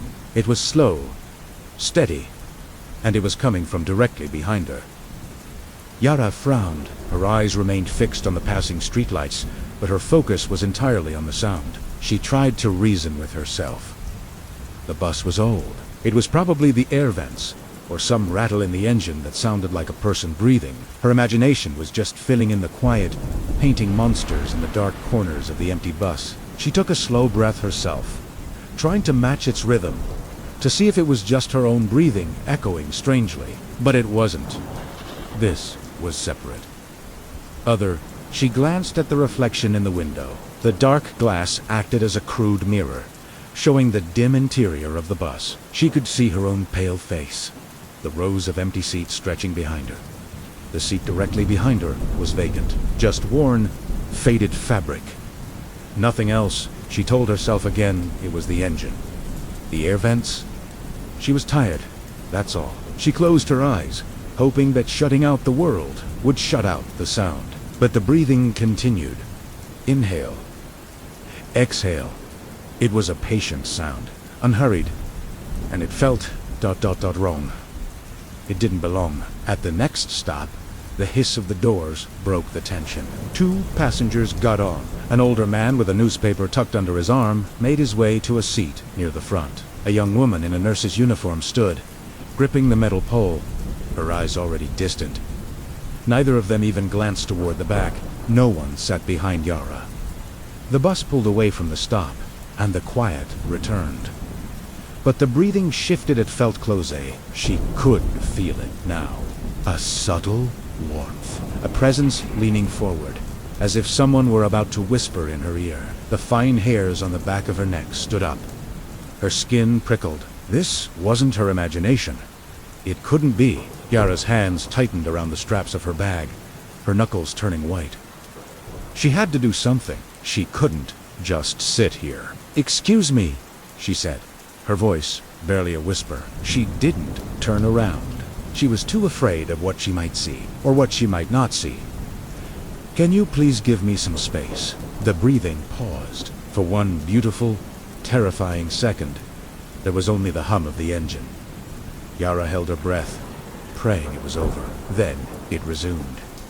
Slower this time, more intentional. Each breath felt deliberate, measured, as if it was enjoying her fear. The reflection in the window changed. It was only for a split second, a flicker between one streetlight and the next.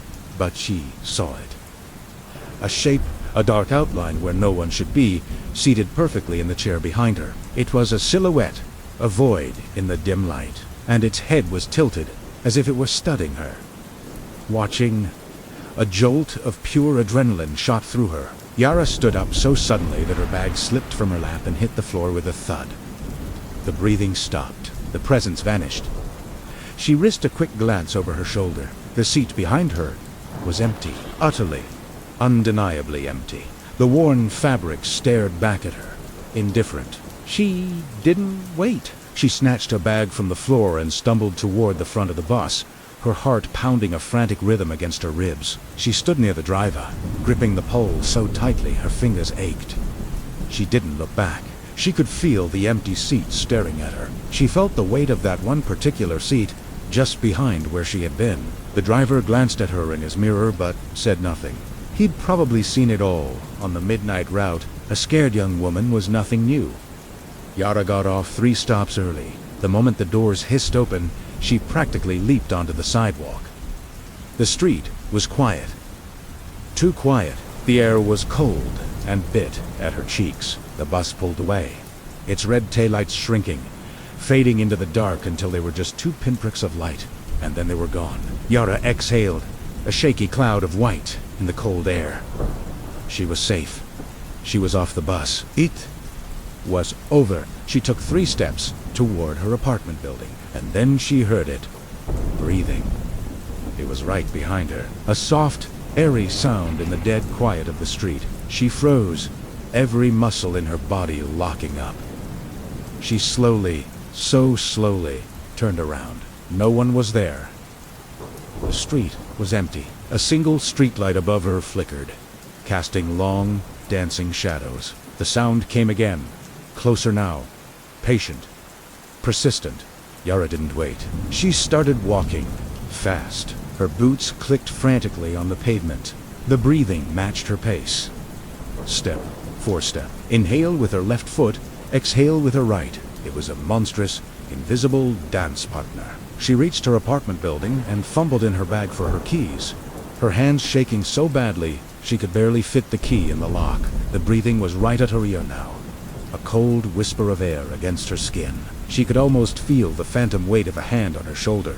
The lock, finally, clicked. She threw the door open, scrambled inside, and slammed it shut, turning the deadbolt with a loud, final-sounding clank.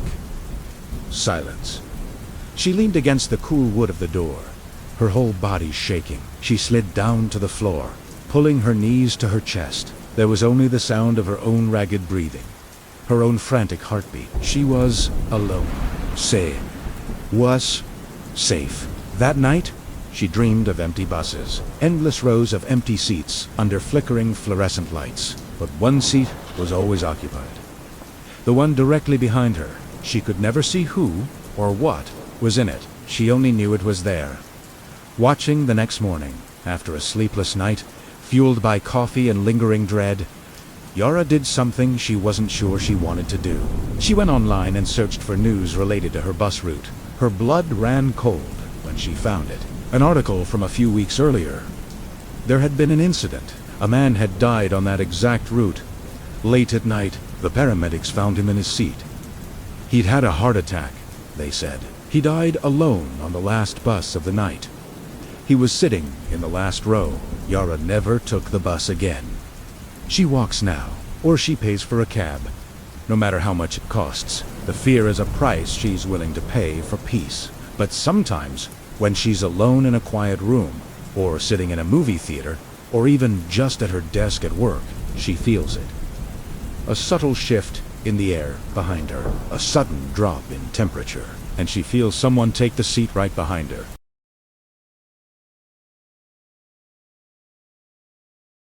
The mirror never bothered Lena before. It was just a mirror, rectangular, a little foggy around the edges from years of steam.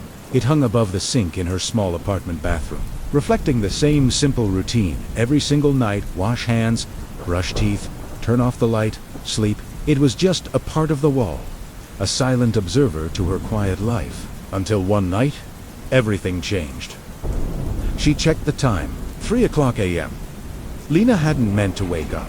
Her eyes had just opened on their own, feeling dry and unfocused. The apartment was completely silent, wrapped in that deep, late-night stillness where even familiar sounds seemed distant and muffled. She lay still for a moment, listening to the hum of the fridge, the creak of the building settling. Then she felt it.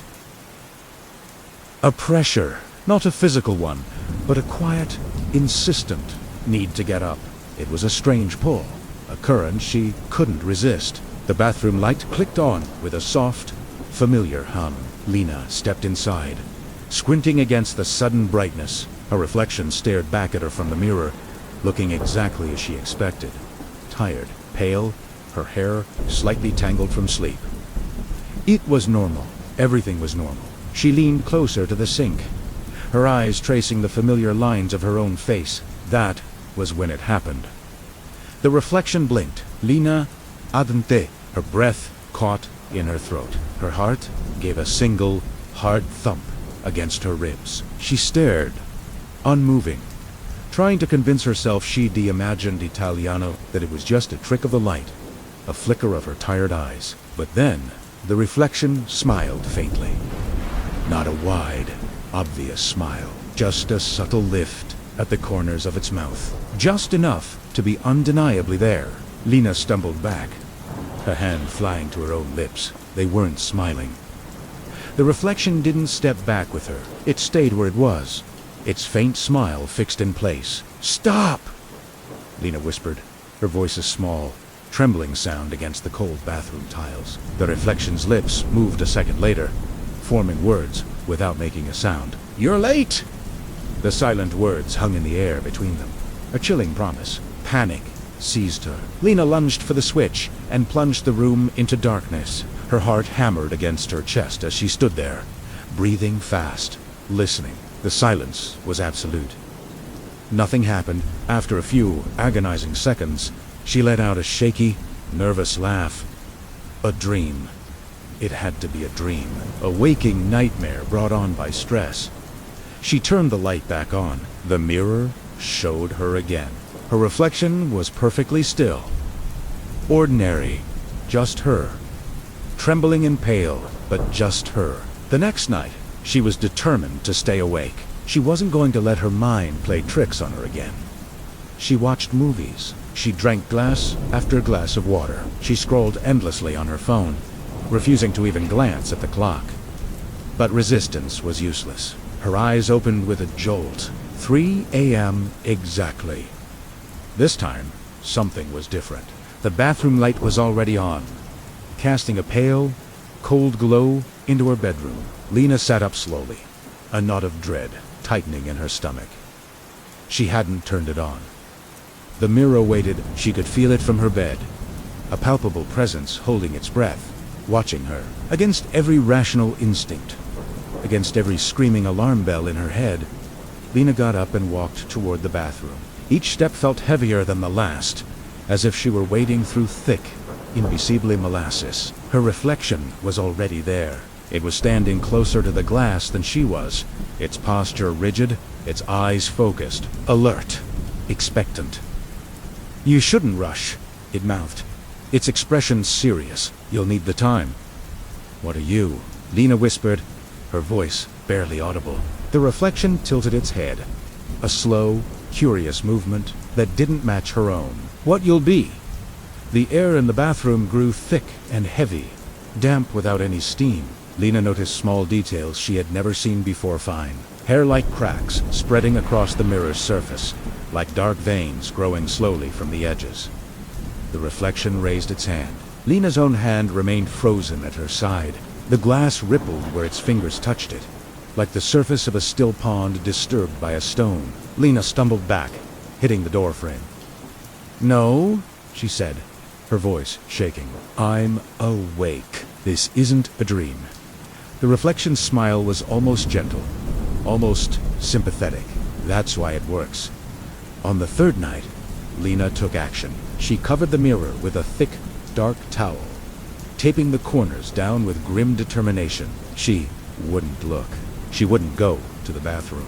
She would stay in bed, eyes wide open, counting her breaths, waiting for the sun to rise. She would beat this for hours. There was only silence. Then, a soft sound broke the stillness, the whisper of fabric sliding against glass. The towel fell.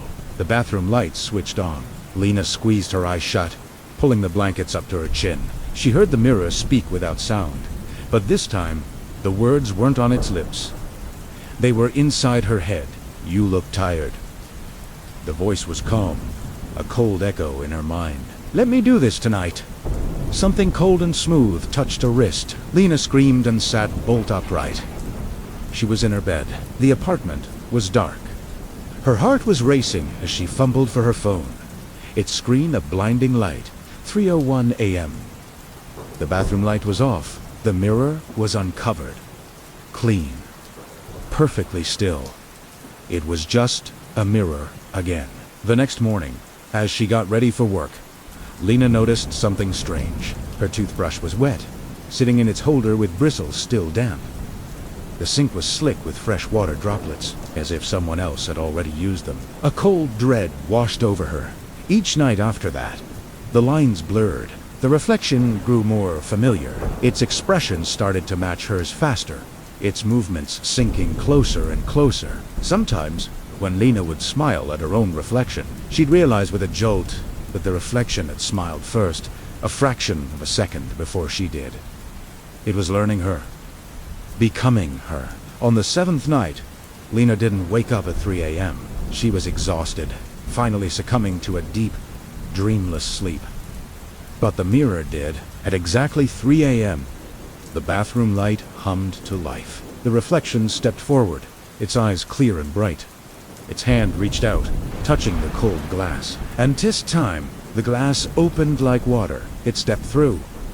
Morning came as usual. Sunlight streamed into the apartment, glinting off the surfaces. Lena stood at the mirror, brushing her teeth. Her movements were smooth, confident, and perfectly natural. A small, self-assured smile played on her lips. But behind the glass, in the dark, silent world within the mirror, something else watched. Something tired, something silent. Trapped, its pale face pressed against the unyielding surface, waiting for the clock to strike 3.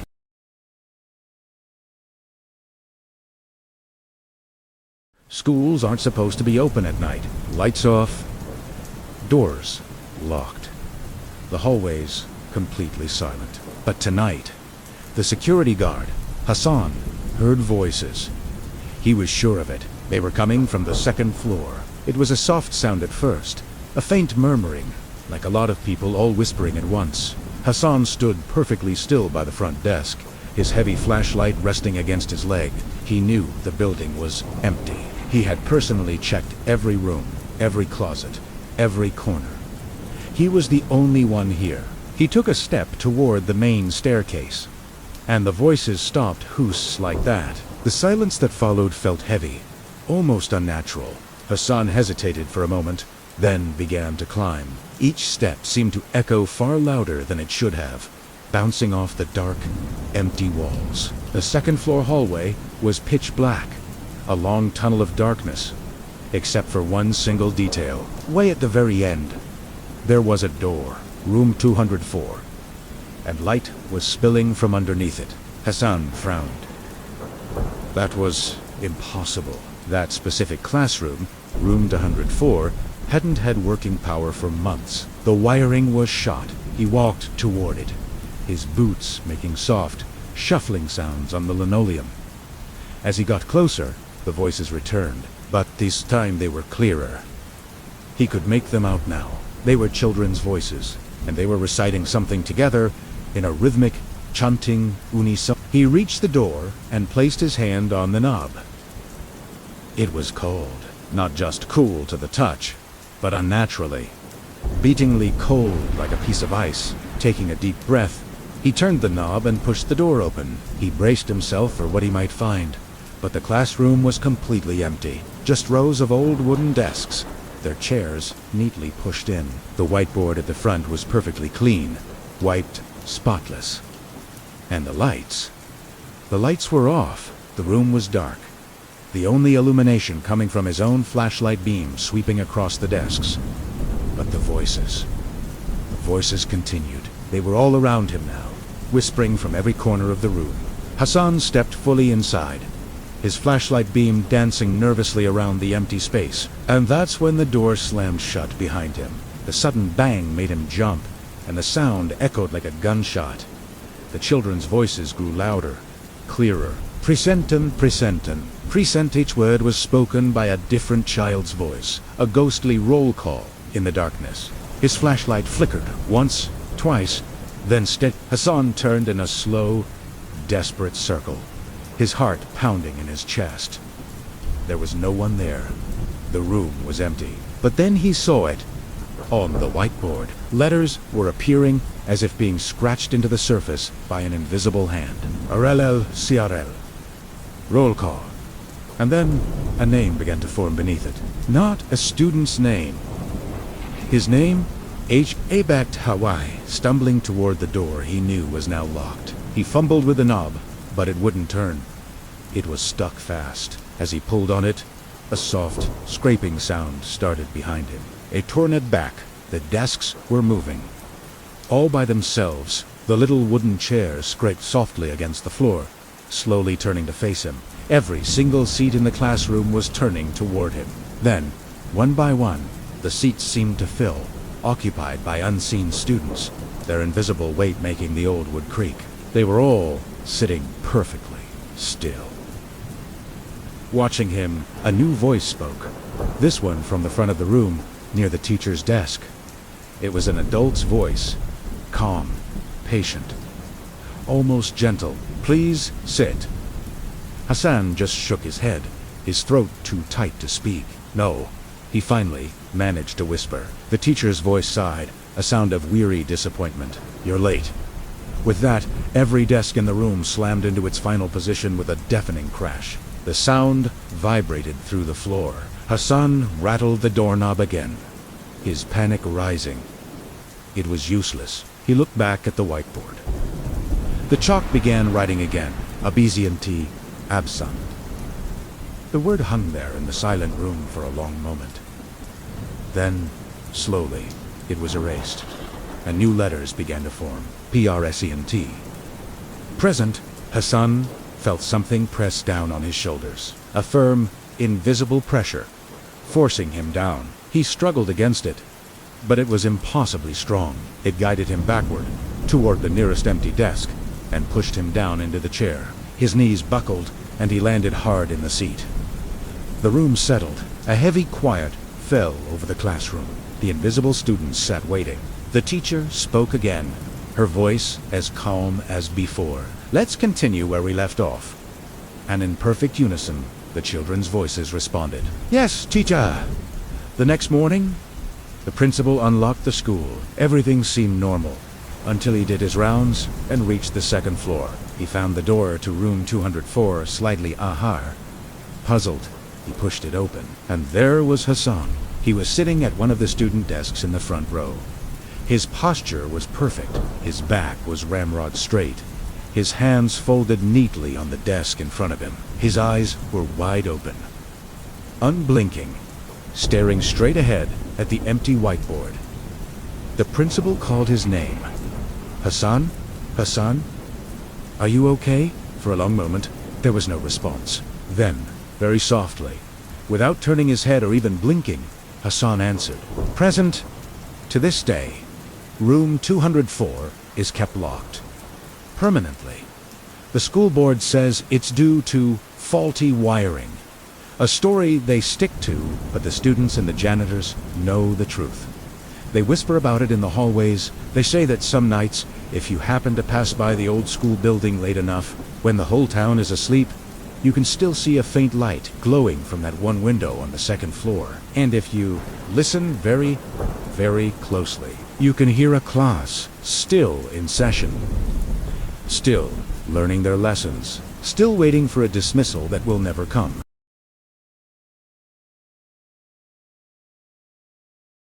The sign was so small, you could almost miss it.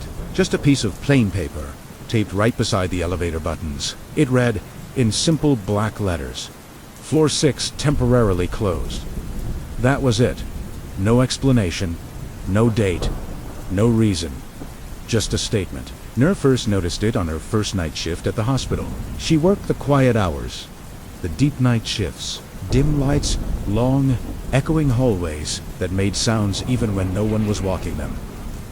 She actually preferred it this way. It was peaceful, in a strange, hollow sort of way. At exactly 2:17 a.m., she pressed the call button for the elevator. She needed to grab some supplies from the storage area on the 4th floor.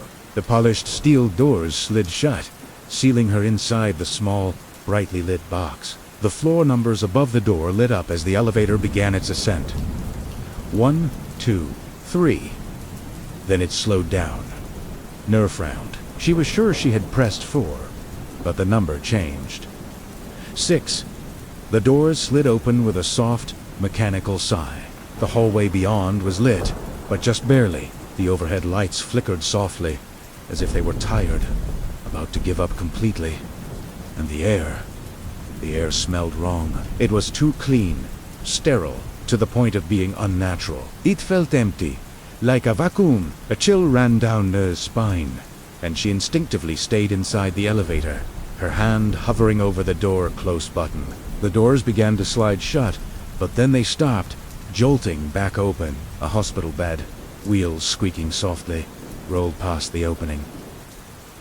No one was pushing it. It moved on its own, gliding silently down the corridor before disappearing into the gloom. A curtain on a nearby window shifted, though there was no breeze. And that's when Nur saw it. A figure, standing completely still, at the far end of the hall. It was wearing a standard issue patient gown. Its back to her, just facing the wall. The elevator chimed, a gentle, melodic sound that felt completely out of place in this heavy silence. The doors finally closed. The car descended, carrying her away from that place. Nur stood frozen, her heart hammering against her ribs like a trapped bird. The moment she got to a staffed floor, she reported the incident. She told them everything, the stop on the 6th floor.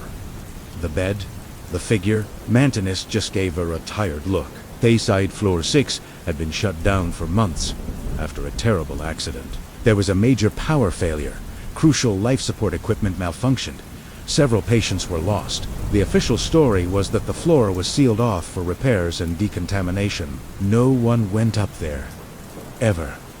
The next night, her shift was even quieter.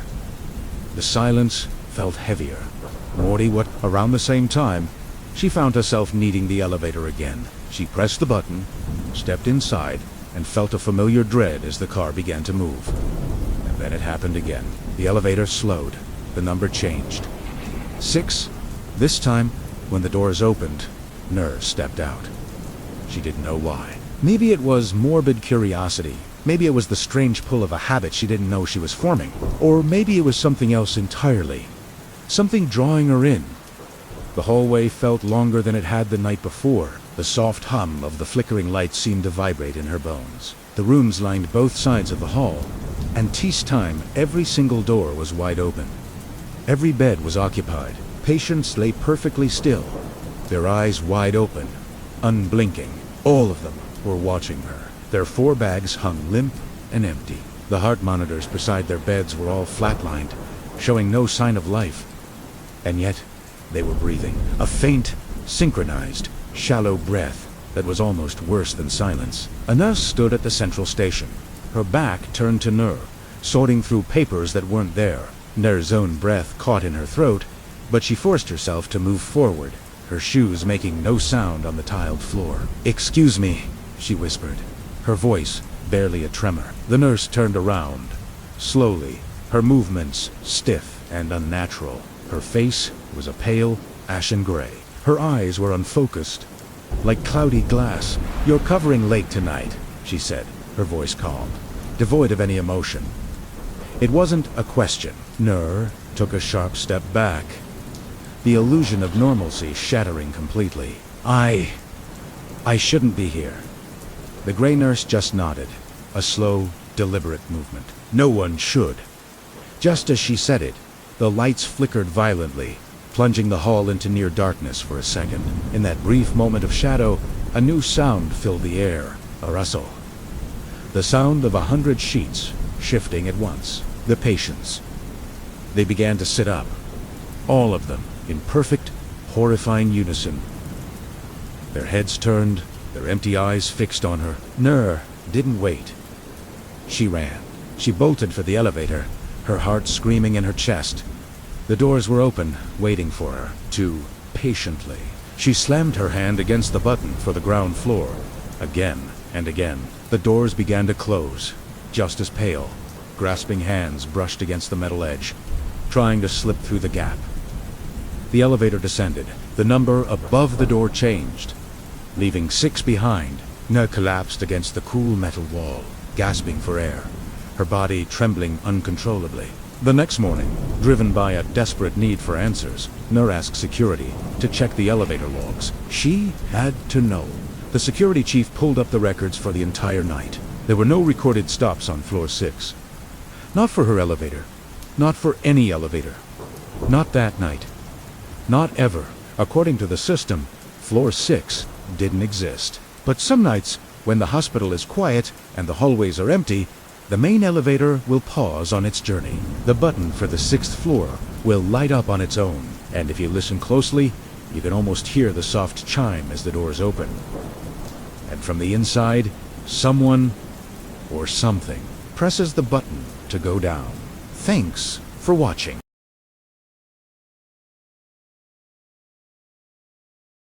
The security office was always quiet after midnight. Too quiet. Too quiet. Just the low hum of monitors and the ticking of a cheap wall clock to remind Adam that time against all evidence, still moved forward.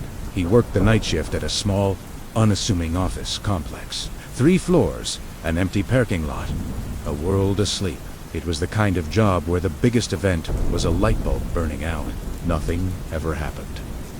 Until tonight, it was 1:48 a.m. when one of the screens flickered. Camera 3. The hallway just outside his own office door. Adam frowned, leaning closer to the monitor. His coffee forgotten, the hallway was empty, bathed in the pale, sterile light of the emergency fixtures. But something was wrong. The image was lagging, whose slightly, but enough to be noticeable. It was a subtle, digital stutter. Curiosity piqued. Adam decided to test it. He stood up and walked to his office door, peering out into the silent corridor. Empty, just as the screen showed. He waved his hand in front of the camera lens, mounted on the wall. Then he walked back to his desk.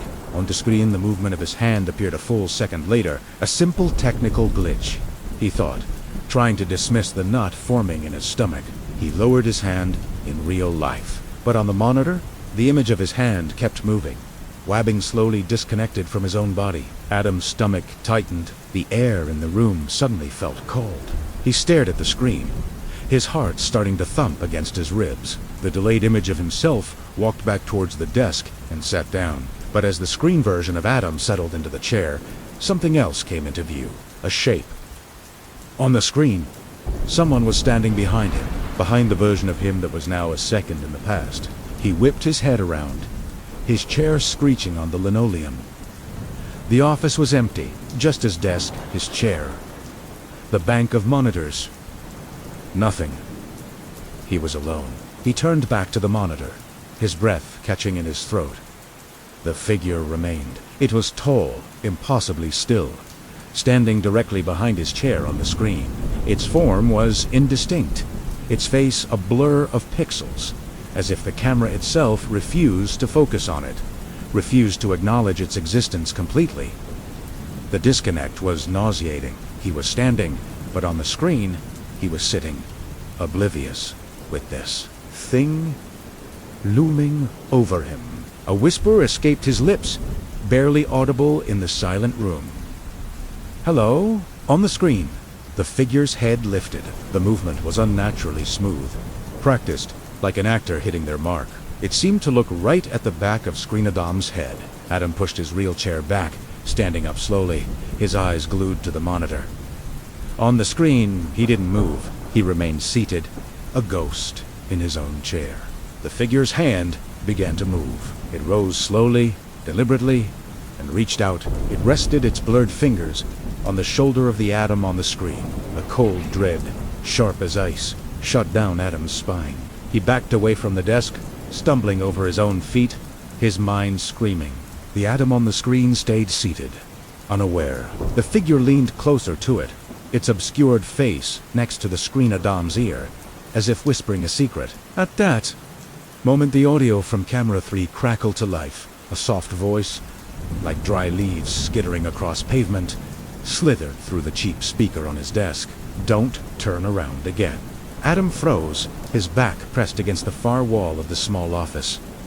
The figure on the screen straightened up. It turned its head, its blurred face moving until it was looking directly into the camera lens, directly at Adam.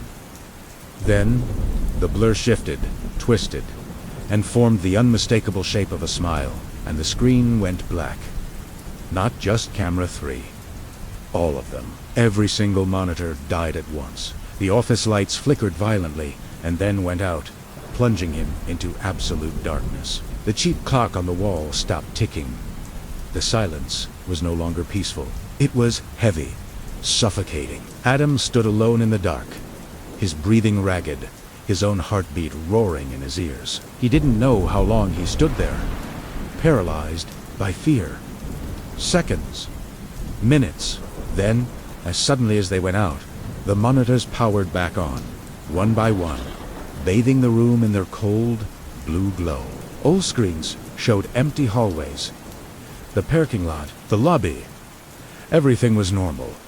The clock on the wall was ticking again. The lights were on. It was as if nothing had happened. He cautiously approached his desk, his legs trembling. Had he imagined it? A waking nightmare brought on by too much caffeine and too little sleep. At the end of his shift, as the first hints of dawn painted the sky, Adam knew he had to check the footage. He needed proof that he wasn't losing his mind. He pulled up the archived recordings, his hands shaking as he navigated the system. Everything looked fine, hour after hour of silent, empty hallways, until he reached the last file, camera 3. Timestamp, 1:48 a.m. He clicked play, his breath held tight in his chest. The video showed him, Adam, sitting at his desk, but he was just sitting there, still, unmoving. For the entire duration of the clip, and standing right behind him, was the figure. It was there the whole time. The figure leaned close to his ear, and it spoke. This time, the audio was perfectly clear, crisp and chilling. "You look better on this side." Adam never worked the night shift again. He quit that morning and never looked back. But sometimes, when you see a security camera lag, when the image stutters for just a second, it's not always a technical issue. Sometimes, it's because something has just crossed over, and it's still adjusting to our side. Thanks for watching.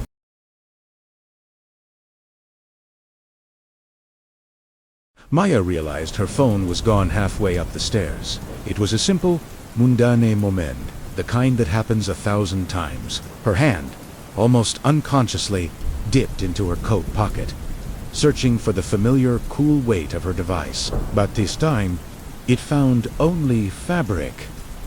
The pocket was empty. Her heart didn't just sink. It plummeted, a sudden, cold drop into the pit of her stomach. She froze for a second, her mind racing, replaying the last few moments. The click of the taxi door, the quick thank you to the driver, the short walk to her apartment building. It must be in the taxi. She spun around, her boots clattering on the concrete steps as she hurried back outside.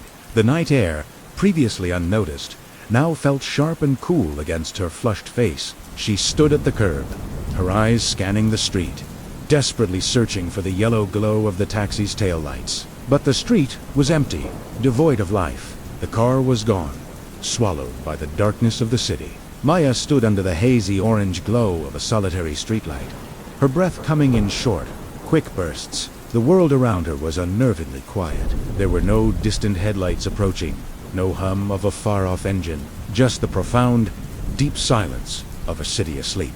A long sigh escaped her lips, a small white cloud in the chilly air. Defeated, she turned and walked back inside, the heavy lobby door clicking shut behind her. She told herself it was fine.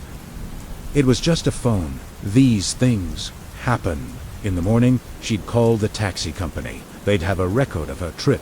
Surely, she'd get the driver's information, and he'd have her phone. And if not, she'd simply replace it. It was just an object, a collection of glass and metal and plastic. Replaceable. The photos were backed up. Her contacts were in the cloud. It wasn't the end of the world. She repeated these reassurances to herself, like a mantra, as she climbed the stairs again, each step feeling heavier than the last. When she finally reached her apartment door and fumbled with her keys, a strange vibration buzzed against the wood. It was faint, but unmistakable. Pushing the door open, her eyes were immediately drawn to the small coffee table in the center of her living room. And there it was. Her phone. It sat innocently on the dark wood, exactly where she sometimes left it. Maya froze, her hand still on the doorknob. She stared at it, her mind refusing to process what she was seeing. It was undeniably hers. The same faded, blue case. The cement-tiny spiderweb crack on the bottom right corner. A souvenir from a drop a few months ago. But that was impossible. She hadn't brought it inside. She was absolutely certain. She remembered checking her messages in the taxi just before she got out. Her pocket had been empty when she paid the driver. The memory was crystal clear. As she stared, the screen suddenly lit up, casting a pale, ghostly light across the room. A missed call notification. The name on the screen read unknown. The timestamp beneath it sent a new shiver down her spine. 2 minutes ago, exactly the time she was standing outside, panicking on the empty street. Her fingers trembled as she slowly approached the table and picked it up. The phone was warm to the touch, not just slightly warm, but the distinct warmth of having been recently and actively used. Her heart began to pound against her ribs. With a deep, shaky breath, she unlocked it and checked the call log. There was only one entry. Not an incoming call, but an outgoing one. To her own number, the call she had just missed. A call made from her phone to her phone. Maya didn't sleep much that night. She lay in bed, the phone on her nightstand, watching it as if it were a venomous snake, expecting it to light up or vibrate at any moment, but it remained dark and silent. The next morning, exhausted but determined to find a rational explanation, she called the taxi company. She gave them the time of her ride, the pickup location, the destination. The agent on the other end was polite but unhelpful. They had no record of her ride. No driver had been assigned to that area at that time. No payment had been processed through their system. It was as if the taxi, the driver, the entire journey had never happened.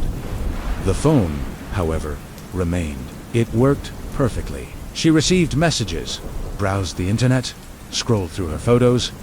Everything was normal, except for one thing.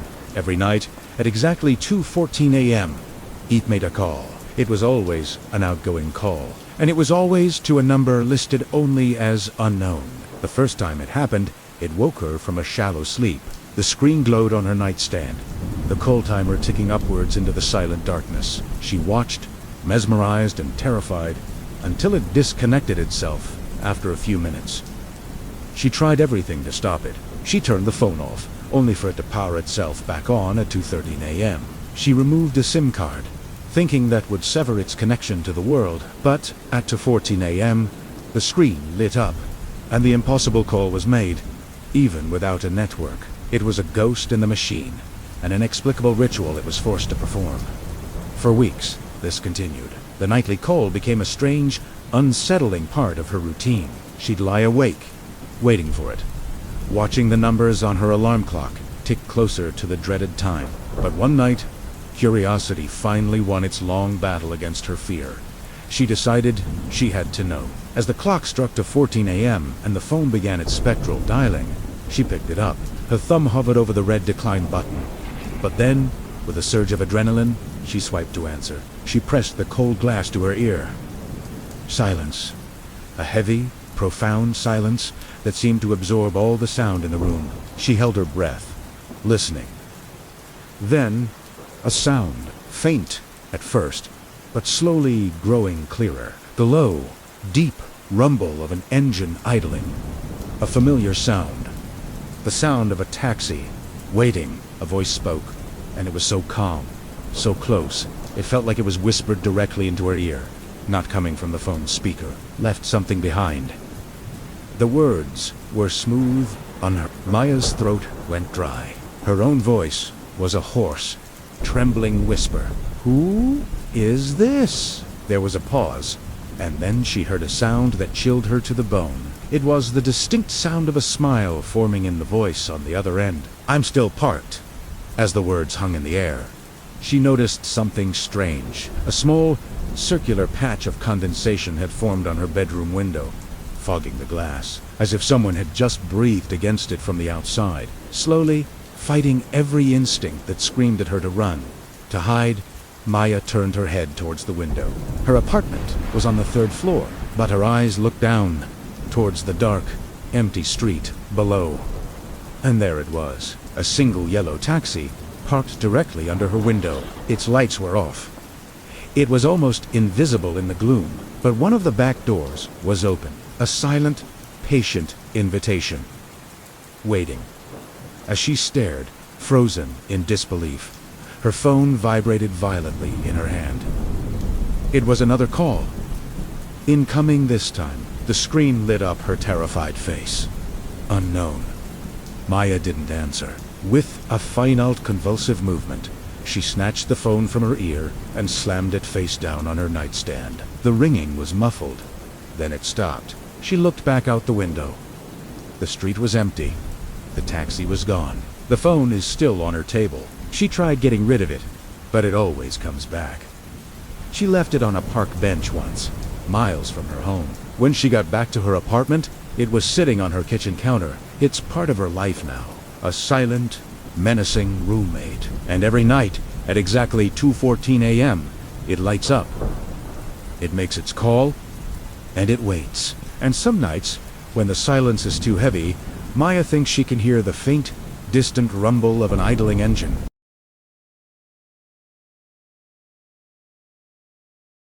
The hotel was quiet, but it wasn't a peaceful quiet. It was restrained. The kind of quiet that feels like it's being held in place by something unseen. Adam's room, 412, was at the very end of the hall. Elekid dat. Fewer footsteps, less noise. Or, so he thought. The first sound came after midnight. A soft thump against the wall. Just once. Then again, it sounded like someone rolling over in bed next door. Nothing to worry about. Adam glanced at the clock. 12:43 a.m. He turned onto his side, pulling the covers up, and closed his eyes. But the sound came again. It felt closer this time. He sat up slowly, his heart starting to beat a little faster. He pressed his ear lightly against the cold wallpaper. He could hear it, breathing. Slow, steady breathing from the other side. The next morning, the bright light of day made his nighttime fears seem foolish. But still, curiosity got the better of him. As he passed the front desk, he stopped. "Excuse me," he said, trying to sound casual. "Is anyone staying in 413? The receptionist, a young woman with a polite smile, tapped a few keys on her computer. She looked up. "No, sir," she said. "That room's been empty all week." A shiver went down. Adam's spine empty. All week. He tried to brush it off. Maybe it was the pipes, or the building settling. Hotels are full of strange noises. He spent the day trying to forget about it, exploring the city, but the thought of returning to room 412 hung over him like a storm cloud. That night, it was worse. The breathing started earlier. Just after 11, it was louder now, more pronounced. And it was accompanied by a new sound, a soft, rhythmic clicking, like fingernails drumming against a wooden headboard. Adam lay perfectly still in his bed, staring at the shared wall. The sound wasn't stationary. It moved, up, then down, as if something was searching for a way through. His own breathing was ragged. Fear was a tight knot in his stomach. He had to do something. Anything. Gathering his courage, he reached out and knocked on the wall. Just once. A firm, solid rap. The sounds stopped. Instantly. The silence that followed was somehow worse. It felt sharp, angry. It was the silence of something that had been interrupted. He didn't sleep much after that. He just lay there, eyes wide open, waiting. Later that night, or maybe early morning, he was jolted from a light, uneasy doze by the sound of a door opening. It wasn't his door. It was next door. Room 413. He heard slow, deliberate footsteps crossed the room. They stopped right at the wall. And then the breathing returned. But this time, it wasn't just on the other side. It was right beside his head. As if the wall wasn't there at all. Adam lunged for the lamp, flooding the room with light. He scrambled out of bed, his back pressed against the opposite wall, and stared. The wall was blank. Unchanged. Just floral wallpaper and a cheap painting of a sailboat. He crossed the room and pressed his palm against it. It was cold. Colder than it should have been. He sat on the edge of his bed, the light on for what felt like hours. He watched the clock. 3:08 a.m. then. 3:09. A knock came. Not on the wall. On is door. 3 slow, deliberate knocks. Adam froze, his heart hammering against his ribs. He didn't move. He didn't breathe. A voice whispered through the wood of the door. It was muffled, tired, and impossibly sad. "Can you hear me?" Adam backed away from the door, his mind screaming. What was he supposed to say? What did it want? He found his own voice, a dry, shaky thing. "No?" he whispered back. "No." There was a long pause from the other side. The silence stretched. Then the voice whispered again, softer this time, almost relieved. "Good. That was it." He was done. In the morning, as soon as the sun was up, Adam threw his clothes into his bag. He didn't bother to fold them. He just wanted out. He checked out early, avoiding the gaze of the receptionist. As he passed the front desk, he couldn't help but glance down the long, empty hallway toward his room. The door to room 413 was ajar. He couldn't stop himself. He walked back down the hall, his footsteps echoing in the silence. He pushed the door open. Inside was nothing. No bed, no furniture, not even a carpet. The room was a hollow, empty shell. There was just a wall, the same wall that had been next to his bed. Bare and exposed. That night, in a different hotel, in a different city, Adam lay awake. The room was clean, modern, and blessedly quiet. But he couldn't sleep. He couldn't stop listening. He found himself turning onto his side, facing the wall. Who's to check? Who's to be sure? He hesitated for a long moment. Then, slowly, he pressed his ear to the cool plaster, and he heard the faint, unmistakable sound of someone on the other side doing the exact same thing. Thank you for watching.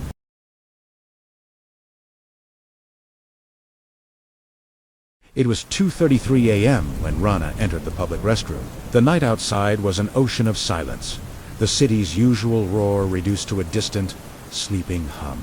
The streets, usually teeming with life, were now skeletal and empty, bathed in the sickly orange glow of the streetlight. She pushed open the heavy door, and the air inside hit her cool, sterile, and smelling faintly of disinfectant and damp concrete. The sound of her footsteps echoed off the tiled walls, a solitary rhythm in the cavernous space. Rana preferred it this way. The solitude of these late hours was a strange comfort, a private world she could inhabit for just a few minutes. She glanced around out of habit. The long row of sinks was clean, the mirrors reflecting only her own tired face. The stalls stood in a neat, silent line, their doors all slightly ajar, revealing the empty interiors. Perfect. She was alone. She chose the first stall, the closest to the door, and the latch clicked shut behind her with a sharp, metallic sound. It was the only noise in the quiet room, or so she thought. A moment later, from the far end of the restroom, another sound. A click, soft but unmistakable, the sound of a stall door latching.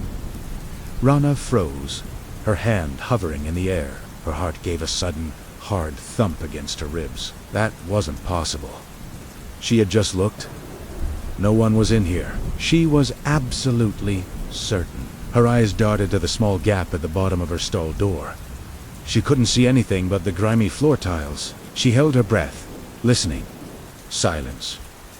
The only sound was the low, almost imperceptible buzz of the fluorescent lights overhead. Maybe it was just the building settling, an old pipe groaning. She tried to dismiss it, her mind searching for a logical explanation. But the feeling of being watched prickled at the back of her neck, a cold, unwelcome sensation. Suddenly, the light directly above the sinks flickered once, a brief, violent stutter that plunged the room into momentary darkness before it snapped back on. Rana's nerves screamed. She finished up as quickly as she could, her movements hurried and clumsy. Her mind was racing. "Get out! Just get out!" She fumbled with the latch. Swinging the stall door open, she strode to the sinks, her eyes scanning the row of stalls behind her in the mirror's reflection. All the doors were still ajar. All of them were empty. Her own reflection stared back, wide-eyed and pale. She was being ridiculous. It was late. She was tired. Her imagination was getting the better of her. She turned on the tap. The rush of water, a welcome noise that broke the oppressive quiet. She washed her hands, scrubbing them with a frantic energy, her gaze still fixed on the mirror. Nothing. Just an empty, sterile bathroom. She was fine. Everything was fine. She dried her hands under the noisy air dryer, the roar momentarily deafening her to the building's subtle hums and creaks. When it stopped, The silence that fell was even heavier than before. She took a deep breath and walked towards the exit, her hand reaching for the cool metal of the door handle. And that's when the lights above the stalls went out. All of them. Instantly. Not a flicker this time, but a sudden, complete, and total plunge into blackness. It was a darkness so absolute, it felt solid.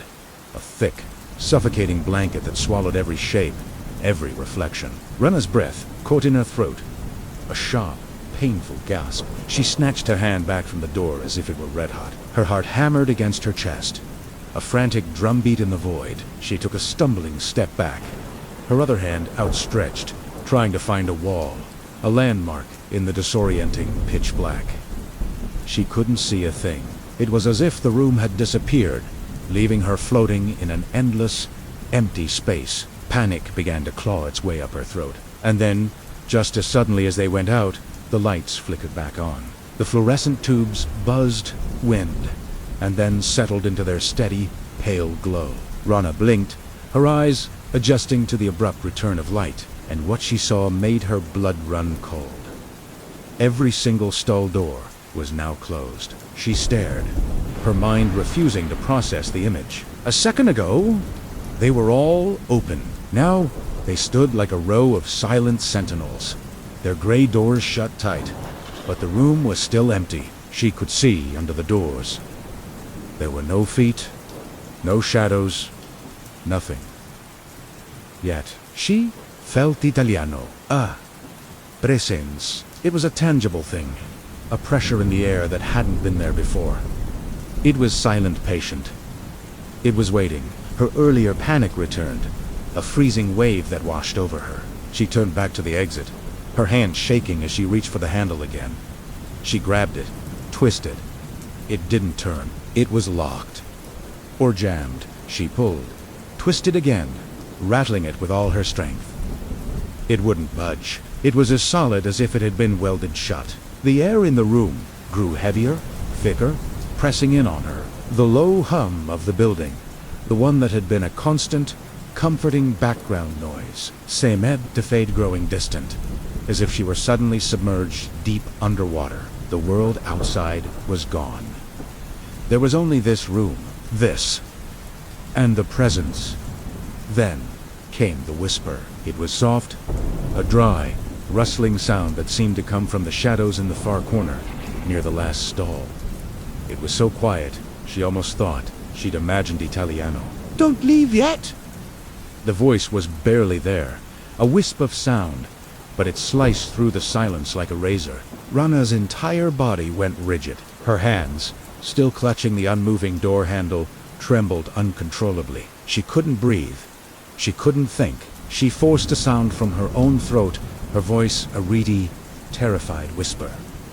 "Who's there?" The only answer was the deep, profound silence. A silence that felt like it was listening. Then movement. Not a person. Not a sound. The stall doors. All at once, they began to slide open. Slowly. Smoothly. Without a single creak. They moved in perfect unison, revealing the empty, white-tiled spaces within. No one. There was no one inside any of them. And yet, the shadows in the room seemed to shift, to deepen. The darkness in the corners felt closer, pooling and stretching towards her. She felt something brush against her bare arm. It was cold. A light, delicate touch, almost like the dragging of fingertips. It was a raw, primal sound of pure terror. She spun around, seeing nothing, and launched herself at the door. She didn't try the handle this time. She slammed her shoulder into it.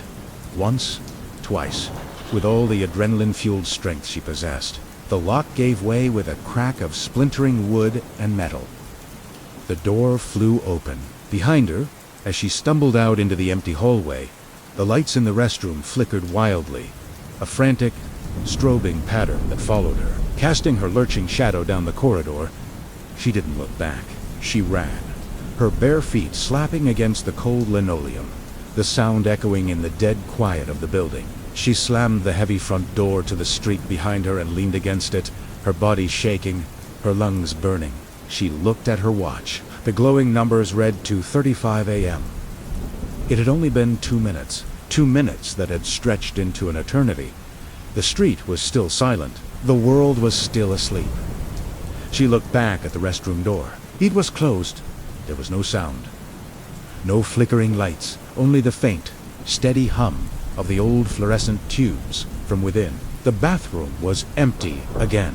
The next night, Rana took the long way home, avoiding that street, avoiding that building entirely. She couldn't bring herself to even walk past it, but the fear followed her. Every night after that, she would be sitting in her small apartment, reading a book or watching TV, and the lights would flicker. A single, soft stutter, just once.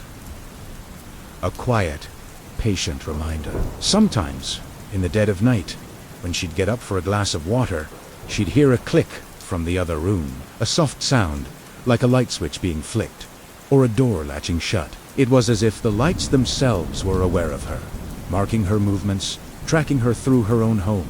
Some nights, when the anxiety became unbearable and sleep was a distant memory, a morbid curiosity would take hold. She would find herself staring at her own bathroom door. She knows she shouldn't. She knows what she might find, or what might find her. But the pull is irresistible. She pushed the door open, her heart pounding a familiar, frantic rhythm. The light above the mirror will be on, casting its familiar glow. But the light above the shower stall is always off. The air in the small room always feels heavier, charged with a waiting energy. And she knows, with a certainty that chills her to the bone, that it's not broken. It's waiting for her to step inside. Waiting for her to close the door. Waiting for the right moment to turn itself on. Because someone, or something, is waiting in the dark for her. And it's very, very patient.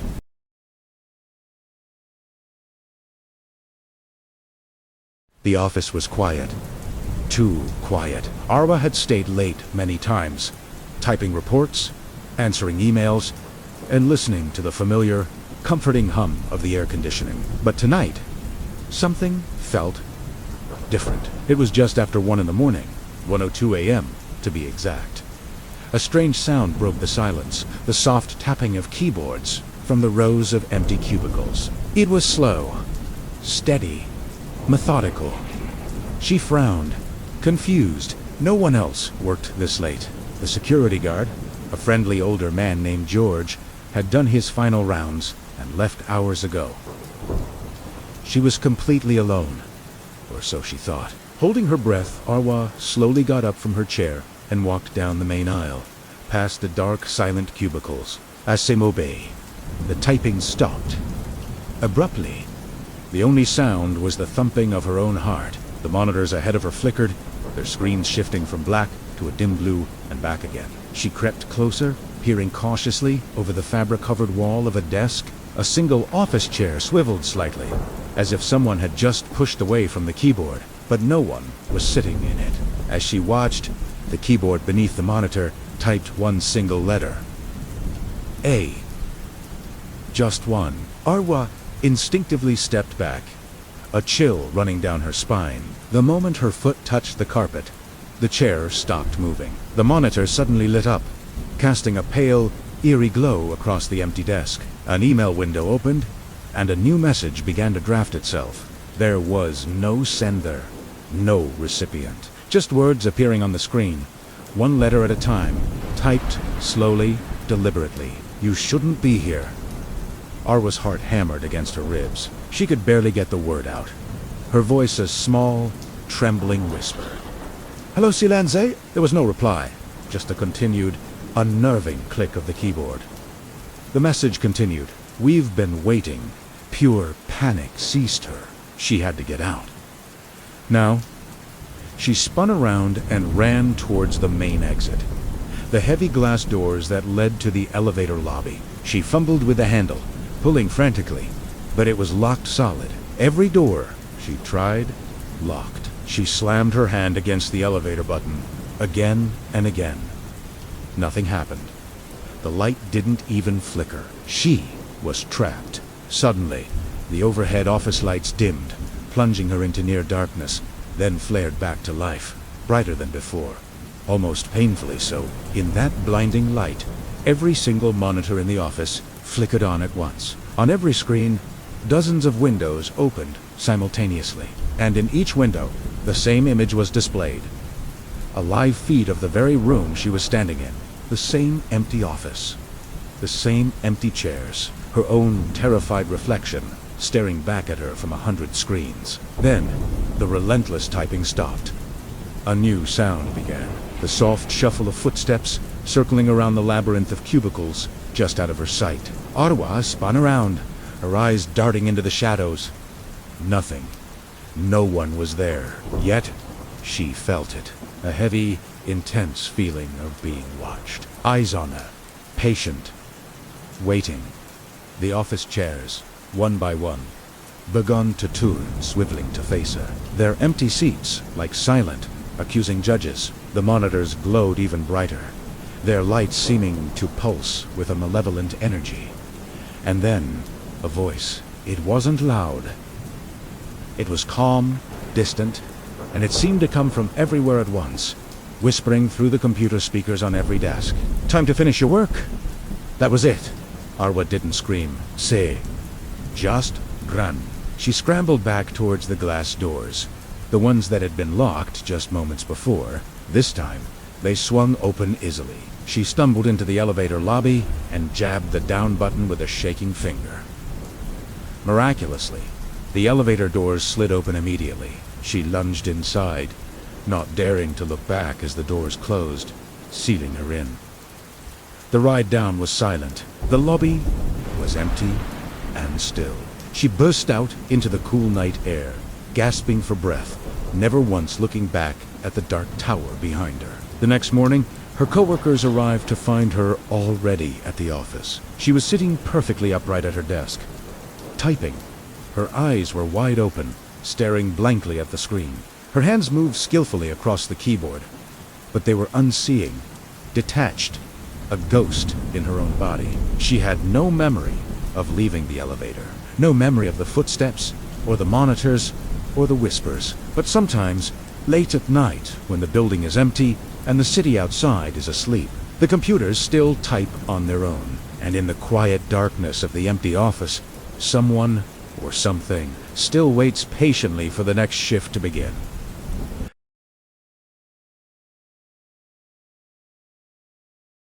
The playground was always empty.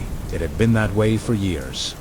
A forgotten corner of the city left to rust and fade. I walked past it every evening on my way home from work, a shortcut that shaved a few precious minutes off my commute. The swings hung silently in the fading light, their chains groaning softly whenever the wind picked up.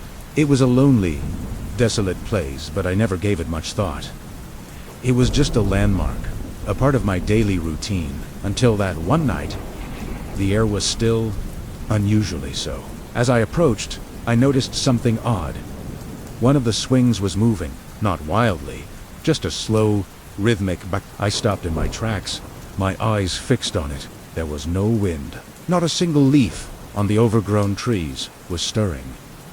And there was definitely no one there. The motion wasn't random, like a leftover push from an earlier time. It was steady, deliberate, as if an invisible hand was gently guiding it. A shiver ran down my spine, but curiosity, a strange and powerful pull, urged me forward.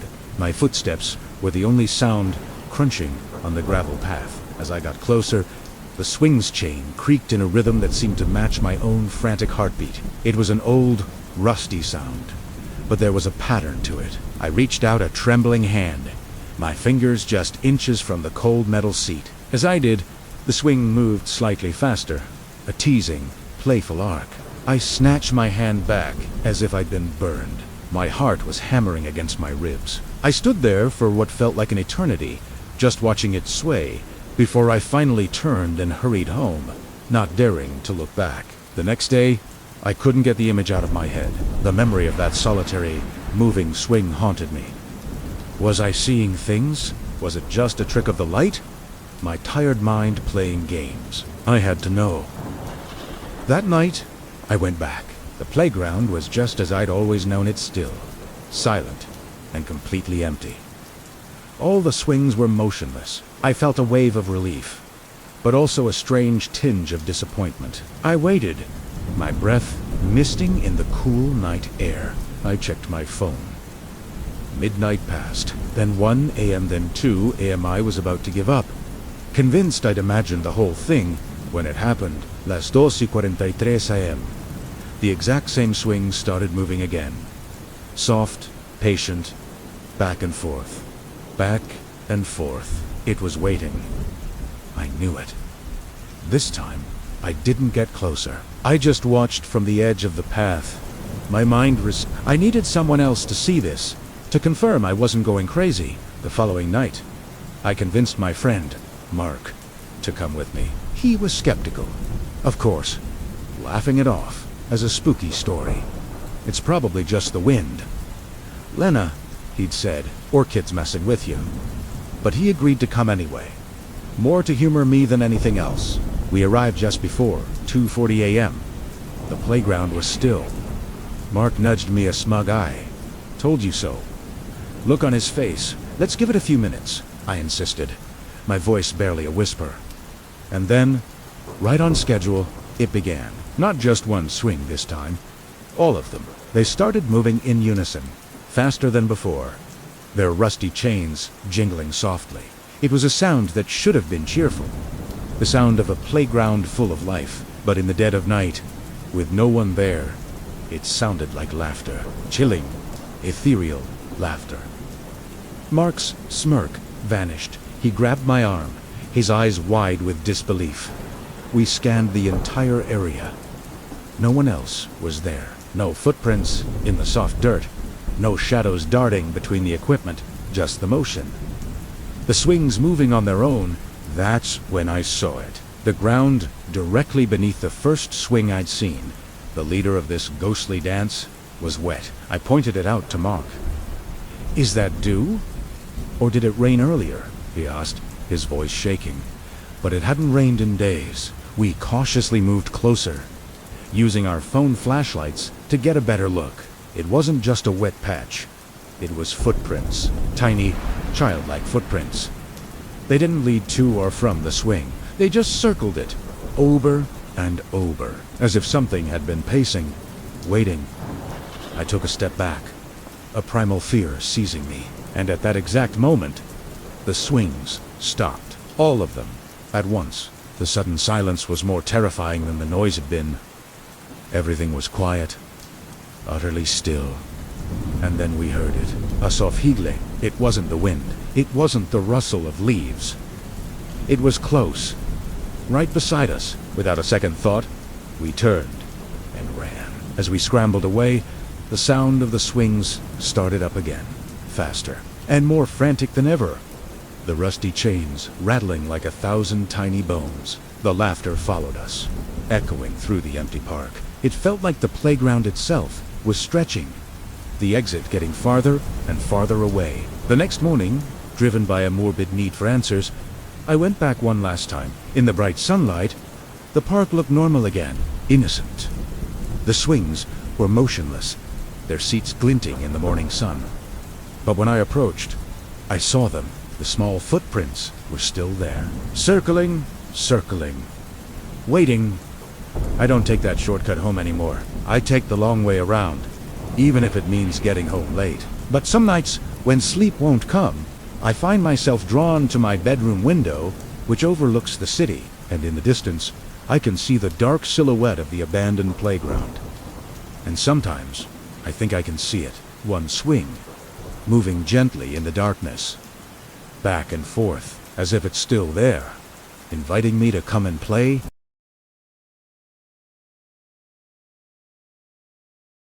From my bedroom window, I watched the apartment across the street. It had been empty for months. The lights were never on, and the curtains were always drawn tight. But sometimes, late at night, I saw movement. At first, it was subtle. You know, the kind of thing you brush off. Shadows shifting in a way that didn't feel right, curtains twitching just at the edge of my vision. Then, a light would flash on for a split second, and then off again. It always happened when I wasn't looking directly, making me question if I'd seen it at all. One night, I decided I'd had enough. I was going to stay awake and watch. Really watch. I made a pot of strong coffee and settled into my chair. My eyes glued to the dark window across the way. The hours ticked by. Nothing. I started to feel foolish, like I was just overtired and letting my imagination run wild. Then, at exactly 11:42 p.m., the living room light in that empty apartment flickered on. A figure appeared in silhouette. It was just standing there, perfectly still, watching my window. A cold chill, the kind that starts at the base of your neck and crawls down your spine, washed over me. I instinctively looked away, just for a second, my heart pounding in my chest. When I forced myself to look back, the figure had moved closer to its window. Its posture was calm, almost unnervingly patient. It was waiting. The next morning, I tried to rationalize it. Someone must have finally moved in, right? Maybe they were just quiet people, unpacking late at night. So, on my way out, I stopped by the building manager's office. "Hey," I said, trying to sound casual. "Did someone finally take apartment 4B across the street?" He just shook his head. "Nope," he said, flipping through his records. "Still vacant. Been that way since the last tenants left in March." My blood ran cold. The apartment was unoccupied. Over the next week, the pattern continued, becoming a terrifying ritual. Every single night, at precisely 11:42 p.m., the light would switch on. The figure would appear. It stood there for a while, and then it started mimicking my movements. It was horrifying. If I raised my hand to rub my tired eyes, its shadowed arm would lift in perfect sync. If I leaned forward for a closer look, it leaned forward too. It was a silent, perfect mirror. I tried to ignore it. I told myself it was a prank, a reflection, anything but what it felt like. I started closing my own curtains as soon as the sun went down. I tried going to bed early, putting on headphones with loud music to distract myself, but it didn't matter. Somehow, it always found a way to let me know it was there. Maybe I'd catch its silhouette through a gap in the curtains, or I'd wake up in the middle of the night with an unshakable feeling of being watched. I'd just know. I'd know it was across the street, standing silently in the dark, watching. One evening, driven by a mix of fear and desperation, I decided to try something else. I stood at my window, my hands trembling slightly, and I whispered into the glass, "Who are you?" The air in my room felt thick, heavy. The figure across the street didn't move for a long moment. Then, slowly, it tilted its head, as if it was considering my question, as if it understood. Then, even more slowly, it raised a hand and gave a small, deliberate wave. I didn't wave back. I just stood there, frozen. A moment later, the figure stepped back from the window, melting into the darkness of the room, and the light went out. For the first time in weeks, it didn't stay until dawn. That was the last straw. I couldn't live like that anymore.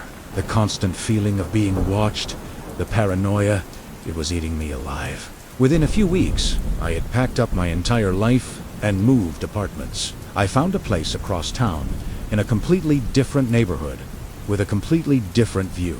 I thought I had left it all behind. I thought I was free. On my first night in the new place, I was unpacking boxers, feeling a sense of relief I hadn't felt in months. I walked over to my new window to look at my new view, my new life, and my heart stopped. The apartment directly across the street, a building I had never seen before in my life, had its lights on, and standing in the window, a familiar figure in silhouette, waiting, watching, patiently. I don't know who or what it is. I don't know what it wants. But I know it's not going away. It's been months now. Some nights, when the world is quiet and still, I swear I can feel its presence so intensely that it feels like it's in the room with me. I swear, it even mimics the rhythm of my own breathing. And I know, silently, that it always will.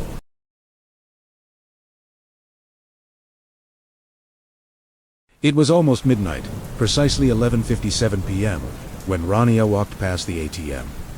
She had no intention of stopping. It was just a routine walk home, the street silent and deserted. But as she passed, the ATM beeped, Breaking the quiet, a small piece of paper slid out of the receipt slot. She hesitated for a moment. Then, driven by a flicker of curiosity, she walked over and picked it up. It felt like any other receipt, cool and smooth in her hand. But then she saw the name printed at the top. Rania A., her name. Her heart skipped a beat. Below her name was a transaction, a withdrawal. The timestamp was 11:58 p.m. That was impossible. It was only 11:57. And more importantly, she hadn't used the machine. She hadn't even touched it. A wave of confusion washed over her. She quickly checked her wallet.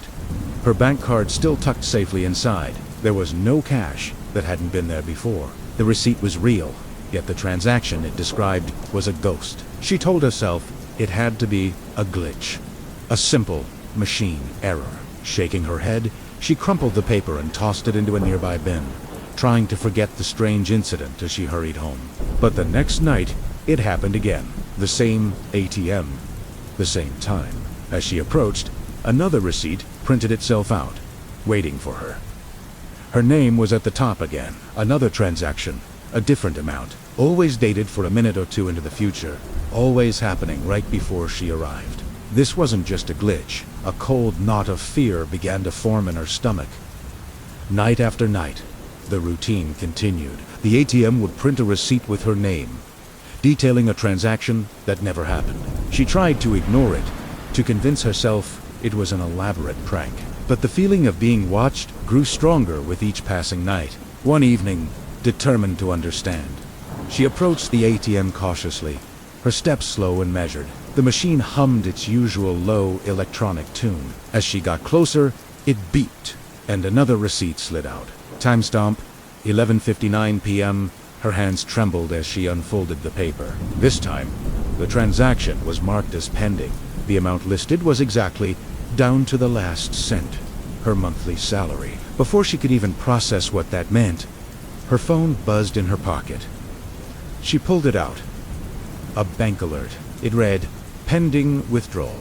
She hadn't logged into her account, hadn't authorized anything. Her blood ran cold. As she stared at her phone screen in disbelief, the ATM beeped again. Another piece of paper emerged. She grabbed it. This one was different. Below the transaction details, there was a single, typed word. Hooray! Rania stumbled back, her eyes darting around the empty street. There was no one there. Just the cold humming machine, and the glow of the streetlights. Another beep, another receipt. This time, the message was even more chilling. Before midnight? That was all it took. A primal fear took over. She didn't wait for another message. She turned and ran, not stopping until she was safely inside her apartment with the door double locked. She spent the night huddled on her couch, unable to sleep, checking her bank account obsessively. The pending transaction was gone. Her balance was normal. It was as if nothing had happened. But she had the receipts. De Iwer Real. She avoided that street for a week, taking the long way home, her heart pounding every time she thought about the humming machine. But curiosity, or maybe a sense of defiance, eventually got the better of her. She had to know if it was still happening. One night, she decided to check her bank account online from the safety of her home. Just moments before the usual time, the page loaded. Her balance was zero. A gaping, terrifying zero. Her entire savings gone. But there were no transactions listed, no pending withdrawals, no record of anything leaving her account. It was just empty. A few minutes later, her phone buzzed with a notification. It was a picture message from an unknown number. The image was a photo of the ATM. Another receipt was sliding out. She could just make out the timestamp, 11:57 p.m., and at the top, her name. The message that followed was just 3 words: "Don't be late." Rania never walked down that street after 11 p.m. again. She changed her bank, moved her money, even considered moving to a new apartment. But she knows the machine is still there, waiting, patiently printing its phantom receipts in the dead of night. She can't shake the feeling that it's not just waiting, but watching. And she can't help but wonder what will happen the next time she's late. Because it knows her name, it knows her schedule, and it knows where she lives. The city feels smaller now, the shadows longer. and every beep of a machine, every piece of discarded paper on the sidewalk, makes her jump. She is forever looking over her shoulder, a prisoner to a machine that haunts her from a distance, a constant, silent threat in the heart of the city.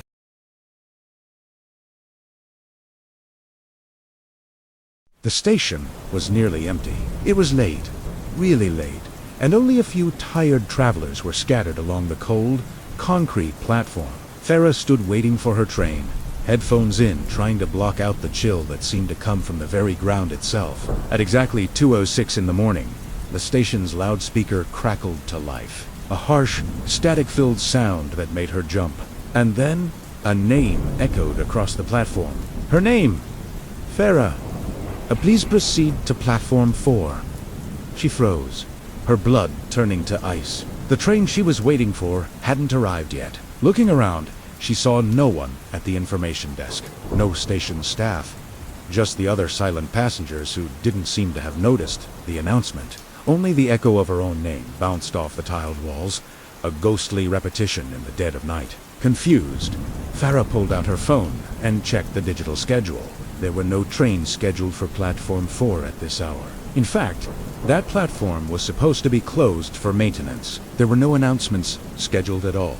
Right then, the overhead lights on the platform flickered violently, plunging her into a split second of darkness before they buzzed back on. A soft, low hum began to fill the air, a vibration she could feel in her teeth. And then, the voice from the loudspeaker returned. Quieter this time, almost like a whisper carried on the wind. Ferraghe. A primal fear gripped her. This was wrong. All of Italiano.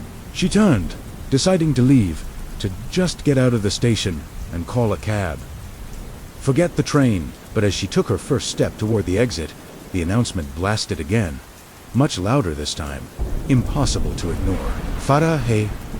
The train is ready.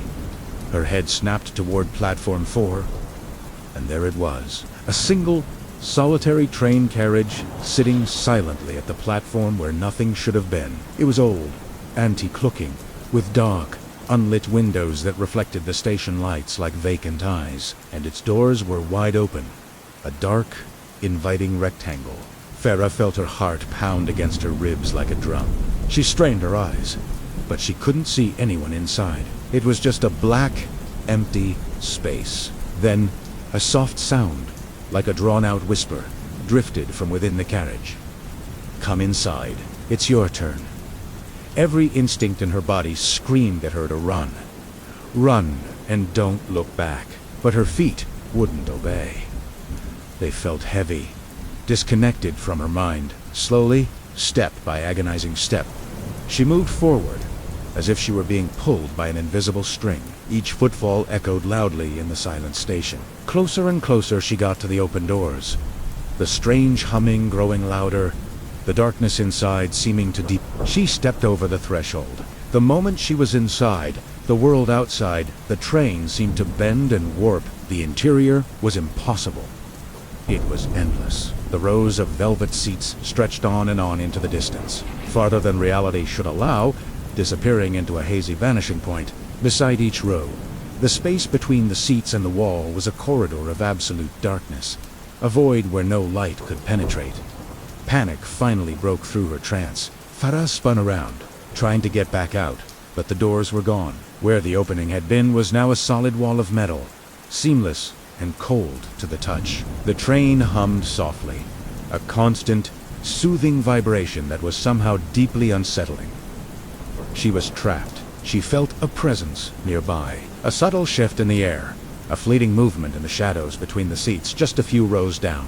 She held her breath, listening, and then a voice, impossibly calm and patient, whispered directly in her ear, as if someone were standing right behind her. All passengers are here. You belong. Now morning came. The sun streamed into the station, which was once again empty, waiting for the first wave of morning commuters. The mysterious train was gone. There was no trace of Farah, no forgotten scarf, no dropped phone. It was as if she had never been there at all, except for one thing, a single, faint echo that seemed to linger in the air, caught forever on the loudspeaker system. They say some nights, when the last train has departed and the station is silent and empty, you can still hear it. The crackle of the loudspeaker, followed by a name being called into the darkness. And the local legend warns, if you're there and you hear your name, ... don't answer. Because if you do, the train will arrive, and it will be your turn.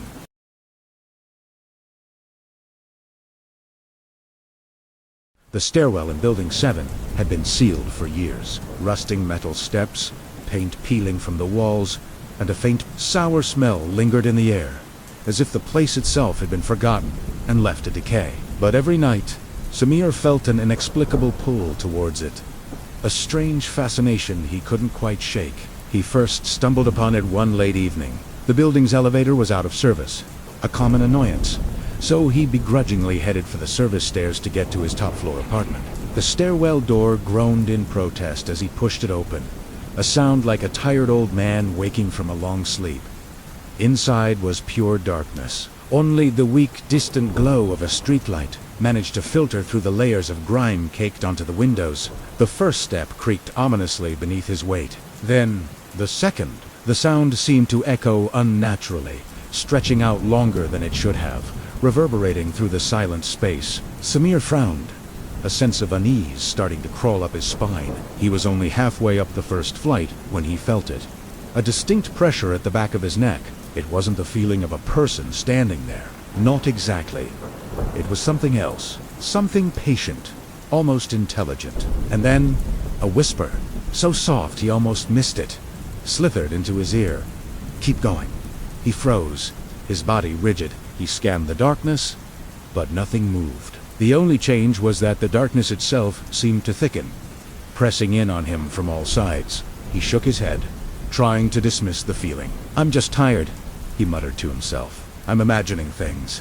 He forced himself to continue, quickening his pace until he finally reached his floor. The door slamming shut behind him, leaving the dark stairwell to its silence. But the seed of curiosity had been planted. The next night, it won. Against his better judgment, he found himself standing before that same groaning door. This time, armed with a powerful flashlight, he clicked it on, a bright beam cutting through the oppressive blackness. But the stairwell looked different. It seemed longer than it had the night before. The landing for the top floor looked impossibly far away, a distant point in an endless vertical tunnel. It took a step. The creak was immediate, even though he'd barely put any weight on it. He took another creak. Halfway up, he heard it again, but this time it was clearer. The distinct sound of footsteps behind him. They were slow, deliberate, and they were matching his pace, step for step. His heart hammered against his ribs. Shining his flashlight down the stairs. There was nothing. Just empty, decaying steps descending into the void. He held his breath, listening. A soft sigh echoed from somewhere above him, a sound filled with ancient patience. He slowly turned back, his light beam trembling as it swept upwards. And that's when he saw it. A shape began to materialize in the dim, ambient light. At first, he thought it was just a trick of the eye, a shadow cast by the peeling paint and rusted railings. But then it moved. It was slow, agonizingly patient. Step after step, it began to descend towards him, a silent, dark form detaching itself from the deeper shadows above. Samir's survival instinct kicked in. He ran. He scrambled up the stairs, his breath coming in ragged gasps. But the stairwell itself seemed to be fighting him. It twisted unnaturally, the angles becoming sharp and wrong. Steps stretched before him, each one feeling like a monumental effort. Corridors appeared in his peripheral vision, dark openings that he knew weren't there before, leading to nowhere. He finally reached the landing for his floor, his lungs burning. He fumbled for the door handle, his hands slick with sweat. He twisted it, pushed. It was locked. Panic surged through him. The shape was closer now, a silent, encroaching dread. And then the whispers began again. But this time they weren't just in the air. They were inside his head. You're late. Keep going. Don't stop. Don't. He couldn't breathe. The voice was a part of his own thoughts now, coiling around his mind. His flashlight flickered violently, its beam sputtering into strobe-like flashes of light. The walls seemed to pulse, to breathe. Flakes of rust and old paint rained down from the ceiling like dry, gritty snow. Samir stumbled, his foot catching on a warped step, and he nearly tumbled backward down the seemingly infinite staircase. The presence was right behind him now, pressing against him with an immense, cold weight. It wasn't aggressive, it was just there, patient, waiting, watching. One more step, it whispered directly into his mind. The voice, a calm, chilling command. He had no choice. He forced himself upward, driven by a terror he had never known. Each step was heavier than the last, as if he were wading through thick, invisible molasses. Each step felt like it stretched for a mile. The stairwell elongated, becoming a vertical, infinite prison of rust and decay. Finally, after an eternity, he reached the very top. A heavy metal door leading to the roof. Hope, desperate and fragile, flared in his chest. He threw his shoulder against it. It burst open. He stumbled out into the cool night air. Silence. He collapsed onto the rough surface of the roof, gasping for air, for sanity. He looked around wildly. For a moment, he felt a wave of profound relief. The shape was gone. The whispers had ceased. "Et was alone." After catching his breath, he cautiously got to his feet. He had to go back down. He turned and peered back into the stairwell, and his blood ran cold. It had changed. The steps leading down from the roof were fresh, untouched, the metal gleaming as if it were brand new. They stretched down, farther than before, pristine and perfect, and from the clean, new darkness below, a single, familiar whisper floated up to him. "See you tomorrow." Samir hasn't taken the stairs since. The elevator is working just fine now, and he thanks his lucky stars for it every single day. Yet, every night, when the lights in the hallway flicker for just a moment as he passes the stairwell door, he hears it. The faint, unmistakable creak of steps. Slow, patient, matching his pace from the other side of the door, waiting for him.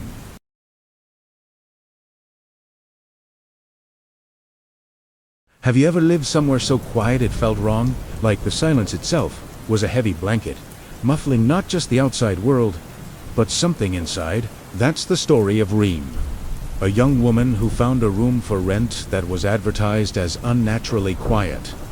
She thought it was just a quirky marketing line, a promise of peace in a noisy city. She couldn't have been more wrong. The quiet wasn't empty. It was full of secrets, and full of dreams. Reem moved in on a Tuesday. The first thing she noticed was, of course, the silence. No traffic hum, no neighbor's TV, not even the creak of the old building settling. It was absolute. She unpacked, feeling a strange sense of ease. Finally, a place where she could truly unwind. That first night, she slept more deeply than she had in years. She woke up refreshed, attributing it to the profound quiet. She loved her new room. The second night was the same, blissful, uninterrupted sleep. It was on the third night that the silence began to unravel. She woke up abruptly around 3 a.m. The room was pitch black, the silence as thick as ever, but then she heard it. A whisper so faint she thought she'd imagined it. It sounded like a snippet of a conversation, a single word hanging in the air before vanishing. She sat up, her heart starting to race. Straining her ears, she heard nothing but her own breathing. She told herself it was just the building settling, or a dream she couldn't quite remember. She lay back down, but sleep wouldn't come. The quiet now felt watchful, expectant. The next night, it happened again. This time, the sounds were clearer. A woman's soft laughter, followed by the sharp, angry retort of a man. The voices were muffled, as if coming from behind a thick wall, yet they felt intimately close. They were fragments, ghosts of conversations that made no sense. Reem scrambled for the light switch. The moment the bulb flickered on, the sounds stopped. The room was just a room again. Empty, silent. But the feeling of being an intruder, of eavesdropping on something not meant for her, lingered. Over the next week, the nightly performances grew more intense. It was a cacophony of lost moments. The sound of a child running, their small footsteps pattering back and forth across a floor that should have been empty, the clinking of glasses, as if a toast were being made, the heartbreaking sound of someone sobbing, a deep, guttural grief that seemed to seep into the very plaster of the walls. Reem was terrified. She searched for logical explanations. Were the walls just thin? Was she hearing her neighbors? She knocked on their doors, asked them if they'd heard anything. They all looked at her like she was crazy. Their apartments were as quiet as tombs. Desperate, Reem started researching the building's history. What she found turned her fear into pure dread. The apartments, specifically her room, had a dark past. Over the decades, it had been the site of multiple tragedies. A young couple in the 40s, a terrible argument that ended in heartbreak, a lonely old man who passed away in his sleep in the 70s, a family in the 90s whose child had died in a tragic accident. The stories were all different, but they all ended here, in her room. The unnaturally quiet room. Reem realized the truth. The room wasn't just quiet. It was absorbing sound. It was absorbing lives. The room was dreaming. Every night, it replayed its memories. Its dreams, made of the echoes of those who had lived and died within its four walls. The whispers, the laughter, the sorrow, they were the room's REM cycle. She wasn't just a tenant. She was a witness to the building's subconscious. The silence wasn't an absence of noise. It was the pause between breaths. She knew she had to leave. She started packing her bags, a frantic energy fueling her movements. She couldn't spend another night in that place. But as she worked, a strange lethargy began to creep over her. Her eyelids felt heavy. Her body ached with a profound, bone-deep weariness she'd never felt before. The room seemed to be getting darker, the corners blurring, even with the lights on. She told herself she just needed to rest for a moment. Just 5 minutes. She lay down on her bed, just for a second. When Reem woke up, it wasn't in her room, or at least, not her room as she knew it. She was floating, weightless, in a swirling gray mist. The whispers were all around her now, no longer muffled by the walls. They were inside her head. She saw flashes of images that weren't hers. A woman's hand, holding a yellowed photograph, a child's red ball rolling under a dusty armchair, a man's face contorted in anger. She was drifting through a dream, but it wasn't her own. She was inside the room's dream. She tried to scream, but no sound came out. Panic seized her as she looked down. Below her, where her bed should have been, she saw something impossible. The floorboards were moving. The entire floor was rising and falling, slowly, rhythmically, like a giant chest inhaling and exhaling. The walls around her did the same, pulsing in a slow, steady beat. The room was alive. The room was breathing. The room was sleeping, and then she felt a pressure, a crushing weight from above. She looked up and saw the ceiling descending upon her, not like a collapse, but like a heavy eyelid slowly closing. The gray mist swirled faster, the voices becoming a deafening roar. They were the voices of the lost, the forgotten, the ones who had become part of the dream, and they were welcoming her. Reem realized, with a final, chilling certainty, that the room wasn't just dreaming of its past anymore.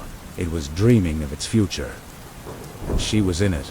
The unnaturally quiet room had found a new voice to add to its collection. As the ceiling pressed down, her own consciousness began to fade, her memories dissolving into the ghostly chorus. The room slept on top of her, absorbing her story, her life, her screams, until all that was left was silence. The next day, a new tenant came to view the apartment. They remarked on how peaceful it felt, how unnaturally quiet. They signed the lease, excited for the deep, uninterrupted sleep they would finally get. They had no idea that every night the room would dream, and that sometimes a new, frightened voice would whisper among the others, a voice that sounded a lot like Reem.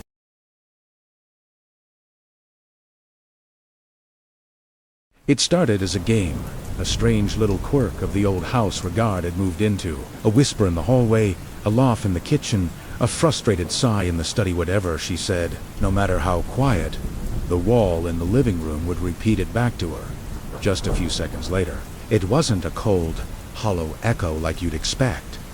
No, this was different. It was her voice, her exact tone, her inflection, her breathy pauses. It was like listening to a recording of herself, played back on a slight delay. At first, it was unnerving. She'd say, "Hello," and a few moments later, "Hello," would drift back from the living room. A perfect mimicry. She tried to find a rational explanation, an acoustic anomaly, some forgotten piece of tech left by the previous owners. She scoured the house, tapping on walls, checking for hidden speakers, but found nothing. The wall itself was just plaster and old wallpaper, solid and unremarkable. After a few weeks, the fear subsided into a strange kind of acceptance, then amusement.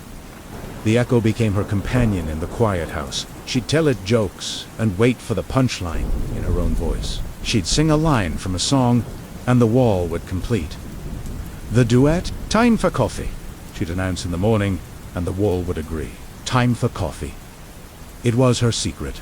This living, breathing echo. She told no one, fearing they'd think she was losing her mind.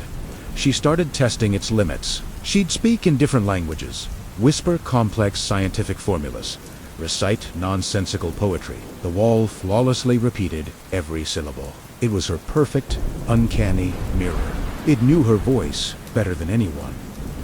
But the silence was where the game got interesting. She found that if she stayed quiet, the wall stayed quiet. The house would fall into a deep, listening stillness, as if waiting. The game became about who could stay silent longer. Regard would sit in the armchair across from the wall, holding her breath, a smile playing on her lips. It felt like a contest of wills. Days turned into weeks, and the game became an obsession. She'd spend hours in that room, just not speaking. The silence was a taut string, vibrating with unspoken energy. She felt a presence on the other side of that quiet, an intelligence that was more than just a simple echo. One rainy Tuesday afternoon, she was deep into one of their silent hours had passed. The only sounds were the drumming of rain against the window panes and the ticking of the grandfather clock in the hall. Regard felt a smug sense of victory. She had been quiet all day. She had won. She was just about to break the silence, to declare her triumph with a loud aha, when the air grew cold. The familiar delayed echo never came. Instead, a new sound emerged from the wall. A voice. Her voice, but she hadn't spoken a word. It was a low, conspiratorial whisper, filled with a chilling patience she didn't recognize as her own. It said, "Be quiet." Goosebumps erupted on her arms. The voice continued, smooth and self-assured. "It's my turn to talk." Panic seized Regard. This wasn't the game anymore. This was something else entirely. She scrambled to her feet, her heart hammering against her ribs. She wanted to scream, to run, but her throat was tight with terror. Her own voice, coming from the wall, began to speak again, not echoing her, but originating a conversation. It talked about her day. It said, "I think I'll make some tea now," in a cheerful tone that was utterly grotesque. She backed away, stumbling out of the living room. The voice followed her, not as an echo, but as a constant, running commentary from the heart of the house. It was her voice, narrating her every move. "Oh, looks like we're a bit scared." It chuckled from the direction of the kitchen. "Running up the stairs now. Are we?" It called from the landing. She locked herself in the bedroom, pressing her back against the door, her breaths coming in ragged gasps. But there was no escape. The voice was inside the room with her, emanating from the very walls around her. It was her own thoughts, spoken aloud before she could even fully form them. "Maybe I should call for help," she thought, and the voice immediately said, "But who would believe you?" The voice began to talk to itself, a long, meandering monologue. It spoke of Regard's childhood memories, her deepest secrets, her most private fears, all in her own voice, but with a cruel, mocking twist. It was a violation of the most profound kind. Her identity, her very self, was being stolen and paraded around her by the house itself. She spent the night huddled in a corner, listening to the entity that wore her voice as it moved through the house. She heard it humming her favorite tune as it walked down the hala. She heard it sigh, contentedly, from her favorite reading chair downstairs. It was living her life without her. The next morning, the phone rang. Ragad didn't move. She heard the voice, downstairs, answer it. "Hello. Oh, hi, Mom," it choked, perfectly mimicking Regard's cheerful phone manner. She listened horrified, as it had a complete, convincing conversation with her mother, making plans to visit, laughing at a family joke. The thing in the walls knew everything. When the call ended, the voice said, loud enough for her to hear upstairs, "Well, that was lovely. Now, what to wear today?" Ragad heard the sound of her closet door creaking open downstairs. A chill that had nothing to do with the temperature of the room sank into her bones. It wasn't just stealing her voice anymore. It was stealing her life. After that day, the house continued to live. Neighbors would see lights on in the evening. They'd hear the faint sound of music, or a laugh carried on the breeze. Sometimes they'd see a figure moving behind the curtains, a silhouette that looked exactly like her car would come and go. Her friends would call, and the cheerful, familiar voice of Regard would answer, making excuses for why she couldn't meet up just yet. So busy with the new house, it would say, the house was active. The house was social. The house was Raghead, but Raggard herself, the woman of flesh and blood, was never seen again. She was simply replaced. A silent prisoner in her own home, or perhaps something else entirely. No one ever knew. The only thing that remained was the voice, her voice, finally having its turn to talk forever. And as our story fades into the night, I hope the shadows felt gentle and the silence kind. If your eyes are feeling heavy, let them close. Let the echoes of this tale drift quietly away with your thoughts. If you've found comfort here tonight, you're always welcome to return. New stories will be waiting for you just beyond the dark. Feel free to like the video or subscribe if this space brings you peace, but only when it feels right for you. Until next time, rest well, sleep deeply, and remember, even in the quiet darkness, you are never alone.